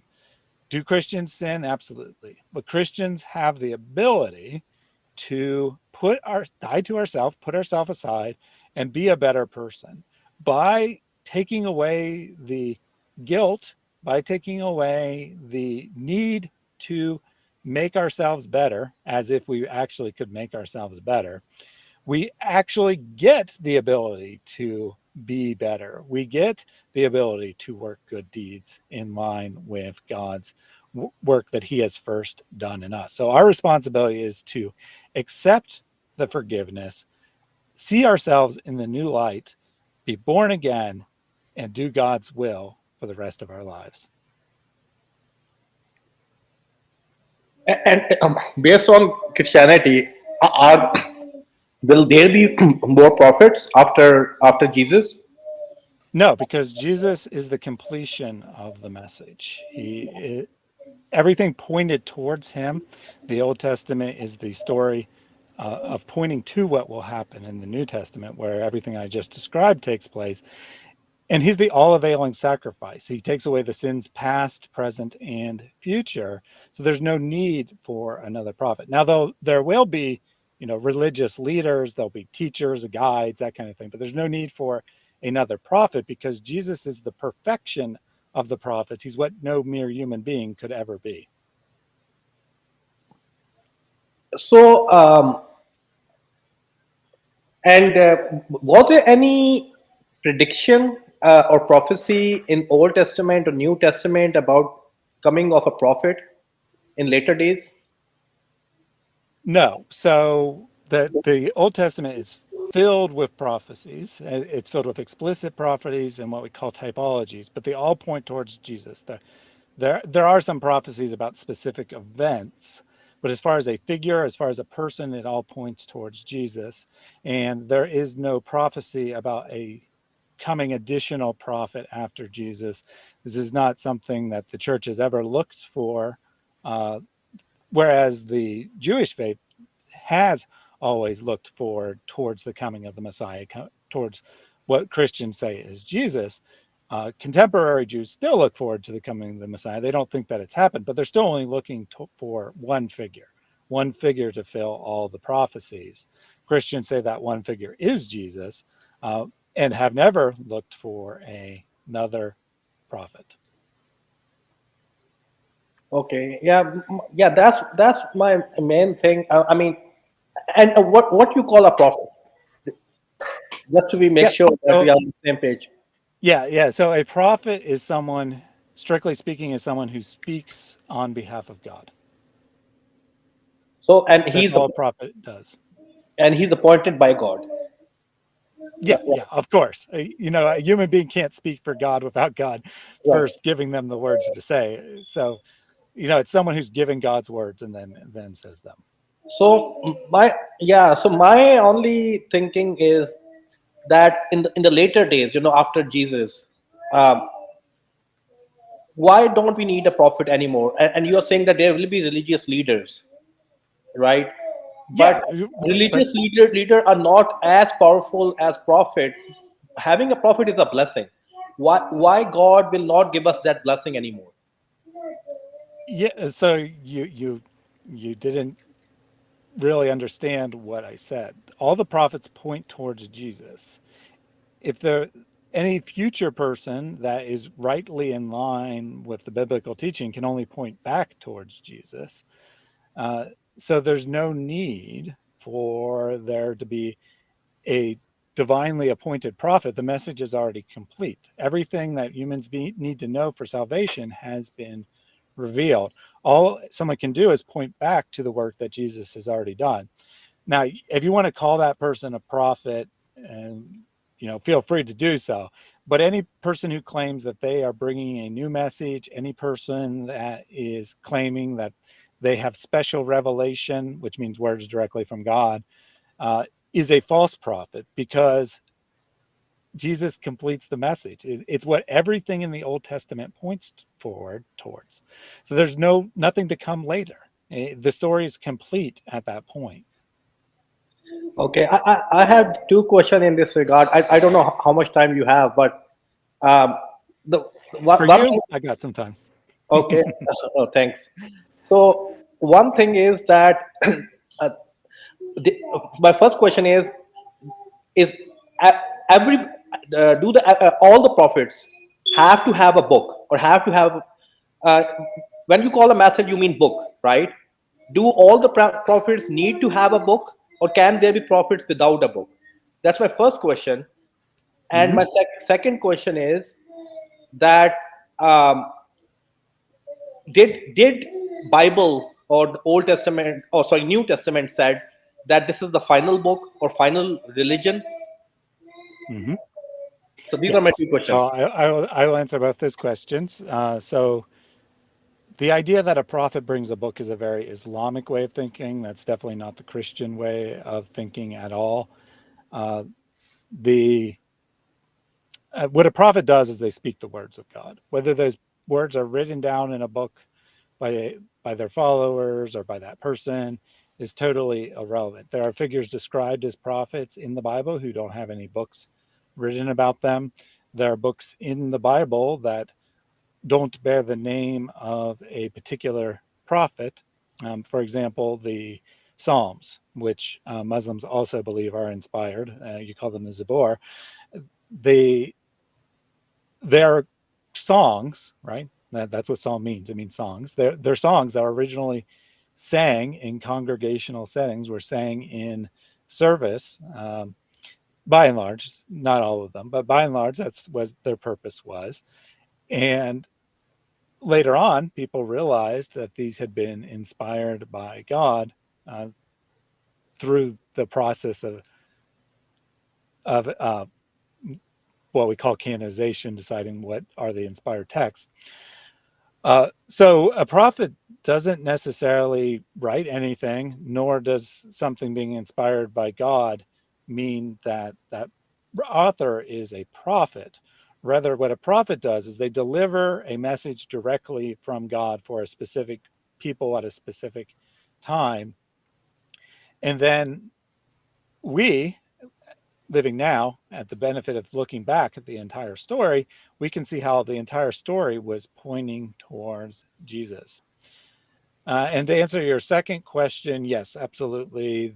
In the book of Revelation, it says anyone that writes additional words or subtracts from these words is damned for all of eternity, because this is the final revelation of God. Okay, so it says it's a final revelation of God. It says in the book. Uh, yeah, I mean, not word for word, but Okay. I'm paraphrasing, off the top of my head. But yeah, it gives that idea. Okay. Okay. So I think what your my understanding of why we need a prophet is different from your understanding of why we need a prophet. You think that to prevent humanity from crime, and crime cannot or the humans cannot stop doing crime or doing bad stuff. That's why, since Jesus was died himself for the humanity, he took that sin onto him, right? Once he took the sin onto him, then we don't need prophet anymore, because the humans are not going to be that good, and their sin is already Jesus has died for it, right? So that's why we don't need a prophet. That's what I understood. My understanding of prophethood is this, that everybody is looking for a god, right? And religion is basically telling us about God, the right. And and and, and this has been a process from God, that God sends a prophet and brings people back to God. He communicates with God, and then he communicates with people, and then people understand God through him, right? Now that understanding always loses with time, and that's why I feel like that prophethood should continue. If there is a God, he should be continuing that blessing. That's my understanding. You know, so, so I think Right. that we are they're having a difference. Yeah. So what you describe as a prophet, I mean, I could certainly agree that there are figures that would, point people to God and help people discover God. Um, but I wouldn't call them prophets. So, we'd be kind of at a difference of terminology of what we would call them. I certainly think that that people are called by God to carry on his message, to speak the truth, to call people to the truth. Heck, I think that I'm called by God, and he has called me to this ministry and wants me here doing this. But I wouldn't call myself a prophet, right? And being called by God to teach his word is different than the role of the prophet as we understand it. So, you want to use a different term for what you're talking about, that's fine. And it looks like Nick wants to say something. No, actually, I have a question. I don't know that much about Islam. I've learned a lot this past few months, or however long it's been. So I have a question about the Islamic perception of prophet, in the sense that what you're saying now. And I'm wondering, are imams considered to be prophets or not? No. Okay. So, all right. Yeah. They So were considered, they were like considered that they have as much knowledge or as pious as, or maybe more than some of the prophets of previous times, but they were not prophet to act in the definition of prophethood. So, according to right. So, according to Orthodox Islam, Muhammad is the last prophet. There'll never be another after him. Right. So, are you saying that you deny that teaching? Yes, that does not exist in Quran. That teaching does not exist in Quran. And to be honest with you, a lot of all these Muslims are waiting for a prophet. They say that Prophet Muhammad is sallallahu alaihi wasallam is the last prophet, but then they say that Jesus will come, who's a prophet Yes, they according to do. them. So it's a conflict. And basically, what I'm saying is, with time, religion deteriorates. That happens with every religion. So the prophet, it never says in Quran that prophethood has stopped. So prophethood is continuing. That's what I believe in. And Yeah. So, which I'm perfectly fine with, meeting you where you're at. I just want to be clear that most Muslims would consider that highly heretical, and they would say that you're not a Muslim at all. I'm personally fine with meeting you where you're at. I don't care if you call yourself a Muslim or not, because ultimately everyone needs Jesus. Everyone needs the gospel message, wherever they're at. right. And that's a problem that happens with, I mean, I would say you may not agree with that, but that happens with every religion. Whenever the prophet came, the people of that time always denied him and did all the torture and banned him from propagation. So that happened with every prophet at the advent of every prophet. Um, so one difference, you were mentioning that there will be people who talk with God and who are religious people, but they are not necessarily prophets. What I'm saying is, prophet is more powerful, that he would have much more communication with God than a normal person, right? Why we would lose that blessing in later times, which will give us much more understanding of God. I understand that we may have religious people who can talk with God and all that, but they will not be as powerful as prophets.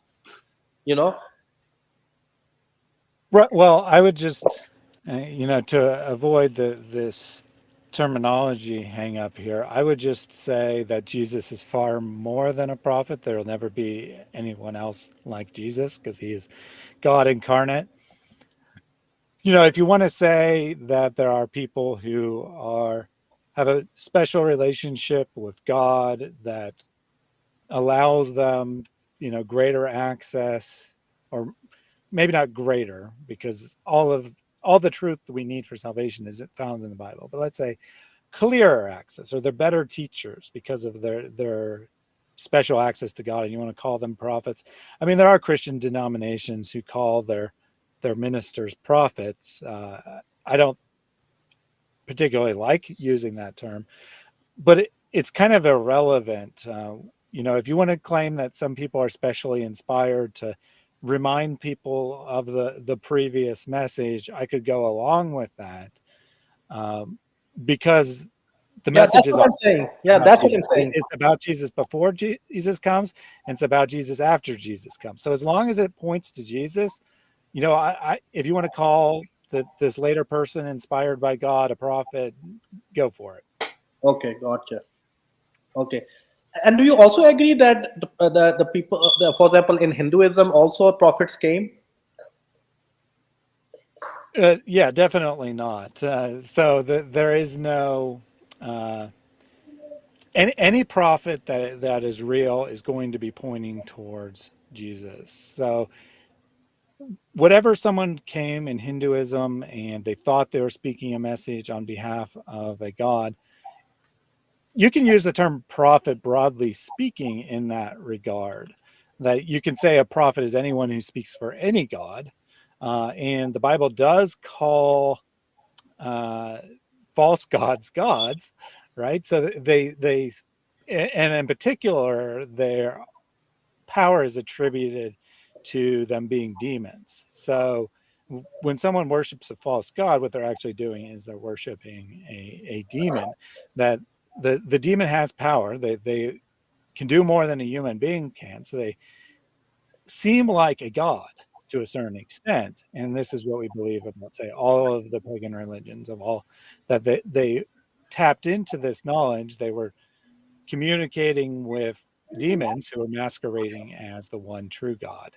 So in that sense, sure. I mean, a Hindu person could have spoken on behalf of their false god, but true gods only, or sorry, true prophets only speak on behalf of Yahweh, the God of Israel, because he's the only God that is actually really God.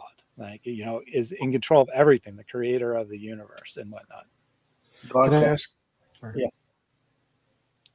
Yeah. Can I ask another question? Yes. Go ahead. Thank you, and thank you, my friend, for being so open. I really appreciate your demeanor. Something that's been challenging me when it comes to Islam is what was just said.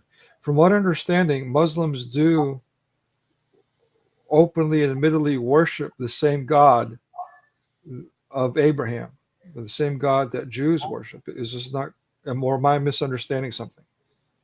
Yeah. That's what we think. That yeah. I mean, we don't say that.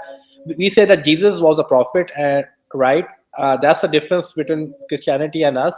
But we believe that Christianity and Judaism, original God is same as Islam, which is Islam's God, which is Allah. So the second part of that, or what's associated to that, which I can't understand, is that Islam came from the same region, the same places that Christianity and Judaism came from. But the practices and the beliefs are different, including halal and kosher. I mean, why, if you believe in the same God, do you not eat kosher and have to eat halal instead? There, we can eat kosher, by the way. Okay. Yeah, but there a lot of teachings are similar. In Quranic teachings are very similar to the previous books, Old Testament, New Testament, but there are some changes. Um, in Quran, uh, like few things change because Quran is the latest revelation from Allah Ta'ala, and with every passage of time, that's what we believe. With every passage of time, according to the evolution of humanity or human civilization, accordingly, God sent us the teachings, and eventually, till Quran, God says that now I have finalized my teaching or finalized my religion. That's in Quran. Okay, so there's no problem with eating kosher, partaking in kosher, but that still leaves the question: why was there a need for halal when kosher already exists and you're from the same region? That, I mean, kosher is. What's the difference between kosher and halal, by the way? That's my question to you. I have no idea. That's what I'm Yeah, trying to figure out. because I know that I was told that we can eat kosher. Okay, Okay. I asked a Muslim alim, and he said, yeah, we can eat kosher, but I didn't specifically ask. I don't know what's the exact difference between kosher and halal. Okay. Once I know the difference, then I can understand it more. Why then it changed? Yeah, You know, yeah. I can So give you there one are example. some Yeah. good. I was just gonna say that I can tell you some specific examples, but the basic gist of it is that you both have a set of forbidden foods. A lot of them overlap, but some don't. There's some that Judaism forbids that Islam doesn't, and vice versa. Actually, yeah. Actually, Judaism forbids more than Islam. That's what I heard. In Judaism, more things are forbidden, and in Islam, there are also several things forbidden, but not as many as in Judaism. Yeah, that's generally speaking correct. Right. We could get into specifics, but I think the point here is so the I have Jewish one question people. though. I have one question to what you said earlier. Um, Yep. Go ahead. what I understood that from Hinduism, you were saying that if they were not pointing to Jesus as God, then they are not they may not be true revelation, right?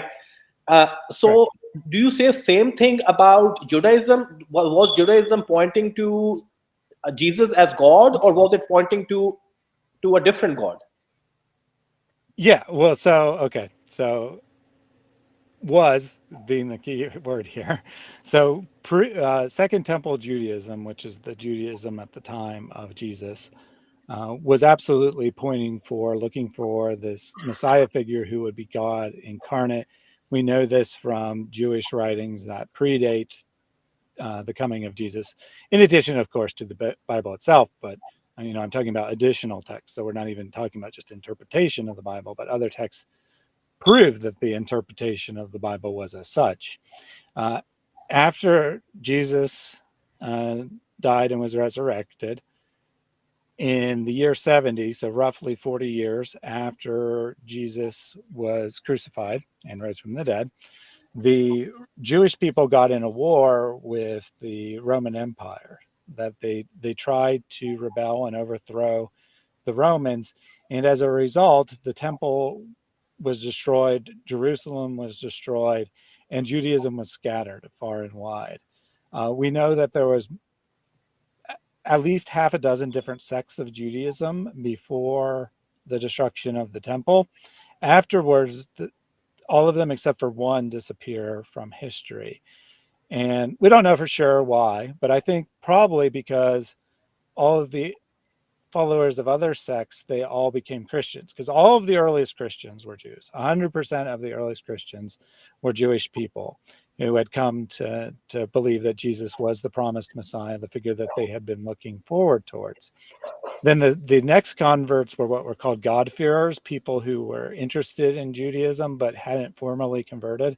So they were already following the Jewish law, but they weren't keeping all the customs and whatnot, and they hadn't formally converted.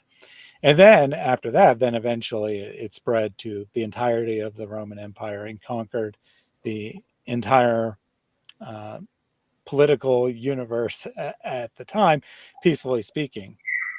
And that one sect of Judaism that continued on was the Pharisees, which is now Rabbinic Judaism.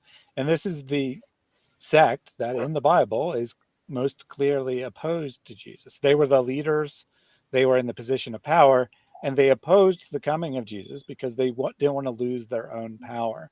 So after the destruction of the temple, which should have really been the end of Judaism, because you can't properly keep the Jewish laws without a temple, and it's never been rebuilt since then, Judaism morphed into being something different. So modern Judaism is much less connected to ancient Judaism than Christianity is connected to ancient Judaism. Oh, got it. Got it. And I just want to say one last thing for the question which the other brother asked. That was, why there are different things change in Quran. One example I know, I just want to relate that, and you can correct me. I don't know exactly the words, but you can correct me and if I am saying something wrong. So in Old Testament, there was at that time the people, the Jews of that time, they were kind of they needed to be uplifted in a way that they need to get braver. So the Old Testament asked them to take an eye for an eye, to get your revenge. Take an eye for an eye, to stand up for themselves. Eventually they become so, what you call, they so arrogant or so proud, or so, you can say, they cross the limits of taking revenge. They went too far sometimes. They become, you can say, cruel. And at that time in the New Testament, the teaching was like, if somebody hits you on one cheek, offer the other cheek, which is like mercy, right? But when Quran comes, Quran says that when something does a bad for you, bad against you, take your revenge and don't forgive them unless by forgiving is for the betterment. So now Islam completes the teaching. That's what the Quran actually. That's what we believe in. That it completed many the teaching. So it asks for the mercy. It only do mercy if it's good it's for betterment. Otherwise, you should take the revenge, or if somebody does bad, he should be punished. So that's what I wanted to give an example that I know. So to me, it sounds like jumping from Judaism to Christianity now. It seems to me that there was a complete jump over Christianity and ignoring the teachings of Christ. If you're going to take that approach, if you're going to say that the evolution from an eye to an eye is to, be even more aggressive, then what about turn the other cheek and love your enemy? No. It's not being more aggressive. It's about, if somebody does a bad, he should be punished. Or if somebody does bad to you, you have all the right to take revenge. But if you do mercy against him, and if it's betterment, just don't do mercy. That may encourage him to do bad again. Do mercy if it's betterment. If you think that will have good results, then do the mercy. And mercy is always encouraged in that case. I see, but still, that leaves the other question now of the other saying that Christ teaches, which is if someone doesn't receive you, or if someone is a detriment to the body of Christ or to the people, you cut them off, you pluck them out, or if you go to somewhere else and they're not receiving you, you dust your feet and move on. So again, that's still in the nature of turning the other cheek and loving your enemy instead of forcing them in a certain way. If they're unwilling to accept the truth, then you've done all you can. You have to move on. Yeah, as far as religion is concerned, I was talking about more like human crimes.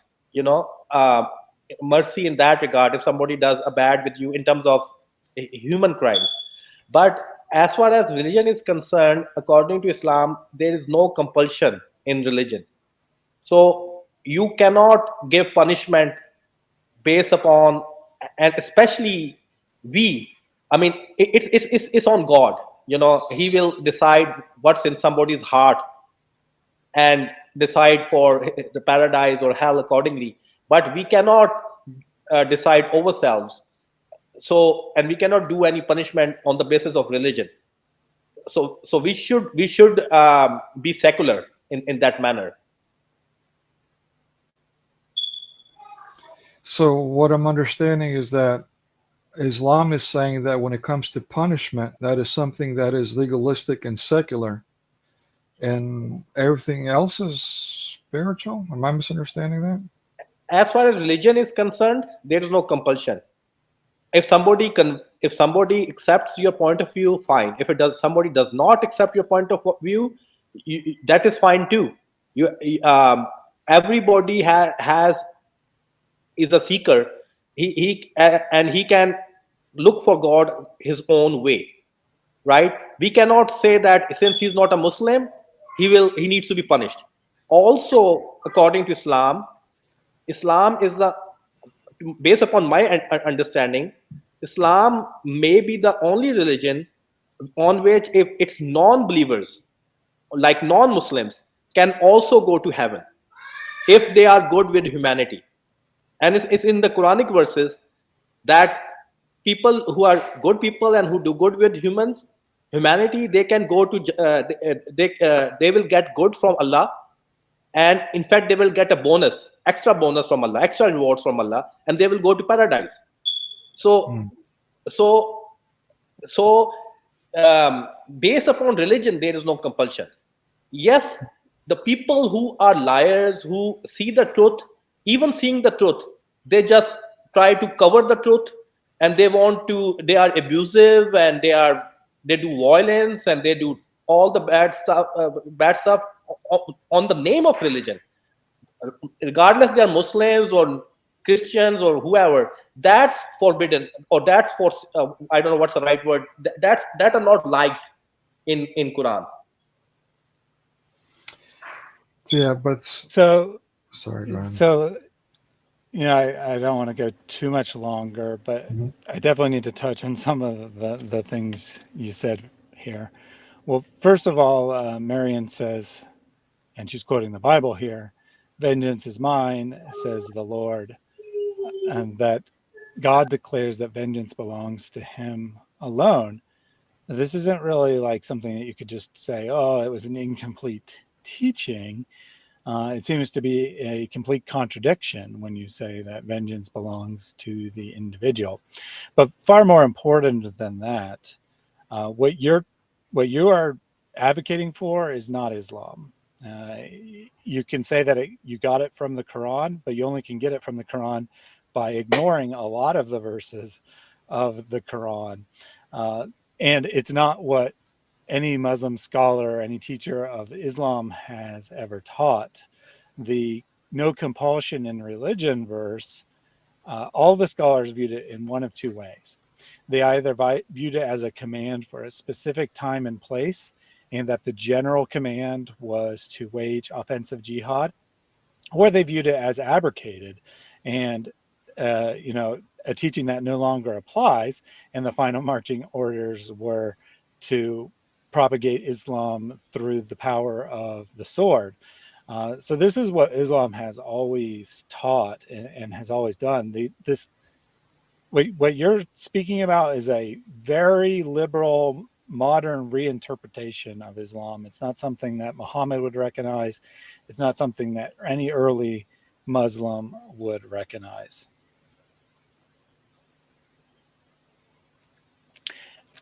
Yes, but I can present all the Quranic verses on what I'm saying, and there are scholars who say the same thing. And again, as I was saying, there was a prophecy by Prophet Muhammad, peace be upon him, as well, that a time will come that when my ulama are the religious leaders, Muslim religious leaders, will be the worst people under sky. Will be the worst people under sky. Quran will be decorated but will not be understood properly, and mosque will be full of people but without guidance.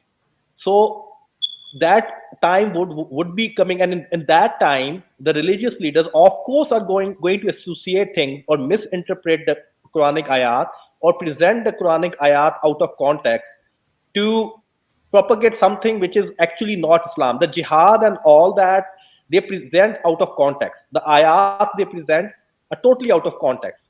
And there are other ayat which are totally saying the other talking about peace. They present ayat which are talking about when there's a war happening. When there's a war happening, there are some ayat, and some of the Muslim scholars use those ayat to encourage people for jihad, which is, they are the worst people. Uh, but actually, if you put everything out of context, you will find the verses, and you put all the verses together. What I'm telling you is totally based upon Quran. So, would you be interested in scheduling a time to discuss that? Because Yeah, it's a big topic, that will be and I love. sure, and I will, yeah, sure, I can do that. And at the same time, I will say that no religion. I'm not saying that Christianity is bad or Islam is good. All religions are good religions. What you find peace in, what you are in love with, follow that religion to find God. Just seek for God and follow your way. You know, um, Well, I would half agree with that. I would agree that people should seek truth. They should seek the religion that speaks to them as being true. However, only one religion can be true. yeah, It's yeah. completely. It sounds nice to say all religions are good and all religions have truth in them or whatever, but logically speaking, it's completely false. So at most, one religion can be Eventually, true God. because Yes, and but eventually, God will lead to the right path. I mean, follow whatever path you follow. Eventually, God will lead you to the right path. Amen. I got to agree with yeah. this. So Very we'll spiritual. schedule a time to talk in more detail about the whether Islam teaches peace or whether it teaches jihad. That would be a great talk. I did want to read this super chat before we go from Mark 14:48, quoting the Bible here. Jesus answered and said to them, "Take heed that no man deceive you, for many shall come in my name, saying, I am the Messiah, and shall deceive many." And then he points out that Muslims say Jesus is the Messiah, and they are many. This would be an example of one of the many places where the Bible makes clear that there is nothing to come after Jesus. Like there's nothing that people are looking forward to. Obviously, there's time after Jesus, and things will happen, but there's no figure that people are looking to. And whenever someone ascribes someone else as being a prophet in like the full sense of the term, or being more important than Jesus, or even at the same level of importance as Jesus, they are speaking falsely, and they are condemned by Jesus. He didn't quote the whole thing, or he quoted a full sentence. Don't get me wrong, but if you read on, Jesus will say that he utterly rejects these people, and that Christians are to be on the lookout for these things. That there will be people who come and say, our new religion's just as good. Maybe it's even better than Jesus. We're the true followers of Jesus, and so on and so forth, which is exactly what Islam does. And to be clear, you personally are a lot closer to the truth than what the average Muslim will tell me, because they would say that absolutely, Muhammad is the last prophet, he's the final authority over all things, and so on and so forth. At least you're acknowledging that he's not in a special position. And I would agree with you that this is more consistent with the Quran than what Islam teaches. So I think you're on the right path. I think that you personally are definitely heading towards God. But Jesus is uncompromising. It's him or nothing. And that if you don't put your trust in Jesus, the only other thing you can put your trust in ultimately is yourself. You put your trust in yourself to do enough good deeds, do enough to earn your salvation. And he says that's not going to work. I am perfect. God is perfect. I cannot tolerate any degree of sin. You might be better than 99.99% of humans, but you still are nowhere near my standard, and I cannot tolerate sin. The only possibility you have for salvation, according to Jesus, is to accept the free gift he offers. Thaddeus, can I plug one more thing before we go? Yeah, go right I ahead. forgot to. And for the brother that came up, Ghussa, I believe. Thank you for coming up. It was a pleasure getting to meet you. And I will be watching your stream when you get to do it with Thaddeus. Yeah, just so for those still around, please subscribe to my channel. I hate saying that, but since I'm trying to be a content creator here, and I will be posting another video, please do that. I'll be posting the links that I mentioned to Thaddeus and that as well in that video, and so on from other projects. If you can support me, please do. Please forgive my tears earlier. That's just the one thing that I regret in life is not doing more with all the time that I had and all the blessings that I had. But you know, again, I'm just going to keep on doing what I can do, and hope for the best. And I appreciate your prayers and support. And keep an eye out for my future projects on the stream. Thank you very much for having me. Thank you for your time. Yeah, if you could give me the link to your channel, I'll put that in the video description for everyone, It's an as email. well as the pinned Already comment. sent it. All right, Oh, thank okay, you. very good. I'll Thank get that modified. I obviously overlooked it. I should have got before the stream, but I'll get that there. No, now. I should have done that. Thank That you was for, on me. That was on me. yeah. Sorry. Thank you for coming on today and presenting, Nick. Thank you, Ghussa, for coming up and having a good chat with us. I would be Thank you. thrilled. Yeah, thanks I'd be for thrilled to your talk to you again. thanks for time and thanks for the kind words. Thank you. God bless you. God bless you. If you want to ask, or if you have any closing thoughts or a closing question, I'd be happy to take one more thing before we go. Yeah, no, I think we pretty much discussed what I wanted to discuss. Just one thing, I consider Prophet Muhammad. You said we don't consider him at a special position. I still do consider him as a special position. I think he's the best of prophets, and his book is final. That's what I consider. But it doesn't mean that more prophets cannot come. Okay. Yeah, Yeah. thank you for clarifying that. We can definitely have a discussion on that or on jihad or anything else you desire. It was really, really pleasant talking to you. Really good Same here. discussion, and I would definitely welcome you back. Thank you. Thank you. Yep. And there's a private chat here on the end, our end, that no one else can see besides the three of us. If you want to leave your contact information there, I'll make sure to get in contact with you. Okay. Alrighty, to the audience, thank you all for joining in today. I'll get the links posted to Nick's material or his channel and his GoFundMe and anything else within the next. Well, I'll get the channel link posted right away, and if he gives me the GoFundMe, I'll get that posted right away as well. Thank you everyone for joining in today. Tomorrow I'll be on House of Hikmah. We will be,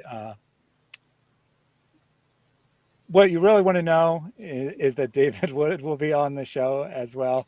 We'll be looking at Ramadan, discussing what it means to Muslims and so forth. And then Friday, I have my weekly Bible study on my other channel, Reasoned Worship. And on Saturday, I don't remember what I'm doing Saturday.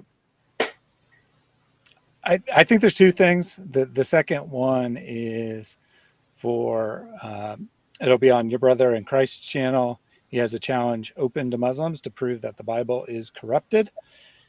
So or changed, if you prefer that word. So that should be fun. And I do have something earlier in the day, but I forget what it is. Anyway, lots of stuff coming up on this channel. So make sure you're subscribed if you haven't already. If you want to see all of my upcoming schedule, you can go to my calendar at reasonedanswers.com/calendar.